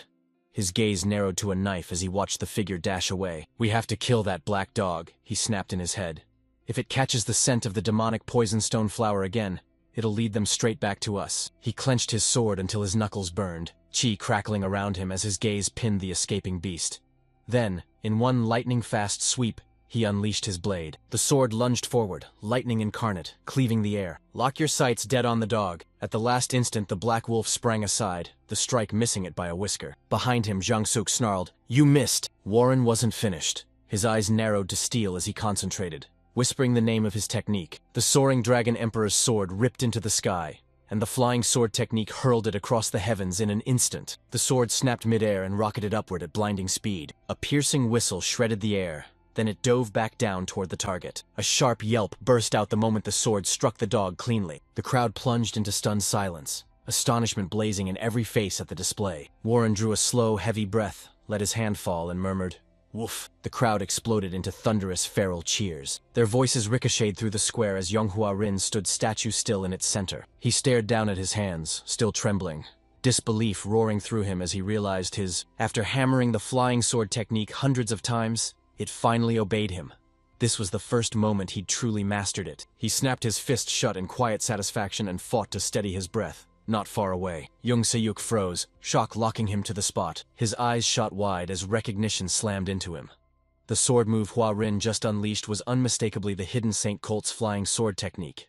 So how could the Tianzhong clan's young master possibly know a martial art from a sect long vanished from the world? Murmurs rippled through the crowd. Then someone shouted the sword's arc ripped through the air like a dragon in full flight, while another demanded that a swordsman whose blade danced like a dragon, and who upheld the path of chivalry, receive a fitting name. Someone dared to christen him the Flying Dragon Sword Hero. The crowd erupted, embracing the title and chanting as one. A hero brandishes a dragon-forged sword that slices the sky as it soars. Huaran scanned the roaring sea of faces. A faint smile flickers across his lips. He whispered, "Flying Dragon Sword Hero," to himself, a soft chuckle slipping out before he murmured, "At last, even I have a nickname." No time to savor. Something chilling loomed right behind him. A cold hand clamped onto his shoulder as a familiar voice, calm and razor-sharp, asked if he was pleased with his new title. Warren stopped cold, beads of sweat racing down his brow. He spun to find Mo Bian there, exhaling in exasperation as she snapped she'd only glanced away for a heartbeat, and he'd already tumbled into another fight. Hwarin's words tumbled out in a nervous stammer as he insisted it wasn't what it looked like.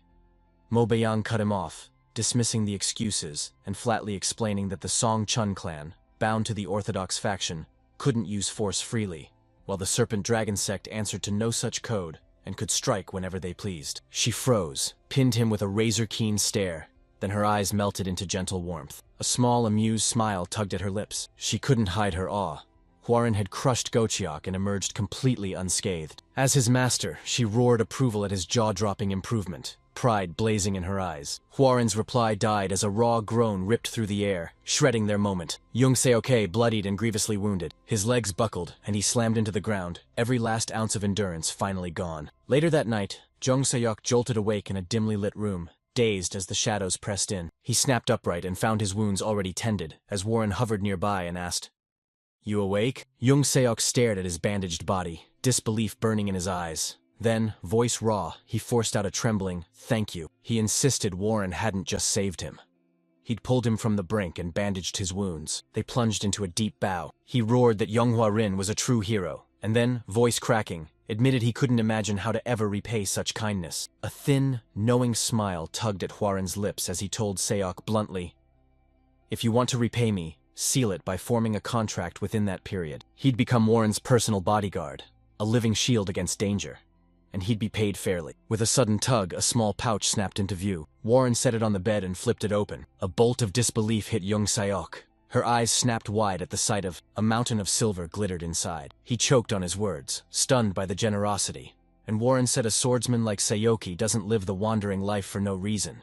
He has his own reasons. Those words slammed into him. Jung Seok's head dropped. His voice cracked as he confessed the truth. He blurted to Hwarin he had a younger sister. A rare, deadly illness was tearing her apart, and the medicine needed to pull her back came with a staggering price. Tears blurred his vision as it hit him. This money would finally let her start to heal, and he sobbed quietly, choking out "thank you" to Hwarin again and again. Hwarin jammed a pouch into his palm and ordered him to bring his sister to stay with them. They'd be in town for a while. Silence swallowed the room. After a long, heavy beat, only Sayoki's quiet sobs pierced the hush. Jung Seok tossed a brisk wave from outside the inn, then sprinted off to fetch his sister. And the moment he vanished, Mo Bian spun to Hwarin, skepticism blazing in his eyes as he snapped that Hwarin had been far too generous for nothing more than a bodyguard. She leaned in, eyes cold, and asked, was there a specific reason behind such kindness? Jung Wook, standing beside her, cleared his throat and chimed in, quipping that with that kind of money you could easily buy several bottles of the finest wine. Hwarin craned his neck to the glittering night sky and a grin split his face. He proclaimed Jang Sayoke fated for greatness, insisting that winning his friendship for a few silver niang was a steal. He added, awestruck, that he admired how Sayoki had planted herself like a mountain, unyielding even as the Serpent Dragon Sect closed around her. Puzzlement clung to Mo Bian as she cocked her head to the side. He spun to them, eyes burning, and asked if they'd return to the Tianzhong clan with him. Hwarin burst into laughter and shot back that they weren't going home yet. Zhengzhou was next. His words ignited instant protest. Mo Bian howled in disbelief. Why are we suddenly heading to Zhengzhou? And Zheng Wook cried out, stunned. So we're not going home? Hwarin strode on ahead while the others scrambled to keep up. Mo Bian snapped that they'd already seized the elixir and paid the Jiggle clan a visit. There was no reason to go anywhere else. Hwarin hesitated, swallowed his reply, and kept his true thoughts bottled up inside. He feared his chi erupting again would consume his entire body, so he steeled himself and crushed it back down. He couldn't cultivate the Taiji Depth Heaven Tome without recruiting the aid of one very particular person. Trapped in Zhengzhou, he had no choice but to bolt out of the city immediately. He halted at the inn's threshold, cleared his throat like a drum roll, and thundered that it was the young lord's command. Mo Bian exploded into protest, shouting that the clan lord would surely be frantic with worry. A faint smile tugged at Hwarin's lips as he swung the door open and He snapped that he'd already dispatched a messenger pigeon and assured them there was nothing to worry about. They'd depart at dawn. He slammed the door shut behind him and stormed outside. Jung Wook drove his palm to his forehead, exasperation crackling from him. Nam Wook shrugged, utterly helpless. Mo Bian clenched her fists and muttered that no one could ever predict what Hwarin was thinking. The next morning, right as they scrambled to set off, Jung Seok burst in, astride a charging horse. He vaulted off his mount. He snapped into a crisp bow before Hwarin and declared his preparations complete. He shoved the girl at his side forward and announced, "This is my younger sister, Zhong Moonye." Moonye dropped into a graceful bow, gratitude blazing in her voice as she thanked Huaren for helping her brother. Huaren snapped back the gesture with a crisp, respectful nod, declared himself young Huaren of the Tianzong clan, then swept his arm to present his companions. He announced the twin rising Ghostblades were his personal bodyguards and fierce warriors of his clan.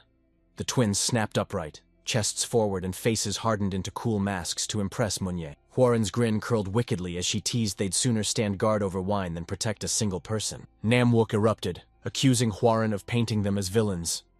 Mobyong stood silently off to the side. They narrowed their eyes at the exchange, a thin stab of annoyance pricking their patience. Huaren jabbed a finger at the waiting carriage. He'd already prepped it to make their trip easier. Surprise slammed into Jung Suyok and he blurted, "Is that carriage meant for my sister?" Munye settled inside.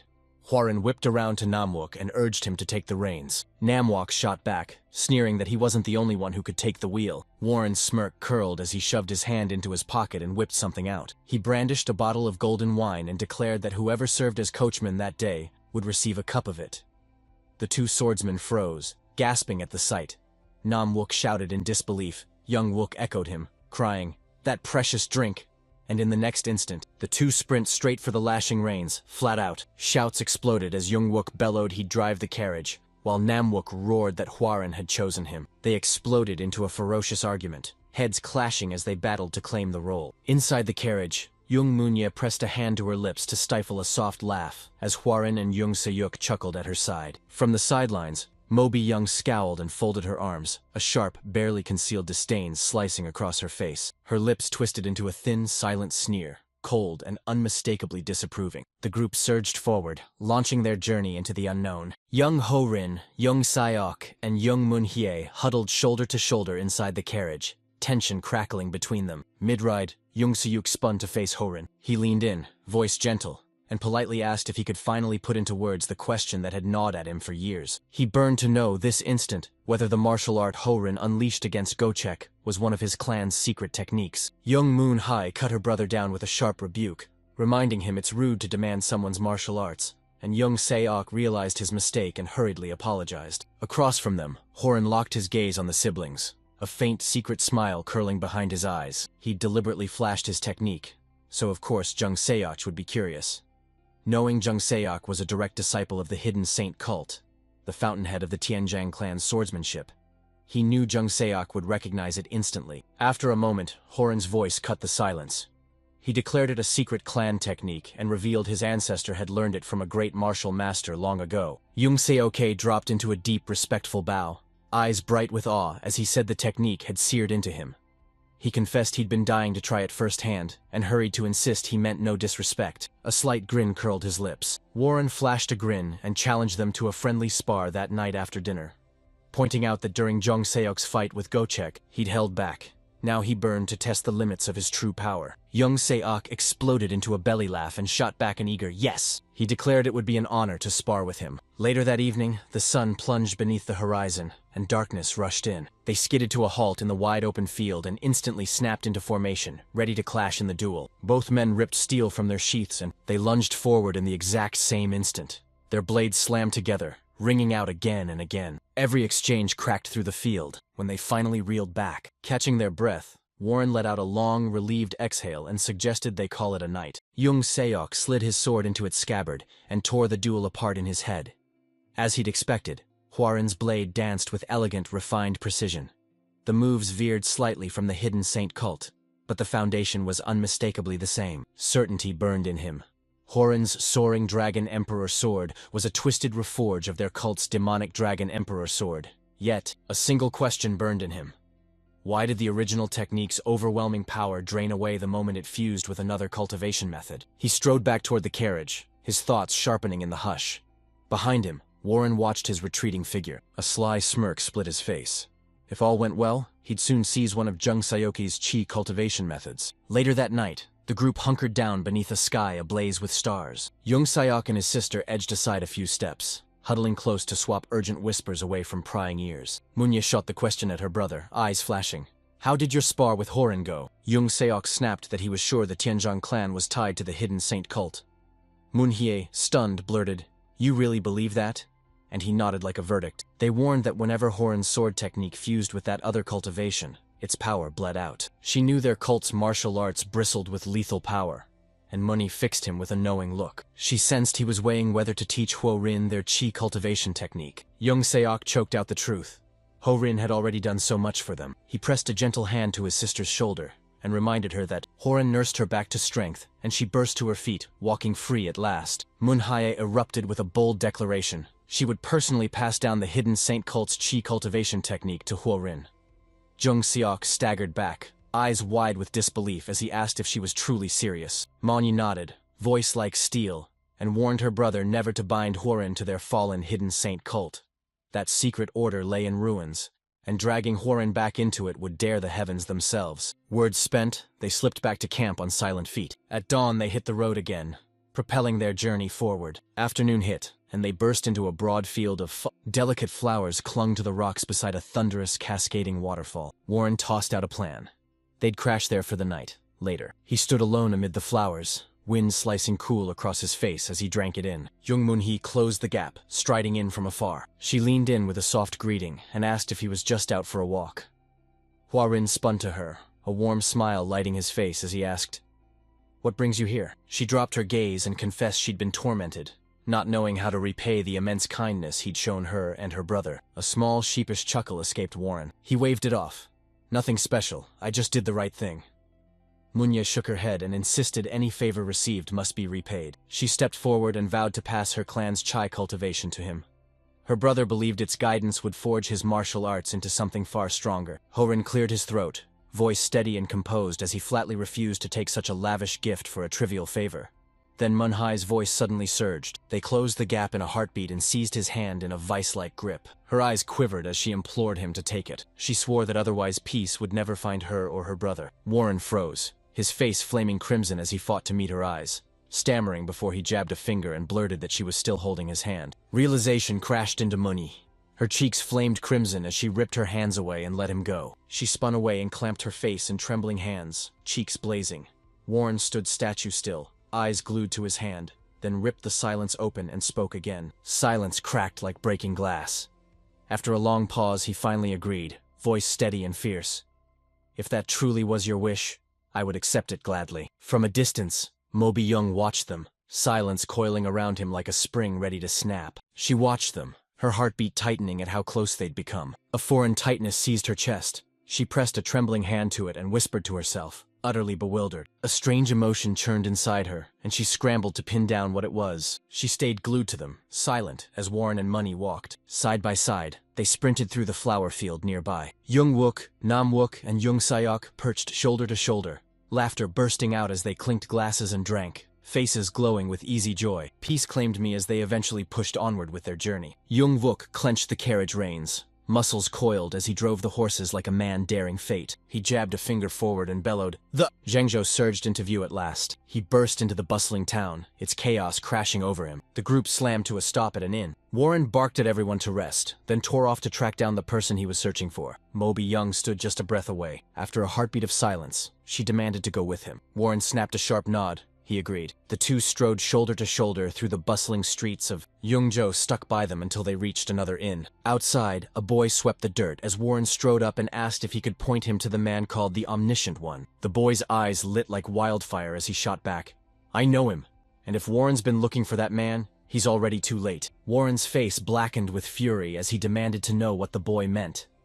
The boy stayed silent at first, just whistling a short tune while a wicked grin curled his lips as he thrust his hand out, palm up, silently asking for money. Warren flung a silver coin. The boy snatched it eagerly, his voice dropping to a whisper. The boy blurted that the whole town was ablaze with rumors. The Sangwon clan had seized the Omniscient One and scheduled his execution for the next day. Ho-Rin recoiled, disbelief snapping in her voice as she barked, "Explain yourself!" The boy blurted that the all-seeing one had divined the Sangwon clan's young lady's fortune. She followed its counsel, madness swallowed her, and she drowned herself. When word reached them, the Sangwon clan, rage and grief burning, pointed at him for her death, seized him, and vowed his head by dawn. Warren's jaw snapped tight, his face falling into shadow as he ground his teeth, and realized with a grim certainty that this had just gotten far more complicated than he'd anticipated. As they walked away from the inn, Horan's mind clawed back to the Omniscient One, Nan Myong Wok, famed for fortune-telling and exorcisms, but truly the last envoy of the eradicated Bei cult. The Bei cult, masters of soul sorcery, had already crumbled to dust before the three demonic, three orthodox era. A cold truth slammed Hwoarang. If it was him, he could rip the old man out from inside him. His thoughts screeched to a halt as the awful truth hit him. Nan Myung-wok was scheduled to be beheaded the next day. Mo Byung leaned in, voice low and electric, and asked the young lord if he wanted him to read his fortunes. Hwoarang fell silent, his attention pulled toward the distant streets. Mo Byung called to him again.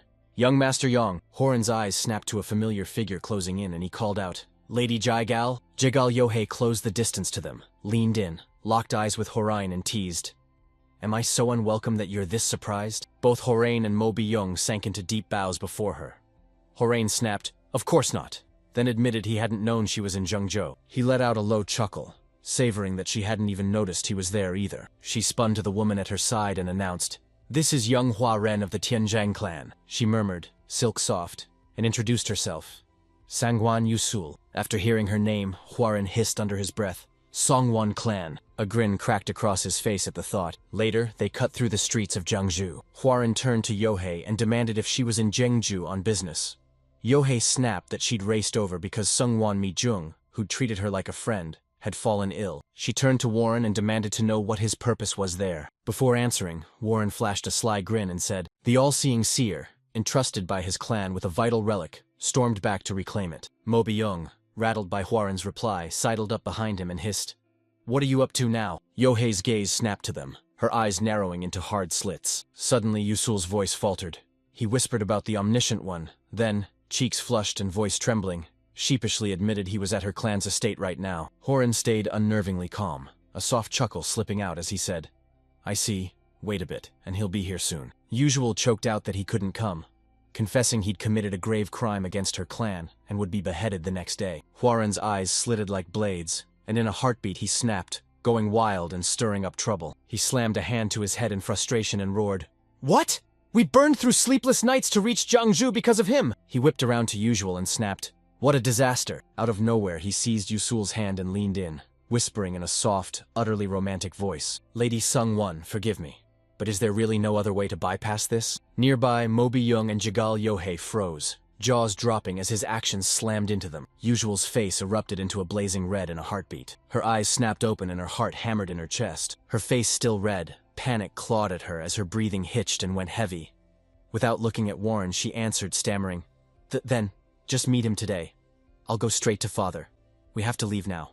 You took my hand, so you're marrying me right away." Her words hung in the air. Hwoarang fell silent for a few tense heartbeats, then leaned in closer. He flashed a radiant smile, gratitude roaring in his chest as he blurted, "Thank you so much for your help, Lady Sungwon." After Hwoarang's dramatic stunt, Yohei pounced on Yusul, scolding her and flicking her forehead. Hwoarang stormed up to Mo Byung and commanded her to race back to the inn and warn the party they'd stop first at the Songwon clan, then ordered Master Mo to stay behind at the inn. Mo Byung shot a sidelong glare and snapped, "Understood." She scoffed, spun on her heel, and stalked off toward the back. Yohei locked onto her reaction, a laugh bubbling up from his chest. At last, Hwoarang, Yohei, and Yusul reached the Sungwon clan estate, and Hwoarang's shout ripped the silence. "This is the Sungwon estate!" At the entrance, Yusul bolted, shouting she'd race to tell her father first. Hwoarang craned his neck at the Songwon clan's gargantuan building and felt his jaw drop. The structure towered twice as high as the Tianzong clans. He swore the Tianzhang would one day outgrow and eclipse it. Thoughts vanished as Jigal Yohei's voice sliced the air. "Young Master Young, you're planning something else, aren't you?" Hwoarang locked eyes with her. She flashed a grin, arms crossed, daring him. Yohei snapped that he wasn't the kind of guy to get all gushy with a woman he'd just met. Something else had to be going on. Hwoarang clicked his tongue and admitted to himself. She was razor sharp. He cleared his throat, announced it aloud, and made her suspicion undeniable. Yohei's grin widened as she pinned the mystery on the Seongwon clan's Omniscient One, and eagerly offered to weave a prophecy. "The Seongwon clan won't let you meet that Omniscient One." Hwoarang's voice exploded as he demanded, "What do you mean?" Yohei leaned in and explained that merely holding the Jigal clan's Vice Pavilion Master title let her catch every whispered grievance rippling through the Jianghu. She dropped the bomb. The Sungwon and Tianjung clans share a fraught history, Hwoarang at the center, and she said it all boils down to old, smoldering resentment. That guaranteed they'd slam the door on his request. Hwoarang shot back, making it obvious she wouldn't raise the topic on a whim. She must know another way. Yohei's face went cold as he proposed a deal. Hwarin snapped back, calling her out and demanding, "What do you want?" Yohei cracked a self-mocking laugh at his weathered merchant vibe and nodded. Yep. She wanted a favor. She closed in on Warren and added, "Soon." A handful of the next generation disciples descended on the Sangwon clan. Standing there, she asked him to pretend to be her lover. Warren froze, no answer coming. His gaze snapped to Yohei as realization slammed into him. The Sungwon clan, the next generation disciples, Jaegal Yohei. Had the Sungwon clan already set their plan in motion? It was unfolding far faster than expected and way too soon. But considering the chaos we're trapped in right now, he snatched Yohei's hand and shouted, "I'll help you." Yohei grinned and replied, "Good.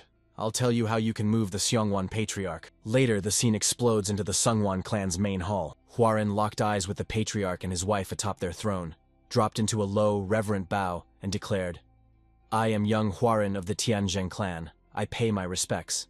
It is an honor to meet you and your wife, Sungwon Patriarch." Sungwon Bayukin stood stone-cold at the sight, unshaken, while his wife Hayangyu's eyes widened in surprise. The Patriarch clicked his tongue, fixed a cold, contemptuous stare on Hworin, and hissed in disgust as he began to speak, saying, "Tsk, you're your father's spitting image." His gaze snapped to his wife. Unease curled through her, tightening every muscle. The Patriarch leaned forward, voice low and urgent, and declared he'd heard Hworin wanted to meet Nan Myung-wok. Still bowing, Hworin blurted he'd heard the man was at the Seongwon clan. The Patriarch shut him down with a cold, flat refusal. Hworin fell silent as realization crashed in. Yohei was right. He had to confront the feud between the Seongwon and Tianjiang clans, so following Yohei's method he refused to strike at the Seongwon Patriarch directly. After locking eyes, he fixed a piercing stare on the Patriarch's wife, Ha Yangyu. Warren crashed to his knees and bellowed, "Please, hear me out!" Ha Yangyu sprang to her feet. Hworin kept shouting, "I'm possessed by a ghost right now," he breathed, pressing a hand to his chest as his tone softened, and he said, "Because of that I was felled by illness once. I'm holding it at bay now, but it could ignite again." Ugh. He erupted into a violent hacking fit, howling, "Ah!" Ha Yangyu, the Patriarch's wife, whipped around to face her husband and tore into a furious shout. "My lady, young Master Young is on death's doorstep.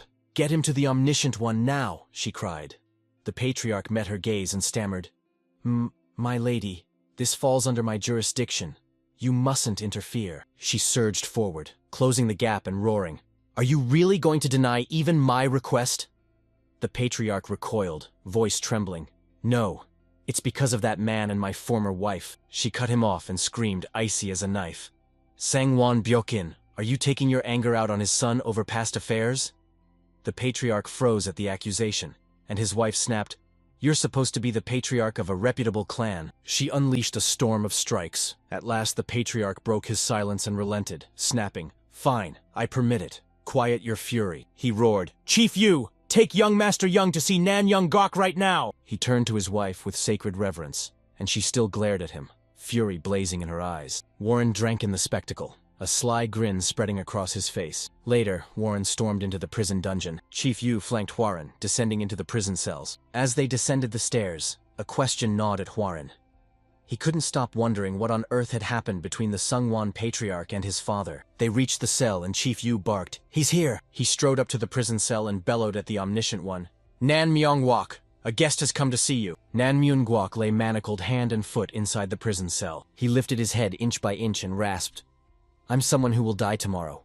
Who's here for me?" The instant he lifted his head and laid eyes on Warren, tremors racked his body. Fear flooded his eyes, snapping them wide open. He recoiled, scrambling back toward the prison wall. He jabbed a trembling finger at Hworin and choked out, "What? Who are you?" Hworin's gaze slammed into Chief Yu. The chief shrugged, utterly unfazed by the situation. Nan Myung-wok roared, "Who on earth are you, coming here with that thing lodged in your body?" He raked his gaze over Warren from toe to head, and was hit by an overwhelming surge of demonic energy that filled the air.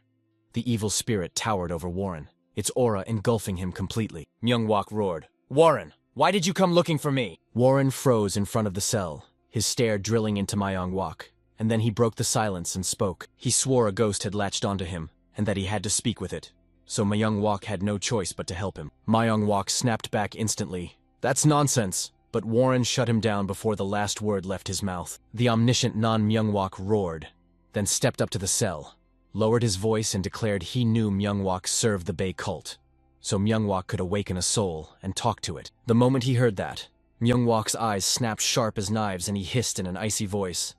Warren is no ordinary brat. He sneered that Warren carried something impossible inside him and still lived. And stunningly, even knew Myung-wok's true identity. They locked eyes for a beat, silence humming between them. Then Myung-wook shattered it, speaking again. He leaned in and asked if Warren truly wanted to speak with a soul, then bartered his help. Only if Warren agreed to return the favor. Warren shot back that he understood what Myung-wok meant, but it was impossible. The Sangwon patriarch had already made his decision. He warned that tomorrow, Myung-wok would. Myung-wok cut him off, snapping that if Warren stepped in to help, he'd live. He thundered that if Warren was the one, Sangwon Mi-jung could be awakened and save his life. Myung-wok poured out a blow-by-blow account of his situation, and after a while, Warren echoed what he'd pieced together. Sangwon Mi-jung collapsed when her mind tore in two learning the split-body sword art. Her persona cleaved, and the Sangwon clan, desperate to quash scandal, locked Myung-wok away to bury whispers that their martial arts were dangerous. Myung-wok's face hardened. He confirmed it, then declared that through the soul inside Warren, they could obliterate Mi-jang's other persona. If she woke, his chains would snap and he'd be free too. He let Warren speak to the soul trapped inside him, snapping that the presence in Warren wasn't any ordinary man, and that without him, no one could help. Warren's face went stone cold as he admitted the truth in a raw whisper. 3 lives. Sangwon Mi-jung's, Myung-guk's, and his own pinned every last hope on the plan. Then, he flashed a radiant grin and sealed the deal. Myung-wok answered with a satisfied smile. He barked, "Good," then snapped that before anything else they'd have to persuade the Sangwon patriarch. The hardest task he could imagine. Warren started to leave, shot Myung-wok that same confident grin, and vowed he had a way to handle the patriarch. Myung-wok gaped, confusion knotting his features, as Warren strode away. Later, outside the Sangwon courtyard, the night held its breath. Warren dove in, spilling the whole situation to the patriarch and his wife. In an instant, freedom ripped him from his cell. Myung-wok staggered into the open, utterly bewildered. He leaned in toward Warren, disbelief clawing at his throat as he demanded how he'd managed to persuade that stubborn old fool. Warren didn't answer. Myung-wok seized his hand and demanded his name again, and Warren shot back. Young Warren of the Tianzheng clan. Patriarch Sangwon Byakin unleashed a booming cough that snapped their attention to him. He charged up to them and warned, eyes blazing, that he'd only granted their request because his wife had asked. If a single thing went wrong, it wouldn't stop at Warren. The whole Tianzhong clan would be dragged into the fallout. The patriarch and his wife stormed off in fury. Ha Yanggyo spun back and shot Warren a brief, cutting glance, and he swore a silent vow. The instant the patriarch and his wife vanished, Warren and Myung-wok whipped around toward the quarters at their backs. Myung-wok snapped, "Time to go in too!" They flung the door open and found Sangwon Mi-jung lying utterly still on a mattress in the center of the room, a blanket pulled over her. As they entered, Myung-wok whipped a knife from his pocket. He sliced his palm open. He bled freely, each crimson drop falling to the floor. The blood shuddered to life, coiling and snaking into a ritual circle at the room's center. He snapped at Warren to step into the circle and drop into a cross-legged seat. Once Warren had done it, Myung-wok's palm settled on his head like a quiet verdict. He declared he'd now pry open Warren's upper chi core to rouse the sleeping soul. Then they'd plunge that awakened spirit into Sangwon Mi-jung's upper chi core to erase her other persona. Warren fired the question, "What do I need to do?" Myung-wok shrugged, saying he had no major role here. The enchantment would snuff the soul's power, though it might still whisper to Warren, and if it did, Warren had to shut it out. Myung-wok unleashed the spell, roaring, "Let us begin!" The room convulsed, walls and floor rattling with brutal force, and pressure surged inside the space. Moments later, Myung-wok burst out, his voice cracking with alarm. "Something's wrong!" The soul's power slammed him harder than he'd imagined. He snarled at young Master Young, "Never let that soul defeat you." Pain ripped through Warren as he wrenched against the crushing force. Then darkness swallowed him. And when he opened his eyes, he stood in an open palace drenched in demonic energy, bathed in the crimson glow of a fiery red moon. A lone figure sat on a distant throne, and the instant Warren spotted him, he froze. Breath ripped from his chest. He recognized him in an instant, a frown carving his face. He snapped, "You are—" Before Warren could finish, the man on the throne cut him off with a chilling laugh. "Young Warren, you really thought you could use me?" Then crushed the armrest and stood. The same ancient demon who'd possessed Warren in his past life, roaring that Warren had badly underestimated his demonic power. Warren planted himself atop the raised platform, thoughts churning like a storm. They brand him the demonic master. His hand snapped shut into a tight fist. A cold, sure realization settled in his chest. At last he knew who this being truly was. In a heartbeat, the demonic master leveled a single accusing finger at him. Warren slammed to his knees, the impact spidering cracks across the stone beneath him. Frustration exploded inside him as his body betrayed every command. The demonic master glided down the stairs with measured menace, each step birthing condensed demonic chi that solidified beneath his feet. He hovered like gravity had given up, eyes locked on Warren, and he swore he could still replay the first time they met. Every detail burned into his mind. He planted himself right in front of Warren, who was still kneeling, and pressed on as a memory hit him. Warren had been weak and pathetic back then. He'd come crying and shouting, "Why are you fighting here?" Every soul in his household lay butchered. The demonic master froze in place. He rifled through memories of the old woman who'd raised him. Then, after a heartbeat, blurted, "Manhwa, wasn't it?" The moment Manhwa's name hit the air, Warren's face snapped into a grim mask. The demonic master pressed on, remembering she'd never learned martial arts, frail and ugly. His gaze snapped down to Warren, he clawed at the ground, muscles screaming, hurling every ounce of strength into dragging himself upright. After a heartbeat of razor-sharp tension, Warren hauled himself to his feet, every movement slow and stubborn, stood face to face with the demonic master, then snapped, "Shut up!" The demonic master clamped his hand around Warren's throat and fixed him with an ice-cold stare, contempt crackling as he demanded, "How dare you speak to me like that?" Warren clamped the demonic master's wrist and, voice like steel, declared, "I will kill you." The demonic master erupted into laughter. At first it was only a low, menacing chuckle. A roar ripped through the air, then a raucous, echoing cackle burst out. His voice snapped low and cold as he leaned in until his breath brushed Warren's face, sneering. "You really think I could do that?" He loosened his grip on Warren's neck and vowed he'd wait for that day. Not yet. The time wasn't right. He planted a hand on Warren's shoulder, grinning, and vowed he'd be watching him. In an instant, the world around them cracked like glass, splintering into 1,000 shards. It exploded into a storm of jagged fragments as the realm folded in on itself. The demonic master's voice thundered through the void, repeating, "I'll be watching you, young Warren." As the glass shattered, he snapped back to his senses, gasping for air several times while remaining. The ritual's limits shattered inside the circle after a heartbeat's pause. He snapped a look over his shoulder, knowing he'd returned once more, and burned with the question, what had become of Nan Myung-wok? Behind him, Myung-wok spat blood in ragged bursts, fighting for air as he croaked that he had believed young Master Young's soul was wholly consumed and that his return was impossible. Warren barreled toward him, screaming a warning. "Omniscient One, are you all right?" Before he could close in, Myung-wok's scream stopped him cold. "Don't come out!" Then he narrowed his eyes and roared that the ordeal wasn't over.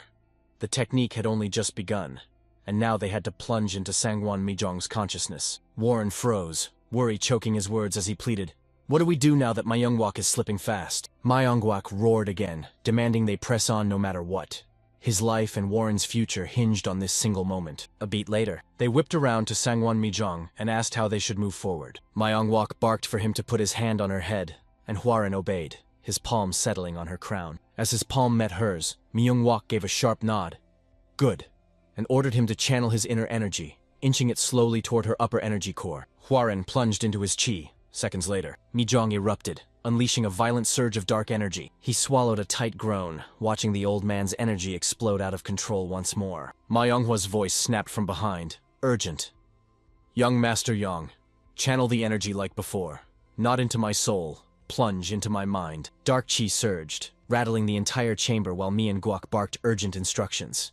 Hua Rin must plunge into her own consciousness, find the real Sangwon Mijong, expose the fake, and erase her. Then silence slammed into the room, choking the air. Warren's eyes snapped open. He blinked and the world flipped. Suddenly he was standing in a completely different place. Realization slammed into him. This was the Sangwon clan. A child barreled past him, and the instant his gaze landed on the child's face, recognition slammed into him. Sangwon Mijong. Down the way, he spotted an adult Mijong perched alone on a step. Another Mijong strode by, arm hooked through Yor's soul. He whipped his body around and locked his gaze forward. His eyes locked on another Mijong, wreathed in dark chi as her body cleaved in two. It hit him like a lightning strike. He was watching the full arc of her life unfold before his eyes. From childhood to the exact instant her mind snapped in two. A voice snapped from behind him.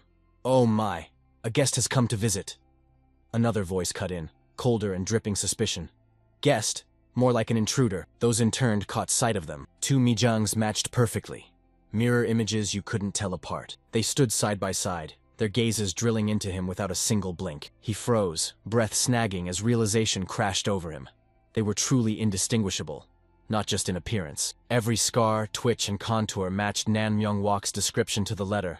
The divided self stood revealed. The Mijang on the left shot out the first words, her voice a mischievous, teasing spark. She snapped, "Are you staring because they're pretty?" Or if he was hunting for the truth, desperate to unmask which of them was real. Warren freezes, silence swallowing him. They spun to face each other, slid close until their bodies met in an intimate touch, and the one on the left chuckled, "Ha ha ha ha! Is that it? Tell me, can you really find out? We wear the exact same face. That's the body, am I right?" From the right came a low, steady, "Yes, that's right." Warren cleared his throat. She tore her gaze away and shot a razor-dry quip. "They're awfully close for two halves of the same person." Revelations slammed into them. They looked identical, but the truth beneath each face was completely different. Their personalities clashed, two worlds apart. If one were false to the core, the other would mirror those exact traits. He advanced with calculated resolve. The Mijang on the right cocked her head and taunted, "Oh my, sir, don't tell me you've already figured out which one of us is real?" Hwaran shot back that he'd already formed a rough idea. The left Mijang dragged her tongue across her fingers, savoring each slow, deliberate lick. She slung an arm around the other Mijang's waist, cupped her face with the free hand, and demanded, "Tell us, sir, which one of us is the real Sangwon Mijang?" The one on the right murmured, "Let go of me." They froze mid-motion, then cracked a smile. He said that before he reached the Sangwon clan he'd spoken with Yusul, who painted her elder sister as a mischievous livewire who could suddenly slip into an icy, distant calm. He warned that Sangwon Mijong carried two opposing personalities, two souls warring inside her. This was the spark that ignited her obsession with the split-body sword art. Forget real or fake, this was just two halves torn from the same gaping hole. The left Mijang flared to life and its voice rang out. "Busted. My cover's blown." In an instant the world convulsed, shaking with bone-rattling fury. Warren's stomach dropped. He knew her inner world was collapsing. The two Majongs whipped back to face each other. They locked hands until their knuckles blanched and, not speaking to him but to each other, thundered in perfect unison. "You're right, sir. There was never a fake. We're both the real me. But that must be true for you too, isn't it, Yang Hwaran, Sky Ocean Merchant Union leader?" At those words the room froze solid. Every face turned to stone. One of the Majangs closed in on him. She pressed her hand to his chest and proclaimed their energy cores were linked, their minds entwined. He'd already witnessed her life, and now she'd witnessed his. He commanded the Sky Ocean Merchant Union and cleaved through foes as the Flying Dragon Sword hero. Two lives folded into one body. She cut the space between them, breath warm on his skin, and whispered, "Yang Hwaran, you and I are more alike than I thought." He stumbled back, about to speak, but she slammed into his words and shut him down. They gripped his shoulders and promised, "Don't worry.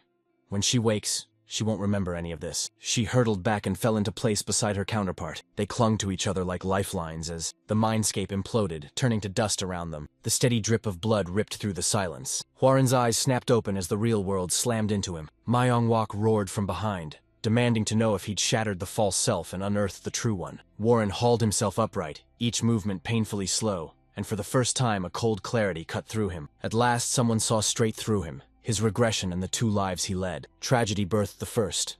Despair hammered its foundations. The second rose, hammered from raw strength and blazing hope, torn between two selves. Which was the true him?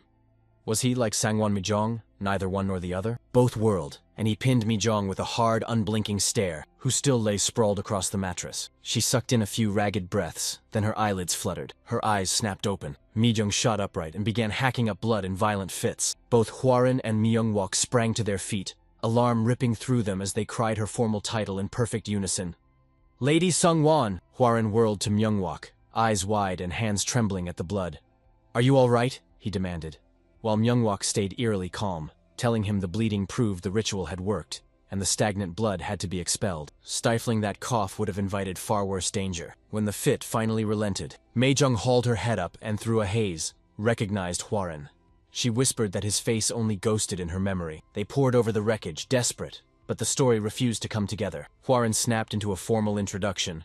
Yang Hwaran of the Tianzheng clan, bowed low, then asked, "How are you feeling?" Her gaze snapped down to her own body, then she said, "I'm fine." She'd bounced back, stronger than before she collapsed. Her tone snapped razor-sharp as she demanded why he, a member of a clan with no ties to hers, had gone to such lengths to save her.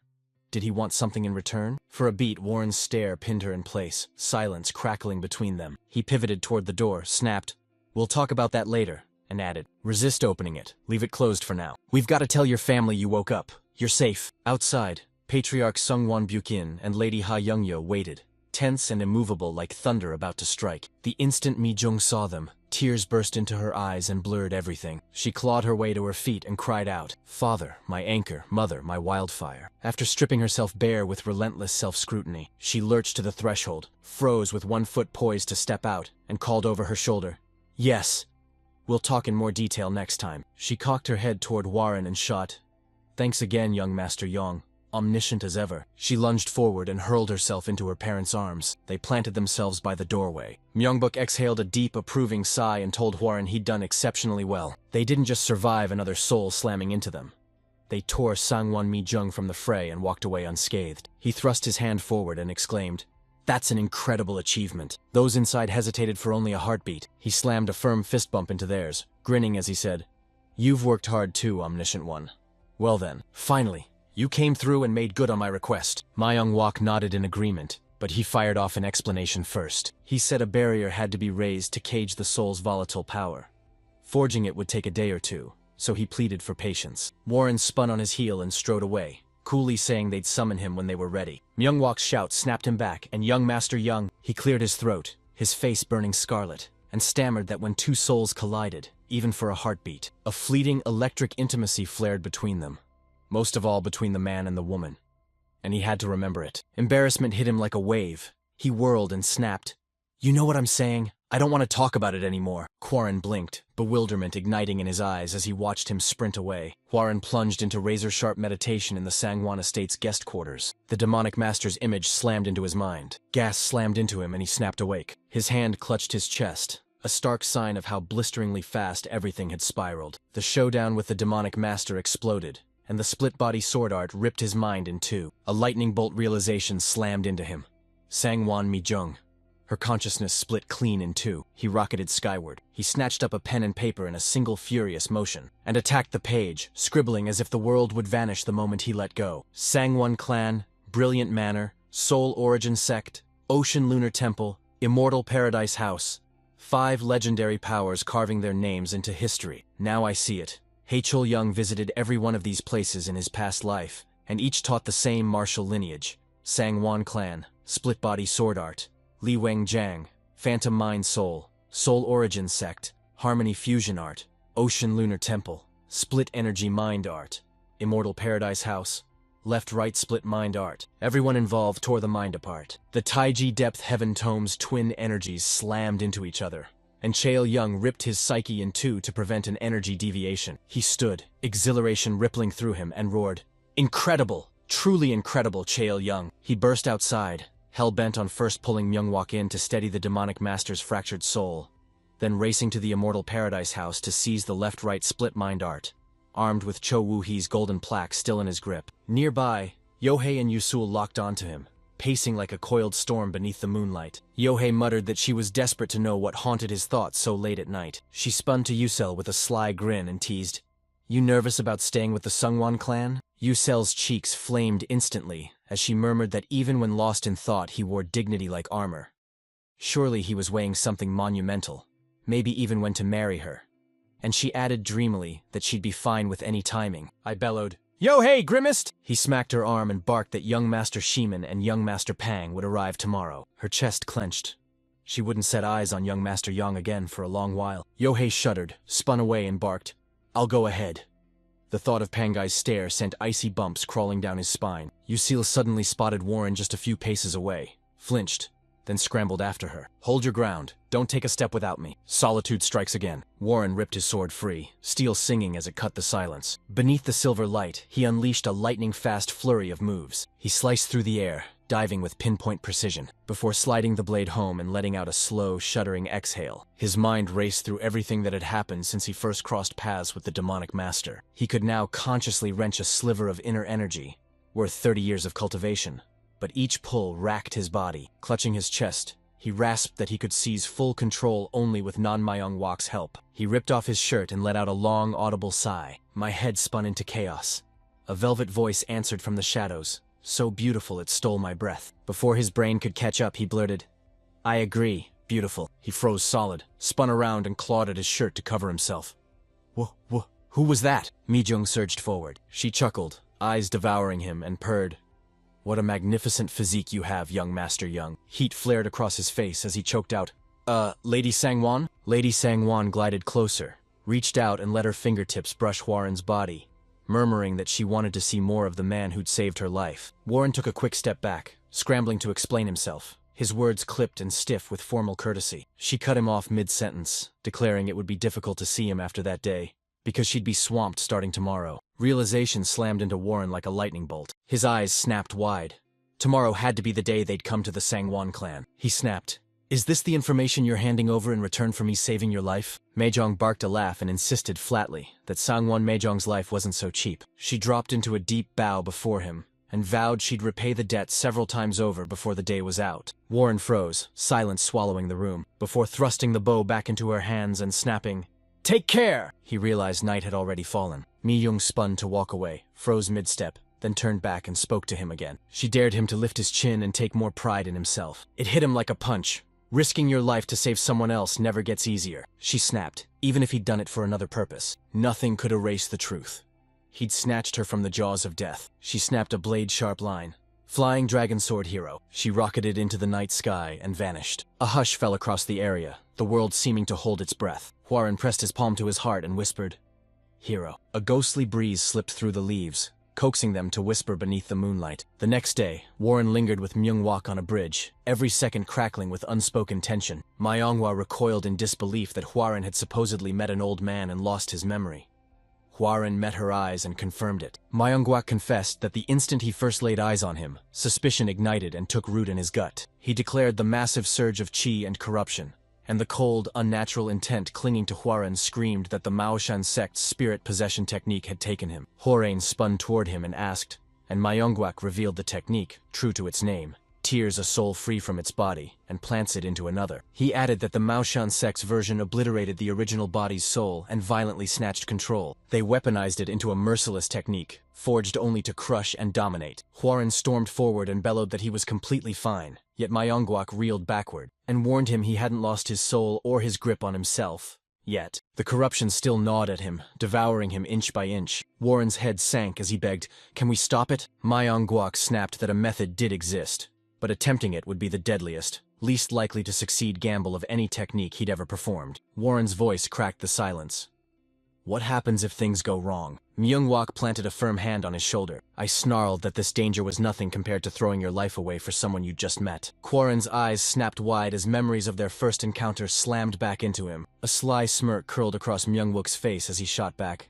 "I've got a trick prepared." Quarren bowed his head again, trying to blurt out Mijong and a second name, when a booming voice from behind ripped the silence and bellowed his title. Out of nowhere, Yohei burst into view and swept her arms around him from behind. Warren jolted back and barked, "What are you doing?" Yohei's cheeks burned as she locked eyes with him and reminded him of the promise he'd made to her. Warren's memory snapped to her request, to pretend to be her lover until the visitors left, and he murmured his assent. Yohei yanked him by the shoulder and tore him away, insisting he come with her, while Myungwak waved him off and told Huaren he'd contact him once the preparations were ready. The day lunged forward. Inside, a lavish inn split into curtained private booths. Warren and Yohei planted themselves at a long table as servers began filing in with steaming plates. Warren swept his gaze over the surroundings and felt the place pulse with hollow vanity. This opulence dwarfed even the quarters he'd occupied in the Sky Ocean Merchant Union. A thunderous rumble rolled across the night outside the inn. A long convoy of carriages thundered into view. The attendant's gaze snapped to the approaching group, and he barked an order to the nearest servant. Huaren stared, realization hitting him. They'd assigned him just one servant. He ran numbers in his head, wondering how many the others commanded, then swallowed hard. The Tianjing sect was miles behind the Xiaoman and Peng clans, and that gap hit him like a punch. His thoughts snapped to Peng Jioke and Sei Homin Yuan. Sei Homin Yuan was a blur, but Peng Jioke seared into his memory. Peng Jiuk, the blade tiger dragon of the Peng clan, wielded the legendary 5-tiger severing blade. They whisper its name, the blade technique that reigns supreme over all Jianghu. Huaren recalled Panjiok had forged his name with a single blade, and would one day rise to legendary renown. That meant his skills had to be a force to be reckoned with. Yohei jabbed him on the shoulder and news slammed into him.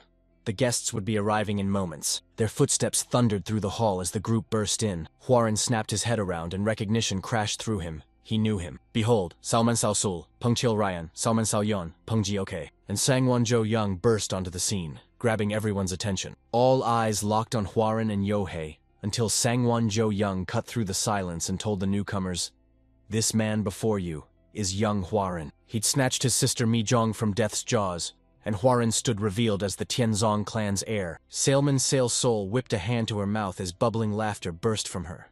And at her side, Salmon Sail Yong flashed a knowing grin. Her sister's chuckle spilled on, bright and relentless. He whirled to Hwarin with open mockery, sneering, "Tianzong clan? Never heard of them in my life. What backwoods clan spawned them?" Sangwon Jo Young declared he'd step aside to let them talk, then strode out of the building. The instant he vanished, Yohei roared at those left behind, sneering as he branded them the Country Bumpkin clan. Hwarin flashed a calm smile and dipped into a bow, greeting her respectfully as Miss Siomen, then admitted their clan kept to the shadows and was barely known. He reassured her fiercely, insisting her unfamiliarity with their name wasn't a mark of ignorance or inexperience. "So don't worry." Peng Chil Ryan's laugh burst out, amusement crackling at Warren's remark. At her side, Seol Moon Seo Su jabbed a finger at Warren, scowling as she snapped, "What? Ignorance?" Teeth clenched, she tore into her brother with a furious yell. Sail Moon Yuan sprang forward, soothing her storm and proposing that, since they'd gathered the new generation's geniuses all in one place, they should sit face to face, lock eyes, and finally talk this out. Moments later, everyone claimed their places around the table. Peng Chil Ryan cut the silence, stepped up to Horain and proclaimed, "I am Peng Chil Ryan." She flashed a grin, declared his tongue a razor, admitted she adored sharp-witted people, and noted they were the ones who carried blades just as keen. Warren's eyes snapped to her and recognition hit like a knockout. She was Pangeok's sister. She, with her brother at her side, ignited the Paying clan's golden age. It slammed into him. Every big name had finally assembled. Seo Moon Seo Sul spun to the Yong clan heir and declared he'd once been close to Jegol Yohae. She burst out, "Are you two in a relationship?" Peng Jeo's eyes slitted the instant the question struck. Yohei barked a laugh as she revealed the Yong clan heir had been woven into their clan's affairs for years. Lately their bond tightened, pulling them closer than before. A jolt of realization hit Sail Moon Yuan. Miss Chung Young was promised to the Yong clan heir. Doubt gnawed at him. Did this sudden closeness actually mean anything? Pangeok exploded to his feet, slammed the table, and roared at Xiao Moon. He roared, "How could Sail Moon Yuan say that? Are you insulting Miss Jagal Yohei's morality?" Their eyes snapped together, crackling with charge for a few electric moments. Xiao Moon Yuan plastered on a polite, hollow apology, and insisted that if anyone took his comment badly, he'd only been acting out of worry. He slammed his hand down and growled that both were Jagal, but they were two entirely different women. Silence slammed down on Pangeoki as he ground his teeth. At his side, Warren downed his drink, jolted by how clearly Pangeoki seemed smitten with Yohei, wondered if that was why Yohei wanted him to pretend to be her lover, then banished the notion on the spot. Realization struck. The devilish girl had another scheme, and Yohei smirked as he spoke. They dropped the bomb that Chang Yang and Hwaran had just called off their engagement, so her relationship with him was perfectly fine. Hwaran gagged and spewed his drink across the table. Pangeok's face drained as he froze, eyes wide, Yohei's words slamming into him like a gut punch. Words snagged in his throat. He stuttered trying to speak, then forced the rest out. Sail Moon Yuan shot a grin and declared, "I understand." He smirked that, with the Tianzhuang Yang clan stumbling so badly lately, the broken engagement seemed only fitting. Salamum Yuan's comment slammed the table into stunned silence. Warren's eyes slitted as he marked the comment for what it was. A brazen, unapologetic taunt. He dismissed Sail Moon Yuan as nothing more than an ordinary young martial artist. He'd failed to etch himself into the future, but one blazing moment slammed into his memory. The instant Sail Moon Yuan announced himself to the world. Warren's smile sliced the silence as he spoke, his voice cool and utterly calm. Warren demanded whether Sail Moon Yuan wasn't supposed to be engaged to Miss Huangbo Jo Young, recalled the engagement collapsing after Sail Moon Yuan betrayed her with another woman, and added he understood Sail Moon Yuan had chosen that path because he was consumed by his own sense of inferiority. Fury cracked across Sail Moon Yuan's face. He snapped his head to the side and caught Peng Chil Rion telling her brother she'd thought they were only here to hang out and eat. Sail Moon Yuan leveled an unsettling glare at Hwaran and snarled that Hwaran's words were a direct insult to the Sail Moon clan. Hwaran's grin sharpened as he shot back, "Were Xiao Moon Yuan's words not a direct insult to the Tianzhang clan?" Sail Moon Yuan froze, silence crashing over him for a single heartbeat. He flung the food off the table, then snapped that he'd heard Warren held the title Flying Dragon Sword Hero. He snatched up his sword and roared at Warren, demanding he prove his skills. Silence slammed into everyone, freezing every voice. Minutes later, they poured onto the dueling grounds. Off to the side, Yohei's mind raced as she thought to herself that she goaded Pangeok mercilessly. trying to ignite his fury over an incident that hadn't even happened yet. Instead, that worthless bastard Xiao Moon Yuan walked right into the trap. She sneered and branded him an idiot the moment he lost it after taunting the young clan heir. They saw it as the perfect chance to watch the Yong clan unleash their aerial prowess. On the other side, Pengchil Rion, meat clenched in her hand, jabbed the question at her brother Peng Yok. Who did he think would win? Peng Yok froze, mind racing, then declared that the light vestige blade flashed. Sail Moon. Yuan sprang from a prestigious clan and downed countless elixirs. He couldn't deny it. The Yong clan heir was a force to be reckoned with, fresh off toppling Jiaquang in a duel. A cold certainty settled on him. They were probably evenly matched. In the heart of the grounds, Xiao Moon Yuan strode up to Horain and declared he'd heard Horain had won his last few duels. But Xiao didn't actually know that to be true. He ripped his sword free and roared that Warren stood no chance against the Legion, the clan's conquering blade. Xiao Moon Yuan bellowed that no technique could match his speed, promising the battle would be over in a handful of strikes. Warren snatched up his sword and snarled, "Sail Moon Yuan, you're free to attack!" Silence swallowed the grounds as their eyes locked. Seal Moon Yuan exploded forward. He closed in on Warren, the distance shrinking with every step. He watched Warren clamp his eyes shut. "Sail Moon, you stand on grind!" Rage boiled as he sneered at Warren for shutting his eyes and freezing, vowing to put a hole in him and teach him his place. He lunged, driving his blade forward. Right as the blade lunged for Warren, Warren's eyes snapped open and he slammed his blade up and parried Sail Moon Yuan's sword, steel clashing as he held her strike at bay. Sail Moon Yuan's jaw dropped. He'd believed Horain had blocked his lightning-fast attack. Warren's left hand snapped shut into a white-knuckled fist, and a flare ripped from her as he blasted Sail Moon Yuan right in the gut with his fighting dragon fist. Sail Moon Yuan rocketed off into the distance. Every eye popped wide in stunned disbelief as Warren unleashed a blinding display of skill. Sail Moon Seoso lunged to her brother's side. He lay out cold, crumpled against the wall where he'd been slammed. Pang Chael Ryan reeled, shock roaring through her. The duel had ended in a single exchange. She whipped around to her brother, shouting whether he'd kept up with Xiao Moon Yuan's blade, and his spot was empty. She yelled that he was gone, then spotted him heading straight for Warren. She blasted him with a shout, demanded where he was going, and commanded him to come back. Warren's gaze snapped to Pangyok as he closed the distance. Pangyok plunged into a deep, reverent bow before him. Grinning like a predator, he thundered, "I am Peng Diok of the Hebei Peng clan. I challenge the heir of the Tianzhong clan to a duel." For a heartbeat, Heron stared into the distance. Then his silence said everything. He offered no reply. Peng Yak ripped the silence apart, smirking as he announced he'd been born into the Pong clan. From his first tottering steps, he'd been swinging a blade. He owned up. Even with that background, he could only ever shadow the Samuan sword style in rough, ragged strokes. Haran saw straight through the ploy. The challenger admitted it was rude to demand another duel from a man who'd just finished fighting, yet still begged for the chance to meet Haran's sword. Haran locked eyes with him and knew, deep in his bones, that Pangyak was pure-hearted. He spotted a fierce, genuine hunger for martial arts roaring inside him. That was the exact spark someone needed to etch their name into the world's memory. A faint smile ghosted across Heron's face. Then he spoke up, his voice slicing through the silence. He agreed without hesitation, eyes blazing, and vowed he would also behold the Hebepong clan's blade. The training grounds swelled with people, a stunned voice ripping through the crowd. Pongyak was about to face the Flying Dragon Sword hero, and jaws dropped that it came so soon after his clash with the Light Vestige blade. The crowd erupted into a deafening roar. Moments later, Pongyak snatched his blade, and as he ripped it from its sheath, he bellowed that the Peng clan's blade would carve a path to dominance, declaring this duel the moment to test a blade art the clan had been perfecting for some time. The name split the air. 5 Tiger Severing Blade. Heron snapped his sword free and thundered its name, the Soaring Dragon Emperor's sword of the Tianzhong Yong clan. Hanjiok's grin confirmed the name was perfect, and he snapped, "I'll begin now!" He seized the sword with both hands and hoisted it high above his head. As Qi cloaked the blade in crackling energy, he slammed it down and Qi detonated in a massive blast around him. Haran's eyes slitted as he tracked the strike, and in a heartbeat he knew.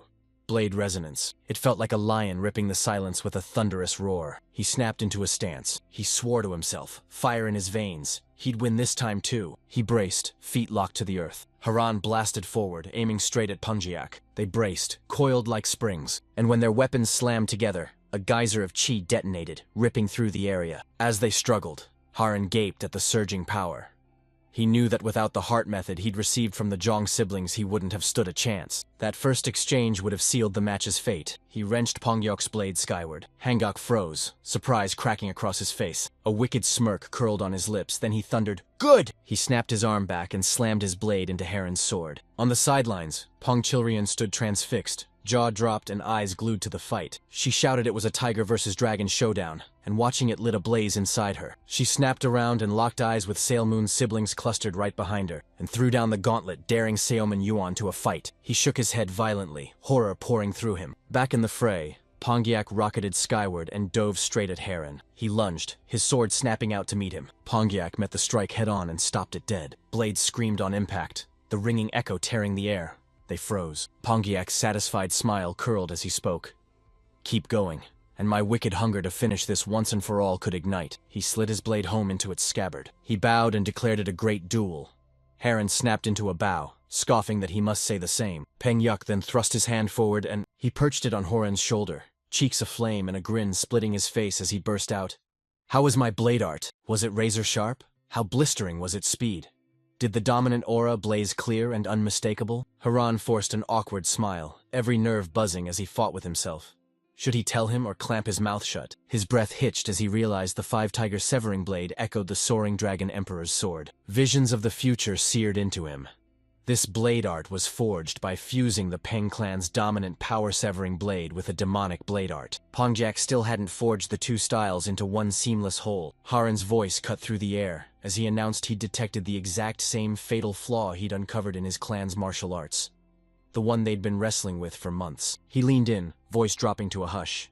"Let's finish this somewhere quiet later." Pongyok exploded with a shout, heart racing, desperate to know if Heron had actually seen it. He declared Haran's insight blew him away, craved more martial arts conversations with him, and threw the door wide open. "Come by any time." Horan burst out of the dueling grounds. Yohai bellowed to him that the young clan heir had grown far stronger. She leaned in, voice a razor, and insisted he hadn't even reached that level when he dueled Jia Guang before. Haran stammered, insisting he picked things up fast. Yohei hummed, the note thick with suspicion. After hearing her words, he snapped, "At this rate, she must bring him into the Union." Surprise hit Haran like a fist. "The Union?" He choked, and a cold realization landed.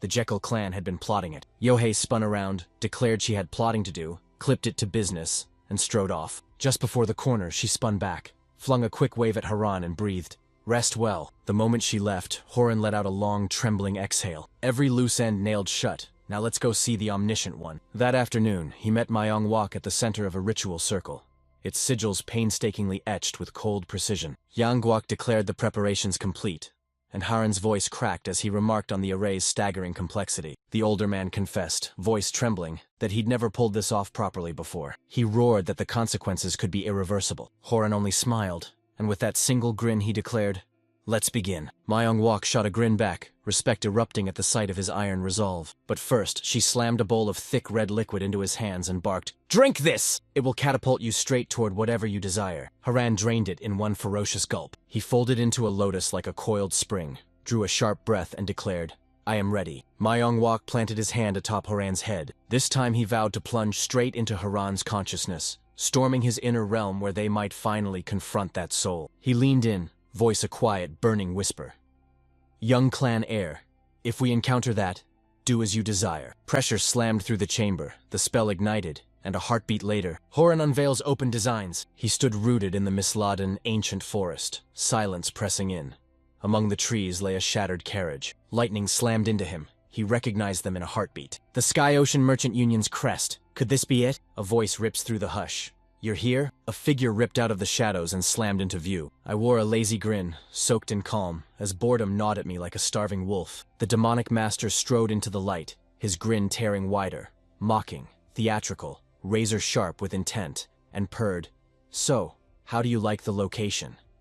His gaze locked onto Yang Haran, the Sky Ocean Merchant Union's hog, as his voice sank into a velvet purr. Sayok Jung-young fixed Hwaran with a hard, unblinking stare for a long moment. He said, voice tight with recognition, Warren had changed so much since they first met.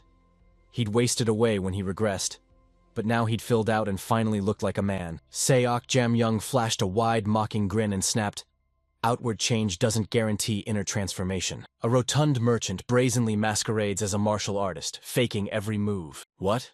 Now that he'd clawed his way to a handful of hard-won experience and slapped on a flashy title like a mask, was he really starting to succumb to that hollow, worthless fame? Huaren Karan snapped, voice iron steady. Demonic Master Siok Jamyang, you talk too much. Did he dare believe he was still the same legend whose name alone once shook the entire Marim? You've heard of me? Warren snapped that he'd once been nothing but a merchant. With Demonic Master echoing around him, his identity snapped into place, his gaze cut like a blade. Yes, it was that astonishing Demonic Master from our first meeting. If his memory served him, he'd been racing for his life from a group of masked men. And now, Seok Jomyon was trapped inside Huaren, unable to force even an inch beyond Huaren's boundaries. A faint smirk danced on Warren's lips as he concluded, just like a parasite. Seok Jung-young's grin snapped back, razor sharp. Fine, he said. You dared call me a parasite? He leaned in, his voice dropping into a low, venomous taunt. Did Warren ever pause and wonder why a humble merchant could suddenly master martial arts as if touched by the gods and blast into terrifying strength? He hadn't swallowed the lie that this was his talent. No, Jing wasn't some poetic fable. It was forged by him, Seok Jom-young, the demonic master. Quarren roared, "Lies!" Seok Jong-young roared, thunder ripping from his throat. You learned fast because of me. All of it. Every survival, every breakthrough owed to me. Not your effort, not your will, just me. How many times had Warren clung to life by his chi alone? Those eye techniques could pierce minds. Did Warren truly believe he could obliterate Seok Jom-young's soul and siphon his chi? The spirit possession technique fused soul and chi into one inseparable soul. They were one. And Huarin's pride shattered as he finally saw how arrogant his assumption had been. He bellowed one final order. "Hand your body over to me." Warren's voice died in his throat. Silence stretched. Then he sliced through it. Not with defiance, but with calm, ironclad finality. Seok Jum-young's words hit hard. He'd once been nothing but a merchant. Merchants never tiptoed, they plunged headfirst. Every gain cost something else. I ripped off the merchant's cloak. I'm no longer just a merchant. He ripped his sword from its sheath, steel flashing like lightning. I bear the bloodline of the Tianzhong-yang clan. I am Yonghua Ren, the soaring dragon hero and martial artist. His face turned to stone the instant his eyes locked with Seok Jung-young. A martial artist doesn't claim what's theirs with words. They seize it. A blazing sigil ignited on his forehead, its fierce light cutting across his face. "Raise your sword, Seok Jum-young," he thundered. He leveled his blade forward and bellowed, "Old ghosts, let's dance with blades!" Just before the ritual began, Myungwok drilled the incantations under his breath, each syllable a steady strike shaping the coming storm. Quarren slammed the question at the omniscient one. What is the realm of consciousness like? I've plunged into it by accident a few times, but I still don't truly understand what kind of place it is. Myungwok spun to face him and laid everything out. Most martial artists couldn't even fathom that realm existed. Casters navigated it like natives, knowing every danger and secret. This was literally a universe inside someone's head. A vast realm forged from their raw potential, roaring emotions, tangled memories, and a will smoldering to life. That's exactly why it shredded any simple description, and yes, the spirit possessing Huaren almost certainly lurked there too, coiled and hungry, waiting for the ritual to begin. Myungwok thrust a clenched fist forward and added, his voice razor sharp, "Swallow this, and if your will never cracks, you'll be invincible inside your own mind." That was the brew Warren had slammed back earlier. Now the emblem flared to life on his brow. Seok Jum-young's eyes flickered with a faint surprise, a sigil on his forehead revealing the secret arts of the Bai cult. He whipped his blade free and barked that Horine had planned every detail of this confrontation. A savage tide of demonic chi tore from him as he sneered, contempt blazing. How laughable. He cleaved the air with a brutal horizontal slash. A colossal wave of sword chi slammed toward Huaren, and Huaren didn't so much as flinch. He watched the assault barrel in with ice-cold composure, eyes narrowing into slits as the omniscient one declared, "This is my mind's realm. Every ounce of my potential lives here." A torrent of golden cheese ripped down his arm and slammed into his blade. Right here. One swing, and I can cleave the demonic master in two. He tore Seok Jung-young's attack apart, scattering it into nothing. Seok Jum-young ground his teeth, disbelief snapping in his chest. He shattered my sword chi with a single strike? Even Horine froze, stunned for a single heartbeat. He snapped his gaze to his sword as realization slammed into him. That technique had just activated. The Soaring Dragon Emperor Sword and the Taiji Depth Heaven Tome slammed into one another and fused. Was this the true face of potential? Seok Jum-young roared, rage boiling in his veins as he spat. You dare? Don't swagger around like you're untouchable, Brett. Teeth clenched, he detonated a lightning-fast barrage of sword chi. He charged forward, roaring his challenge. Try blocking this too. Warren expelled a long, heavy breath. He thrust his sword skyward as a thick, molten gold wave of chi slammed over him again. He vowed inwardly. Picture a fish ripping up a towering wave of chi, fighting the torrent until it explodes into a dragon, climbing the waterfall, smashing through the surface, and seizing the dragon's fate in the sky. The lone dragon, my finished self I will one day become. He exploded forward, eerily calm and dead set on his target. Golden chi surged around him, a river of liquid light, and he declared, voice iron steady and absolute, then wield it. After unleashing his assault, Seok Jam-young sucked in a ragged breath, grim satisfaction pulsing in his skull as he dared Hwoaran silently. Let's see you block this. And at this power, Hwoaran couldn't possibly emerge unscathed. His eyes snapped wide with alarm as he realized something was terribly wrong with his own body. He forced his trembling hand up and watched, horror clawing at his chest. Sections began to collapse into dust, and a brutal realization slammed into him. Did I burn too much chi? If he bleeds out his inner energy here, he'll be wide open. I've got to pull back and move much more cautiously. He watched his technique slam into Warren's sword art. His jaw dropped, disbelief roaring in his chest, as Hwoaran surged forward and began to overpower him. His breath snagged in his throat. His whole life detonated behind his eyelids, memories striking him like lightning. He clenched his teeth and unleashed a thunderous roar. You told me to be a bastard? How dare you? He snarled. How dare you? His voice ragged with fury and desperation. He jabbed a finger at Warren and spat a raw, defiant challenge. He'd been forged in confrontation. Countless foes had stood in his way. Those who tried to bar his path, seize him, hunt him down. Every single one lay heaped beneath his blade. He'd slain and slain and slain. He clawed his way out through relentless brutality. And from that blood-soaked carnage, he rose as the feared demonic master. How could he, of all people, be toppled by a mere merchant? Defiant, he hoisted his sword again and unleashed the same sword art, a final desperate shout ripping from his throat. The golden and crimson dragons of chi hurtled forward and slammed into each other high above. Seok Jam-young's strike ripped a hole through Warren's golden dragon formation, just for a single heartbeat. Triumph surged across his face. That's right, the victory vanished in a heartbeat. Seconds later, Warren's technique pulverized the Crimson Dragon, shattering it into jagged shards. It shattered, exploding into a glittering storm of brittle glass shards. His eyes shot wide as disbelief slammed into him. Hwoaran launched himself forward. Seok Jam-young gnashed his teeth. He planted his feet and braced as the blade plunged down. The chi clash slammed into him like a collapsing sky, pinning him under its crushing weight until he groaned. Groaning, he admitted, "He's crushing me with pure brute strength." Even as everything tore at him, he planted his feet like iron and refused to break. He snapped his blade back with a razor-fast jerk and he spun on a dime, flipping his stance and blindsiding everyone with a sudden reversal. Blindsided, Hwoaran froze for a fatal half-beat. That single pause spelled his doom. See Jam-young erupt into a momentum strike.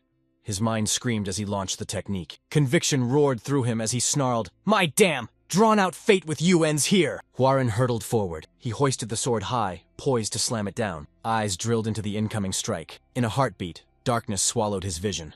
Then a blinding flash erupted. Seok Jam-young's sword was wrenched from his grip, spinning wildly into the air. He recoiled, reeling, his mind unspooling. Taiji, don't tell me! He's unleashing the Taiji depth heaven tone. A realm of consciousness pulsed deep within the upper dantian. Every buried spark inside a person, fused into one force.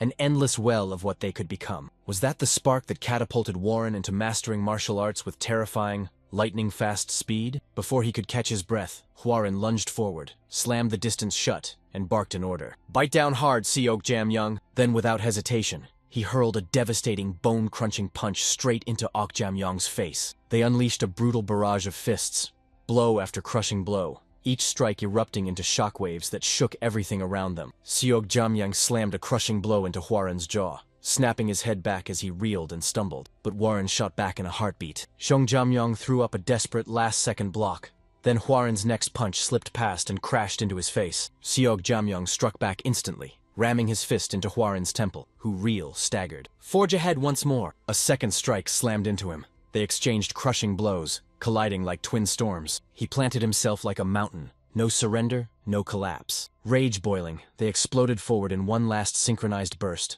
launching themselves at each other as their fists slammed into one another's faces in brutal, perfect timing. Huaren rocketed backward, slamming into the earth. Seok Jamyong crumpled to his knees, choking on ragged breaths as blood dripped from his split lip. He locked his gaze on Warren's motionless form as a cold, grim realization burned through him. The fight morphed into a brutal war of attrition. Talent faded, and only raw endurance decided who stayed standing. Strength draining from his bones, he crashed headlong into Warren's unbreakable will. A relentless, ravenous war of consumption ate you alive, no matter how heavily you'd armored your body with secret arts. Even the steeliest resolve was born of flesh and blood. And before raw, bone-shattering, flesh-rending violence, every human's will splintered. Then Warren stirred, slow and agonizing, and hauled himself upright. Seok Jamyong stayed on his knees and rasped, "Yes, there absolutely should be none, but—" his voice quivering on that last "but." "Why do you keep rising every time life knocks you down?" Warren snapped upright and froze. Silence stretched. He finally dropped his gaze to his battered hands. He strode towards Seok Jamyong, every step calm and unshakable. He snapped his fist up and froze. Still on his knees, Seok Jamyong asked. A strained cry ripped from you. "What is it? What force in the world still propels you forward? Rage. Is that what's propelling you to kill me? Or is it a stubborn tether to the past?" His voice tore upward, cracking with desperation. "What relentless fire drags you back to your feet?" Warren dropped his arm. Silence hung for a heartbeat. Then he spoke, calm and almost gentle. He snapped, "Both are wrong. This isn't rage. It's not tied to the past." He locked eyes with Seok Jamyong, his voice steady and certain. "The future is why I rise again. My father, my mother, my younger sibling, Yanhua, my whole world in a single heartbeat, and the martial artists who rally to my banner. I spring to my feet and bolt forward." Seok Jamyong froze as a suffocating hush swallowed the room. After a long beat, he shattered the quiet with a voice that cut through the air. The future hurtled forward. Then, without warning, he erupted into uncontrollable laughter. Utterly ridiculous. He gaped, utterly ridiculous, and then burst into uncontrollable laughter. No contest. The funniest thing he'd ever heard in his life. His grin died and his eyes snapped into blade-thin slits. He admitted it. Cold. Rational. Instead of clinging to the unchangeable, Warren ripped himself free and moved to reshape what he could. As expected, the man was a merchant to his core. Despicable and ruthlessly calculating. Seok Jamyong hoisted himself up from his knees, inching upright as pain lanced through him. Blood spurted from his mouth as he bellowed the announcement. "Fine, young Huaren." He'd step up with an offer, and Huaren snapped back without hesitation. "Say it!" Seok Jamyong barked out his terms. Huaren wanted to unleash his inner energy, didn't he? For now, Seok Jamyong anchored himself inside Huaren's body, coiled and ready to surge and lend aid the moment it was needed. His voice surged into a roar, a wide, sinister grin splitting his face as he demanded that if Huaren found a suitable body for transfer, Huaren help anchor his consciousness into it. And once he departed, he would bestow 1/3 of his inner energy on Huaren. Warren snapped, "No." The rejection hit Seok Jamyong like a gut punch. Stunned, he roared, "Wait, did he just admit he yielded first?"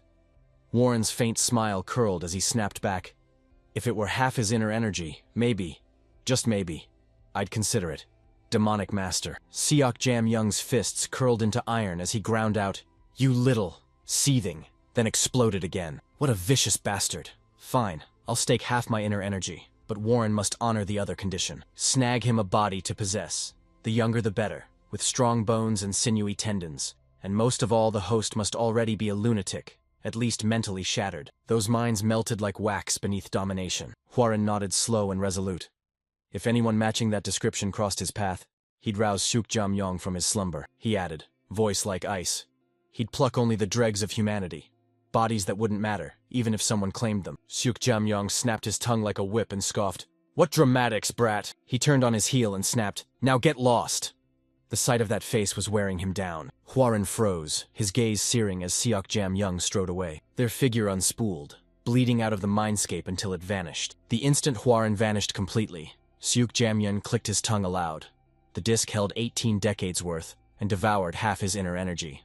What a waste. A colossal, soul-crushing waste that slams you in the gut. His grin split wider, glinting with dark anticipation. Each time Huaren poured out his inner energy, Seok Jamyong's strength surged back, twining and knitting itself alive inside the vessel. He burned with raw eagerness for the day they'd meet again. Young Huaren. Back in the physical world, Huaren blinked awake, peeling his eyelids open. A ragged groan tore from him as he locked his gaze on his trembling hands. A tidal wave of loss crashed through him. Was it the rift between the realm his consciousness wandered, and the physical world his body was trapped in? Fire flared in his chest as he swore to himself that one day he'd return to that higher plane once more. Myung-hwak hurtled toward him, shouting, "Young Master Yang, what happened?" He hauled Hwarin to his feet. Hwarin whispered he'd struck a deal with the soul, and Myung-hwak confessed he couldn't erase it. That soul crackled with terrifying power. Hwarin staggered out, barely whole, luck clinging to every step. He confessed he couldn't obliterate the soul, but while Hworin was absent from the consciousness realm, he'd uncovered methods to drain its strength. Hworin snapped, "Ways to weaken it?" And Myung-hwak explained. They could rip the soul apart and fling its power to the winds, like Sanghwan Mijong once did. Or Hworin could lock the soul away inside a second Dantian within his own body. "Another Dantian?" Hworin shot, disbelief slicing the air.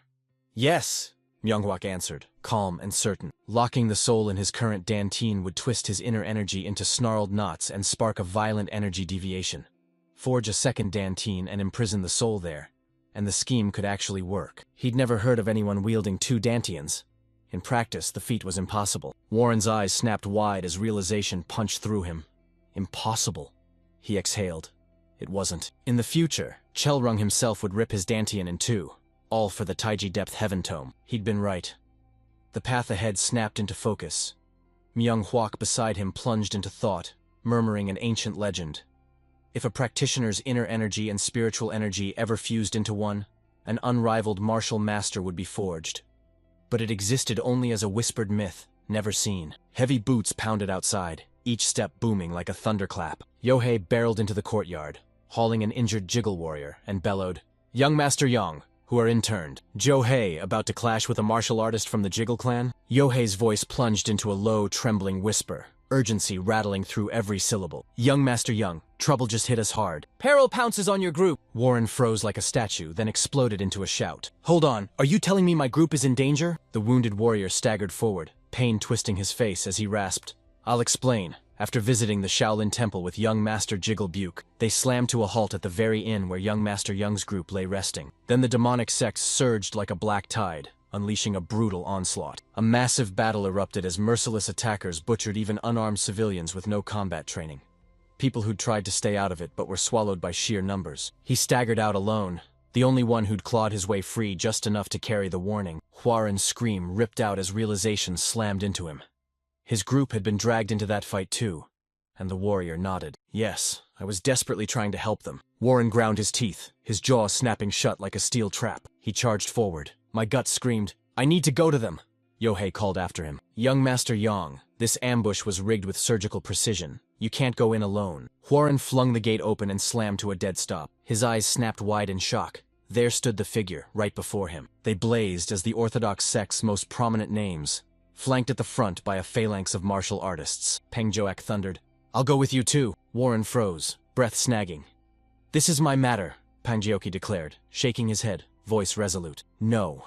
Warren aside, he knew the Jaggle clan inside out, and with demonic sects tearing through the land, the heir of a prestigious clan couldn't shirk his duty and do nothing. He smirked, threw a knowing glance my way, and fired. "You've got something to tell me, don't you?" Warren staggered back, eyes wide as he locked his gaze on them. Peng Jiuk stood coiled like a drawn bow. The Shumen warriors bristled behind him.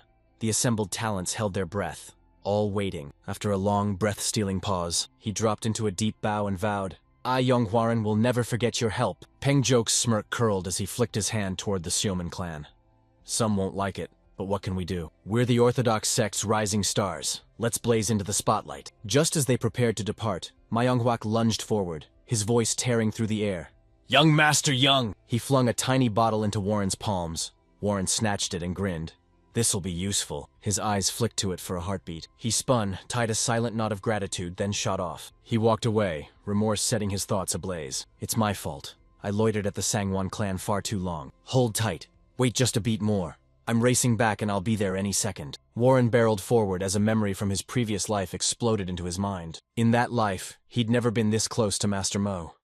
Now the gap between them had vanished. His fragile body shut him out of martial arts, and a deeply warped mind gnawed at him from the inside. He ripped himself away from his clan's martial artists and spent years in isolation until, just as they were about to sell him as a live-in son-in-law, cutting him off from the clan for good, catastrophe tore through his world. The Tianzheng clan was wiped from existence, every last soul gone. His clansmen were butchered, and most of their martial artists were cut down in battle or fled in every direction, vanishing without a trace. Master Mo had held his distance. She led the charge, tracking down and cutting down the Dabi sect's perpetrators. Vengeance exploded from her, relentless, merciless, and she claimed the dread name Dragon Blood Flower. Blood streamed from her eyes as she fought tooth and nail against impossible odds to rebuild the Tianjiang clan. Finally, she toppled as well. Both rising ghost blades were cut down, their promising flames snuffed by the same tragic end. Still running, Warren's thoughts plunged into shadow. He ground his teeth. If the same thing happens again. Peng Jiok seized Horin's gaze and saw it cold, grim, and utterly fixed. They barreled onward, shouting, "Young Master Young, your group will be safe!" They were the Yonghua Inn's unwavering lieutenants, and he pressed him to put his faith in them. Huaren fell mute and barreled forward, giving no answer. Beside him, Sangwan Zhou Young cut in, voice razor-sharp. There was critical intelligence he needed to know. Reality slammed down. The three demonic heavens had masterminded the Inn attack, and Panjiok's voice cracked with raw alarm. The three demonic heavens? Warren's mind detonated with one brutal thought. If this really was the three demonic heavens, the Blood Demon Castle, the Holy Heaven Cult, and the Darkness Valley were all behind it. And last time, their target had been J-Gal Yohei. Now even J-Gal Bayuk stood besieged as demonic martial artists unleashed coordinated merciless assaults on the J-Gal clan. Demonic sects and the J-Gal clan unleashed wave after wave of attacks. The pattern screamed one truth.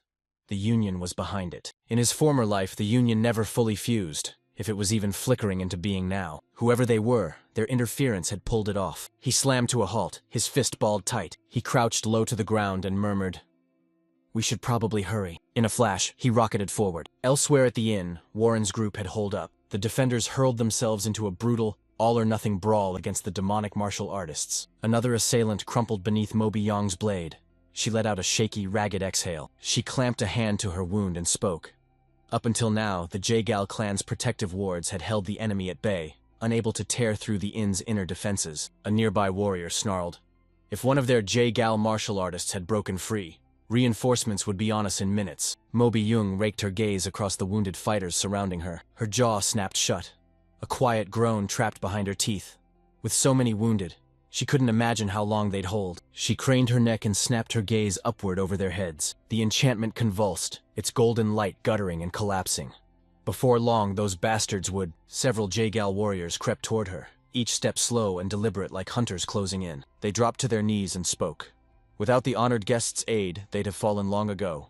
They swore, voice like iron, to repay this debt. The lead warrior hesitated, teeth clenched, and growled, "If they fell, please protect young Master J. Galbiak." A suffocating hush slammed over the group, freezing every breath. Then, from the forest ahead, a sound shattered the silence. A loud rustling shattered the air, and a forward scout barked, "Everyone, assume the sword formation." The noise surged, leaves lashed, branches cracked. Mobyong's eyes slitted, and she braced.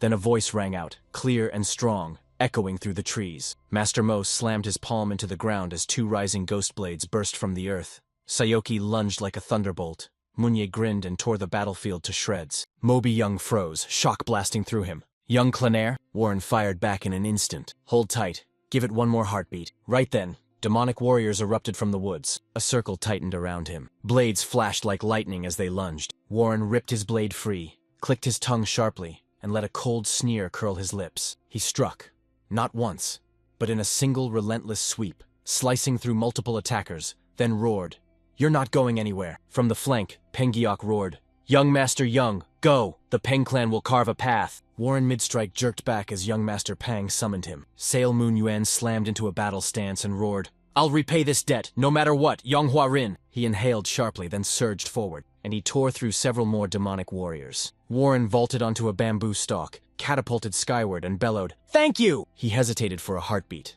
then launched, landing featherlight atop the bent bamboo and drawing a deep, steady breath. He rocketed toward the inn, unleashing the bamboo forest flying dragon stride. He rocketed skyward, tearing through the clouds. A fleeting blur shivered through the shadows. A demonic warrior erupted from the shadows. Warren spun midair and slid out of the strike's path. He whirled his body like a living blade, every arc razor-sharp and deadly, and ripped back with a devastating slash, a roar tearing free as he bellowed, "Don't get in my way!" His eyes zeroed in on the distant end, unblinking and relentless. "I have to crank it into overdrive, right now. It's closing in, right here, right now." He catapulted skyward, the inn's courtyard unfurling beneath him. Mo Byong and the others locked onto him the instant he appeared, their voices exploding together. Young clan heir! On a distant, wind-battered cliff above the battlefield, a towering woman and a weathered old man stood in silent vigil, eyes fixed on the chaos below. The old man murmured, voice like gravel, "They were never meant to be part of our plan." She peered down and fired back a sharp reply. They exploded onto the scene as rising stars from the Peng clan, the Sangwon clan, and the Sail Moon clan. And that last one was almost certainly tied to the faction backing the Jagal clan at the inn. They could be written off. A spider's web drags in anything that wanders into its trap, not just the prey it targeted. The old man's voice snapped, razor-edged and utterly commanding. Excellent. Let the battle begin. Send the Blood Dragon Corps at once. In a heartbeat, more warriors erupted from the shadows behind them. A sudden gust ripped past the instant the old man barely turned his head. His expression snapped alive, eyes blazing and a dare curling his grin as he murmured, "This is going to be an interesting sight." That old man? He was the Blood Demon. Hwoarang skidded up to the inn where his group had gathered, and Youngwook's shout, raw with relief and urgency, ripped through the air. "Young clan heir!" Hwoarang's gaze snapped into a razor slit the instant he froze as his eyes swept over his wounded comrades, words dying in his throat. Mo Byong barreled toward him, panic crackling in her voice as she demanded why he'd come. This place was a death trap. Peril struck without a second's notice. Hwoarang swept her up and drew her into a fierce, all-consuming embrace, and exhaled, relief cracking his voice as he whispered that she was unhurt. His arms snapped around her, tightening like a vice, and crimson flooded Mo Byong's face. She dropped her gaze and, in a breathy whisper, confessed she'd missed him. Youngwook, the young clan heir, still gasped for breath, chest heaving. They barreled over, breathless, declaring it was good to see Hwoarang. Then their face fell. The situation was dire, and they couldn't possibly handle what lay ahead alone. Hwoarang flashed a grin and asked when he'd ever sworn he came alone. Right then, as if his words had summoned them, a contingent of geniuses and battle-hardened warriors burst from the forest and fell into flawless unison. Hwoarang shattered the silence, his words pouring out again. Suddenly his body snapped rigid. A crushing, suffocating weight slammed down on him, pinning him rigid. Thoughts pounded at his skull, his mind racing out of control. This is... His eyes snapped to the distant cliff. They poured out from the heights, radiating an immense, terrifying presence that loomed over everything below. It screamed killing intent. Immense, absolute, colossal. An overwhelming urge to kill. He registered it, his brow nodding. Why from there? He held his stare, jaw locked and teeth gnashing as icy realization slammed into him. This was a trap, meticulously laid. His gaze cut across the line of warriors arrayed at his side. The Jiggle clan burst forward. The Songwon clan slammed back. Even the Peng clan charged into the fray. They were all gathered here. Cold certainty clenched his chest. A drive hunt. It hit him. The Jagal clan had been used as bait, drawing the others into a single trap. The plan wasn't a fight. It was total annihilation. To wipe them all out in a single, devastating blow and snuff out any chance of the Union forming. A grim realization slammed into him. This whole place was one massive grave. With a marble calm mask, he activated the frequency whispering technique, pouring his words into the young geniuses and commanding them to listen closely and betray no emotion. A faint transmission slid into Pangyaok's ear. He muttered, eyes narrowing. The frequency whispering technique. Hwoarang forced a warning through their mind. We're in a trap. Do not look. Lean in. Strain your senses and feel the presence brooding atop that hill. Pangyaok's eyes snapped wide as he felt it. Presence? The geniuses spun their inner energy into silent coils, racing it through their bodies. They shot their senses straight at the source of the crushing aura. The instant they brushed it, they froze solid. Terror carved into every face. Perched high on the cliff, she surveyed their reactions and called down, her voice cool and amused. Looks like they've spotted us. A warrior at her back surged forward and barked, Guardian Joe, perfect timing. We can wipe them all out at once, right now. Guardian Joe's voice cut through the hush as he delivered one steady word. Yes. A wide, predatory grin split her face as she purred. That would be no fun. She flung her arms wide, glee bursting from her voice. I'm itching to see their first move. Prancing like jesters atop their own graves, silence slammed into the warrior, cutting off his words for a single heartbeat. Then he leaned closer, voice like steel, and demanded they strike while the enemy was clustered. Even a single hesitation could unleash the unexpected. Guardian Joe's voice snapped, hardening like steel. She snapped him silent with a sharp, condescending retort. The Blood Dragon Corps leader said, It's been a while since we walked the Jianghu. We should be reveling in this, not quaking like cowards at the sight of a few kids. The title Blood Dragon Corps leader doesn't suit you right now. The Blood Dragon Corps leader ground his teeth inwardly, seething. Bullshit! She just toys with weaklings, disgusting woman. Unfazed, Guardian Joe pressed on, voice cool as steel. Don't worry, the blood demon himself pinned this mission on us. I'll make sure it's done. Her gaze snapped to Warren's group below, eyes narrowing into cold slits as she vowed, I'll do it in my own way. Dark anticipation burned in her as she thought to herself, try. Struggle all you want. The harder you fight, the greater my pleasure becomes. Back at the inn, Warren's voice exploded as he ordered everyone to listen and snap into formation. A Jagal warrior barked, Don't worry, our clan's formations are unmatched. Warren shook his head, a slow, rueful concession. He admitted the Jiggle clan's mastery. He warned the enemy had probably dissected their signature tactics and was lying in wait for their moves. Wounded and blood-smeared, the Jagal warrior gave a hard, grim nod.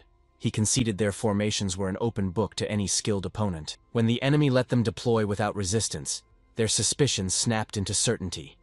The whole scenario was a setup, built to herd every faction into the same trap. Horan confirmed it, then barked out precise orders. He barked orders.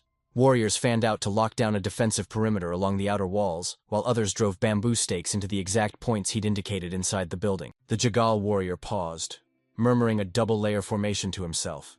But doubt crept into his voice. Facing the three demonic heavens, even layered defenses would struggle to hold. I asked what formation Horan intended, and he snapped back without a beat. A poison one. He anchored the bamboo garden's soul-shattering formation in his mind. A brutal offshoot of his clan's ancestral art, honed for generations and hailed as the ultimate defense against foes far stronger. Its legendary resilience had, in fact, he'd single-handedly resurrected the Sky Ocean Escort Agency once. He knew he couldn't repel the whole enemy force, but he carved out a razor-thin, temporary chance to survive. Pangaea cut in, a blunt, practical question slicing the silence. Young clan heir, where are we getting poison? He jabbed a finger, locking it squarely on the Sealman siblings. Pangaea's mind reeled. The Sealman clan actually harbored the poison for the formation? Sealman Young flailed his arms, voice erupting in fierce protest. What are you saying? Us? The Sealman clan? Carrying poison? We're not the Tang clan. Warren kept his face calm, but his voice turned to ice as he fixed Mr. Seomoon with a stare and demanded low and final. Hand over the poison now, or we all die here. A hard vow ignited in his chest. I won't do that. I'll wield my past and your secrets like weapons to survive. All the other young heirs snapped their eyes to Seomoon, their gazes heavy with expectation. He shrank under that pressure, sputtering, You, what? Before choking off and going still. The Sangwon clan's ping pinned him beneath a silent, searing glare that crushed the air. After a tense heartbeat, he snatched a small pouch from his robes and shouted in exasperation, Damn it! All right, it's poison! I only had it for research. He flung the pouch through the air. Warren snagged it mid-flight, a faint smile tugging at his lips as he vowed, Everyone will remember your contribution here. His face snapped into a razor edge as he barked the final command. Then snap into formation. As the warriors exploded into motion, they raced to obey his command. Guardian Joe hunched on the cliff's edge, still watching every movement below. Arms crossed, she watched their every move. Silence cutting through the air like a blade. She uncrossed her arms and her voice trilling with theatrical delight proclaimed, All right, let's get going. The Blood Dragon Corps leader ripped his blade free, his voice booming like thunder, every syllable a promise of death. Annihilate every last one, ignite the Blood Dragon Corps, attack. That night, the Sangwon clan crackled with restless tension. Yohai hung the damp cloth to dry, watching the breeze strip away every last drop. She plunged in and tended the wounded Jagal warrior. She locked eyes with her reflection in the bull's water, and thought bitterly that if her martial arts had been just a bit stronger, she could have helped. After she pressed her palm to the water's shimmering surface, she slapped herself with it, barked, Get a grip, and growled that she only needed to do what she could. A warrior barreled through the entrance and charged straight at her. He barreled up to her and barked, Vice Leader! Still gasping, he panted that they'd just received an urgent letter from the clan and insisted she read it at once.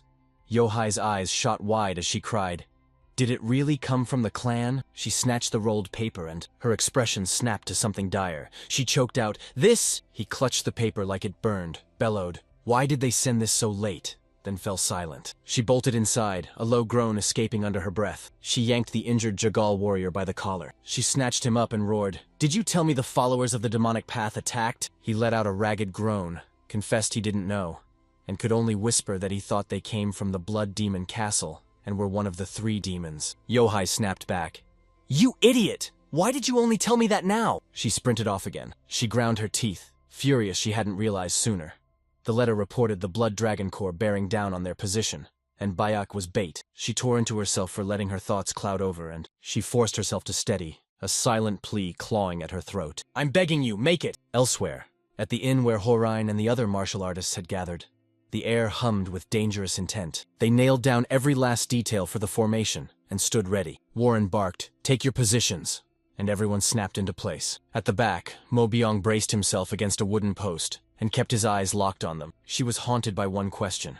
What had happened at the Sangwon clan to push so many skilled martial artists to throw their trust behind Warren without hesitation? She rushed up to him and asked for a task for herself and her team. Warren locked eyes with her and froze, a single heartbeat stretching into forever. He spun away and snapped at her to catch anyone about to collapse, then hurled the same order to Brother Young. Silence slammed down, freezing time for a single heartbeat. The area swelled until a sudden gust ripped through, forcing Warren to bellow. "They're bearing down on us! Gear up, everyone!" The Blood Dragon Corps barreled toward them, a living spear of crimson fury. Warren spun to Pangeok and snapped, "Do you remember what I told you earlier?" Pengdiak dropped his gaze, Warren's earlier explanation flashing back into his mind. They locked each clan into its prescribed formation. They weaponized the terrain. A living wall of trees hemmed it in, leaving only one entrance. They'd be forced to charge straight through that point. The Peng and Sangwon clans would surge forward to seize the flanks. The Tianjiang and Salmon clans anchored the center, while the Jagal clan held the rear.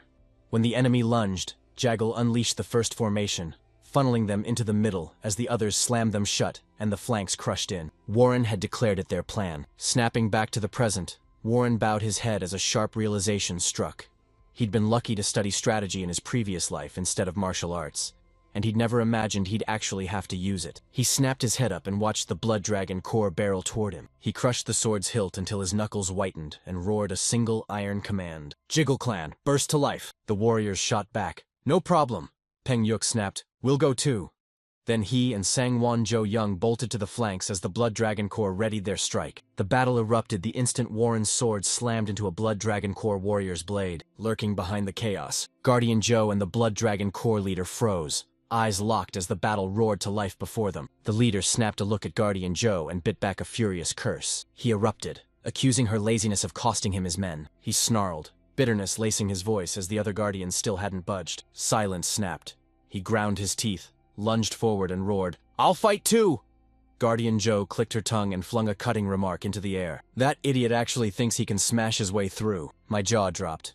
This total buffoon is actually running the whole show. She shot a sly grin and teased, "Well, so that's why they singled him out as the sacrifice." Amid the fighting, Warren spun toward his side and bellowed, "Master Mo, we need help!" Mo Byung and Jung Si Aok lunged into the fray without hesitation. The battle thundered on, relentless. Who hang back, eyes glued to the combat raging nearby. He told himself they just had to heave a little harder, sink just a little deeper. He spotted the Blood Dragon Corps' leader hurtling straight at him. "Right now, this instant!" Peng Diak and Sangwon Jo Young burst into view behind the enemy leader, and strucks explode into being all at once. The leader whipped around, teeth bared, and snarled, "You damned insects!" He barely had time to react. His eyes snapped wide as Warren burst into view, sword already swinging. The leader lurched back, fighting to stay upright. Warren's strike screamed toward its mark. Then a sword sheath slammed into it, snatching the blow at the last heartbeat. Warren ground his teeth, frustration flaring at the interruption. Guardian Joe launched herself, jamming her sheath into the strike and stopping the attack cold. She raised her hand, her voice cutting like ice,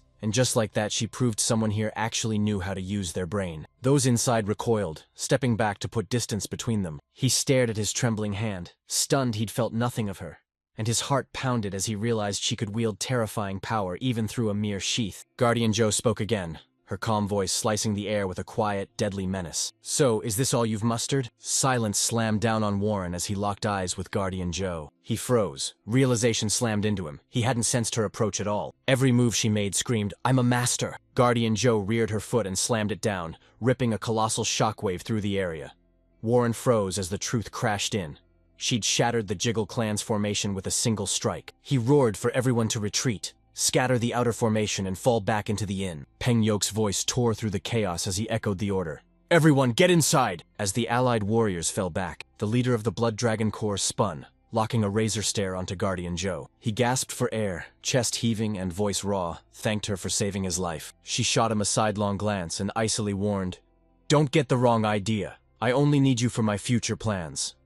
And the leader gaped, confusion twisting his face as he stammered, "What?" Blood Demon warriors surged from every direction, closing a merciless noose around them. Hemmed in from every side, Guardian Joe thundered at the leader, his voice slicing through the chaos. A harsh voice barked, "What are you waiting for? Rally your men and charge into the inn." Right outside the inn, Peng Yok whirled to Warren and barked, "Who are those people?" Before Warren could answer, Siamoon Yuan slammed his heel into the ground, fury exploding from him as he bellowed over and over that they were doomed to die like mangy strays. He barreled toward Warren, fury carved into every line of his face. They laid the entire mess at his feet, shouting he'd risked everything to rescue a band of fools. He lunged, his hand shooting out to snatch Warren. Mo Byong yanked his wrist, pinning it as her glare drilled into him. Sail Moon Yuan snapped back, voice like a drawn blade, daring her to lay a hand on him before the confrontation could erupt into full-blown chaos. Warren barked, every word edged with steel. He bellowed for everyone to stop. He barked, "Do any of you really want to die there?" He swore he wouldn't let this place be his grave. A mountain of unfinished tasks still crushed him. His voice turned to steel. He bellowed, "Get a grip!" A frantic warning tore through the night.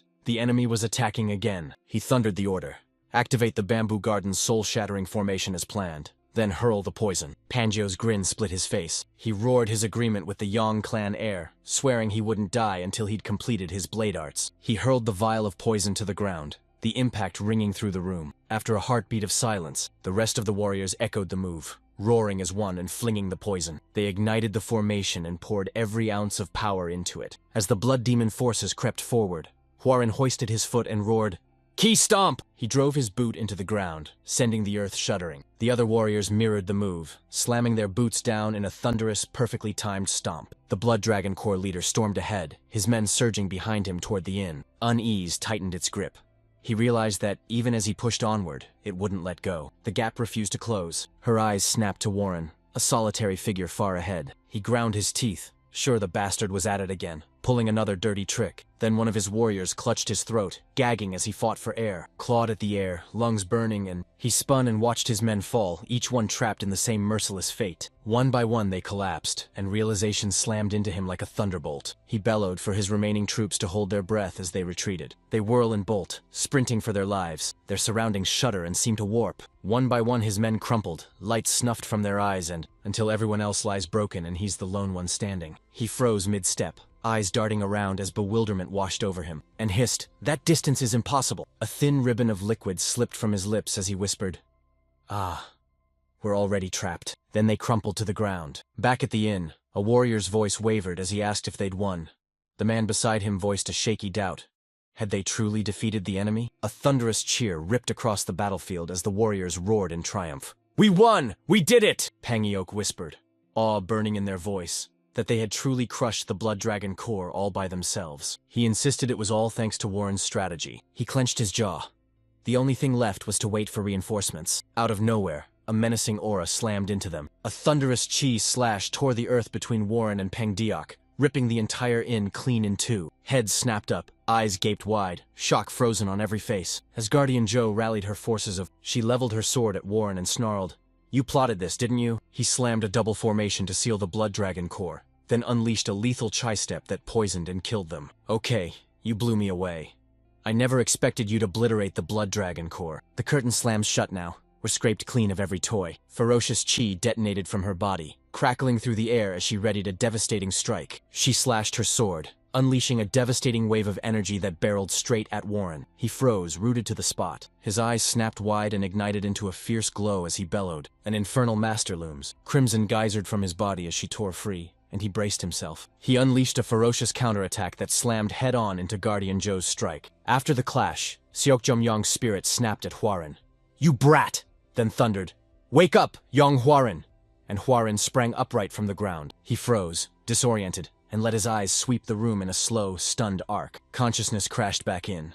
He realized he'd blacked out the moment he blocked the sword chi. Seokjom-young's voice thundered through him again. "Never forget, I live inside you. If you die, I'll vanish for good." Warren's head snapped toward the chaos ahead. There, Guardian Joe sliced through the martial artists, every blow precise and deadly. His eyes snapped wide with alarm, and he froze. He clawed himself to his feet, teeth clenched, and rasped a desperate plea. The demonic master thrust a roaring surge of chi into his grasp. Seokjom-young bellowed at him, "You fool! Force any more chi and your body will explode!" Hwarin gripped his sword with white-knuckled fury and shot back instantly.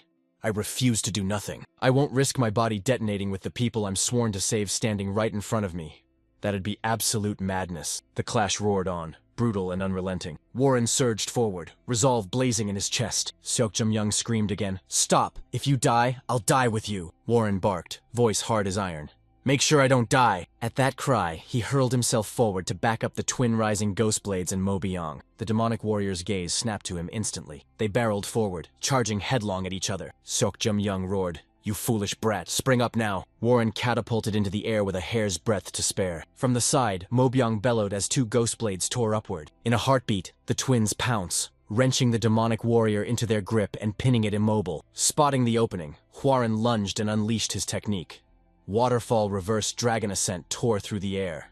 The strike landed dead on, felling the demonic warrior. Nearby, Guardian Joe, still locked in combat, caught sight of her comrade crumpling to the ground. She froze, blood running cold. How did he stand against Guardian Mung? His skills weren't even in the same league. Her eyes narrowed into razor slits. Cold resolve braided through her voice as she spat. "No matter.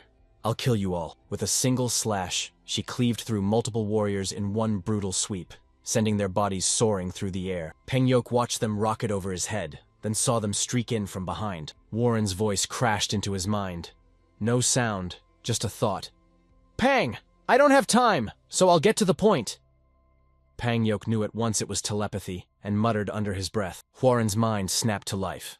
The 5-tiger severing blade was nearly complete, but it still lacked one crucial element, the blending of water and oil. The true key. Pangyo crushed his grip on the sword as realization ripped through him. Water and oil. And I knew then I only had to control the speed of the chi. Moments later, a blistering surge of chi detonated around him. His eyes narrowed as the energy inside him, once stuttering and disjointed, surged into a furious, lightning-fast torrent, swept into a roaring current. And he stood there, awestruck by such a simple, impossible detail. Before he could finish the thought, Guardian Joe exploded forward, sneering, his eyes flicking away mid-strike as he snarled, "Do you wish to die?" right as her blade plunged. Warren blinked out from behind, gone in a heartbeat. He slammed his technique, Heavenly Lightning Dragon Ascent, into the incoming strike, stopping it dead, then shouted, "Pang! Fall back and learn to wield that new insight. I'll keep her pinned." Guardian Joe spun on him, her stare a blade of ice.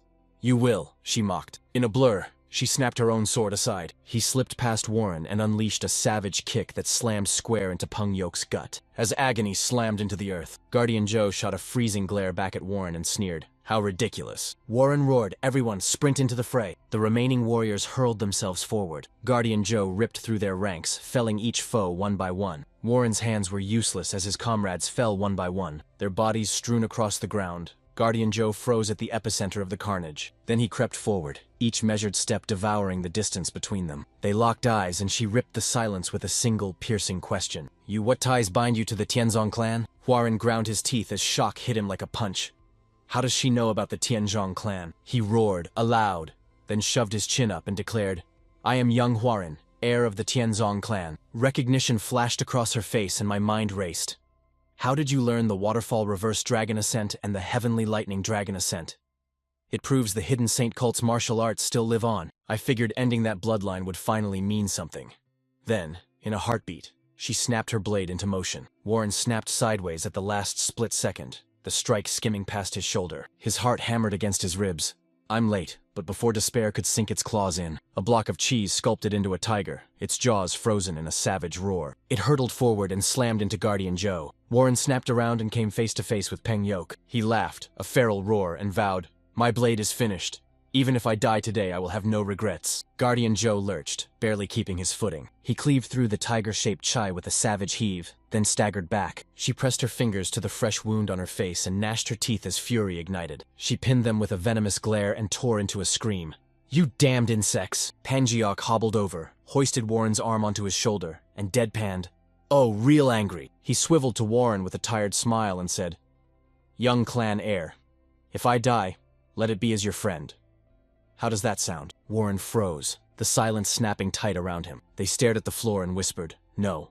Hang blinked in shock. "What? Why?" Warren snapped his head up, eyes locking onto a far-off point on the horizon, and a wicked smirk curled at the corner of his mouth, because, not today, it's far too early for us to die. Right then, reinforcements burst onto the scene. Sangwon Byakin, Yohai, and others encircled Guardian Joe. boxing him in. Mo Biyong sagged against the wall, rasping, "Are the reinforcements here?" Jung Wook, slumped and wounded at her side, exhaled in relief.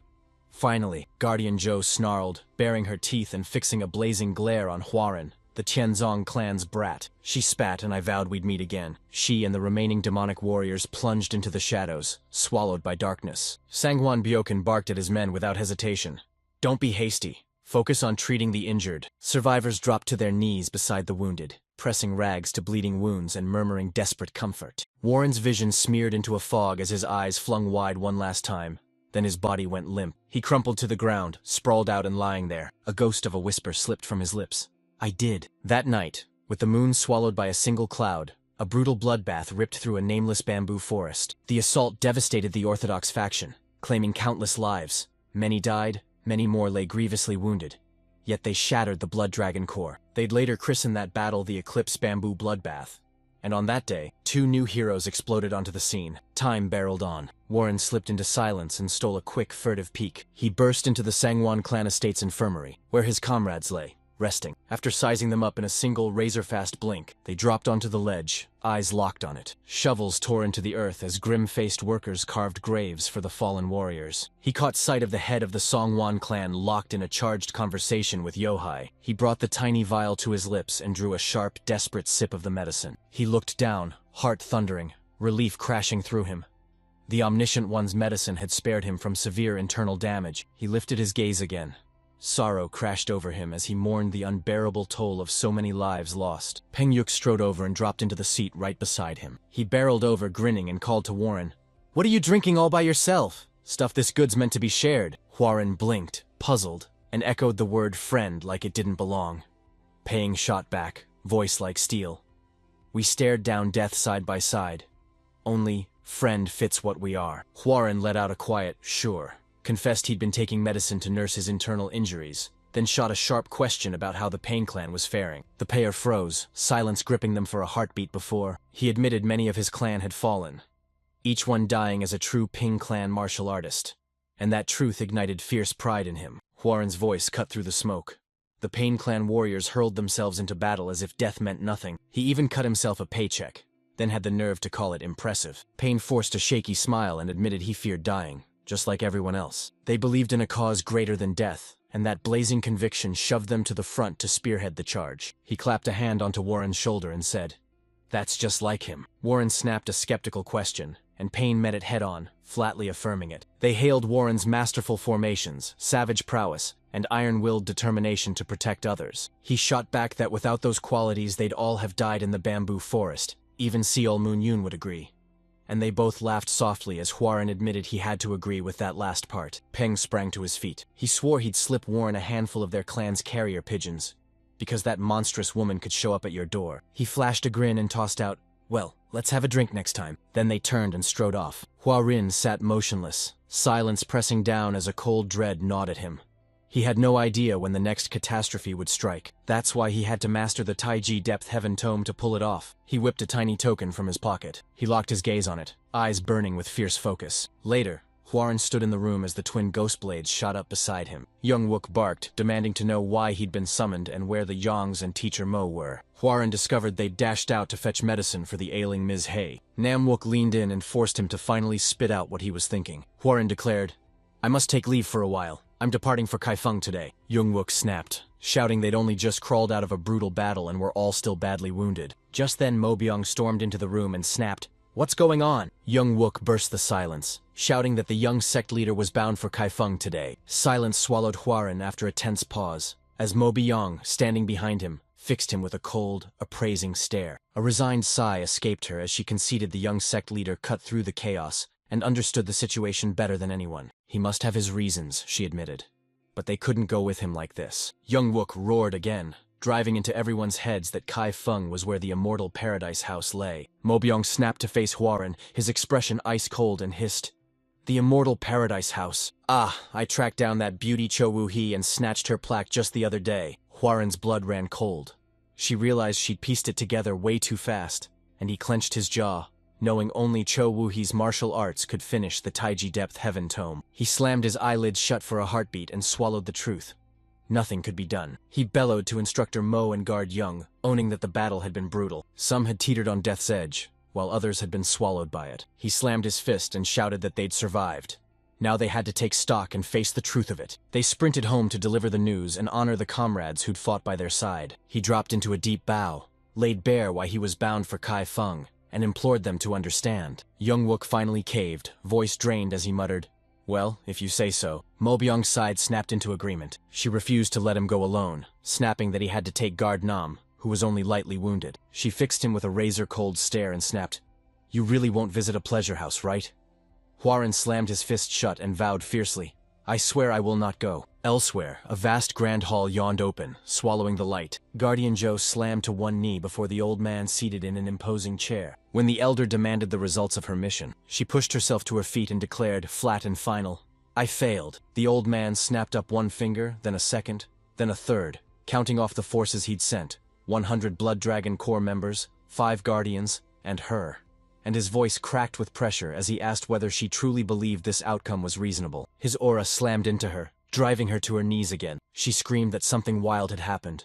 Another fighter, someone beyond the young martial artists they'd expected, had crashed in, and this one man ripped through the clash and turned the whole battle on its head. When the old man roared, demanding to know who it was, Guardian Zhou gritted her teeth and barked an answer. Young Hwaran, scion of the Tianzhang clan." In a heartbeat, Hwaran and Namwook stood before the soaring gates of the immortal paradise house. Namwook snapped his head back toward Horain, froze for a heartbeat, then shouted in alarm, "Young sect leader, could this really be the immortal paradise house?" Nearby, Myungwook raked a hand through his hair and hissed under his breath, wondering why they'd dragged him along. Namwook snapped again, jabbing at Hwaran as he reminded him of the promise to Moby Young and demanded, "Did you really come here just to see Cho Woo-hee?" Warren fell silent, the seconds stretching between him and his next word. Namwook snarled, bitterness lacing his words.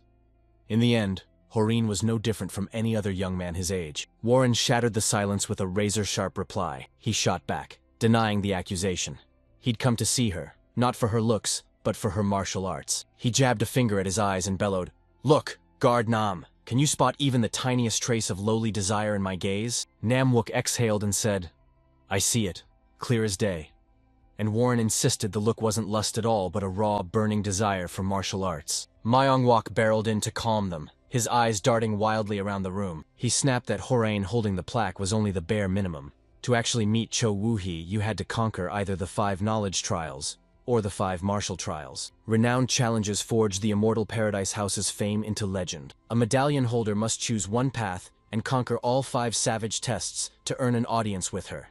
The martial trials hammered power, the knowledge trials probed wisdom, and both were brutal, forged to push aspirants through diverse, punishing challenges. He smirked, saying countless challengers had thrown themselves at Cho Woo-hee's trials, yet he'd never heard of a single soul who'd actually managed to meet her. Namwook snapped, "So no one has ever passed?" Warren's memory burned with the sting of failing the 4th knowledge trial in his last life.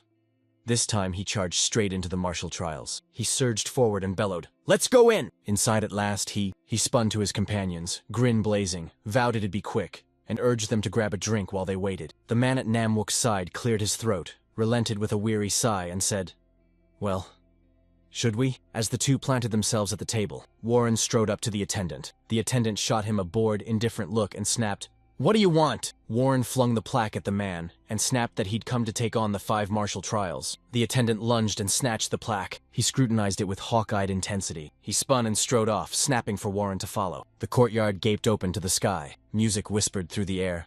Warren spun toward it and saw a woman seated in the center of an open pagoda, her face hidden beneath a crimson veil as her fingers coaxed a song from a Guccian. He recognized her the instant she appeared, and his mind flashed with a single private thought. So that woman, she's Cho Woo-hee. They reached the pagoda. The attendant dropped to one knee and cried out that someone had presented a valid plaque. Cho Woo-hee's fingers froze mid-song. She shoved the instrument aside and declared he was the first challenger in 10 days. The attendant held the plaque out, and her hand shot up, and the plaque glided through the air, sliding into her waiting palm. Warren's eyes bulged. Telekinesis exploded to life. She inspected every mark, pronounced it genuine, then turned to Warren and spoke to him straight. He sized him up, saw the martial artist in him, and asked if he planned to enter the martial trials. He declared, "I did." She proclaimed the first trial a duel with Guard Bume at her side.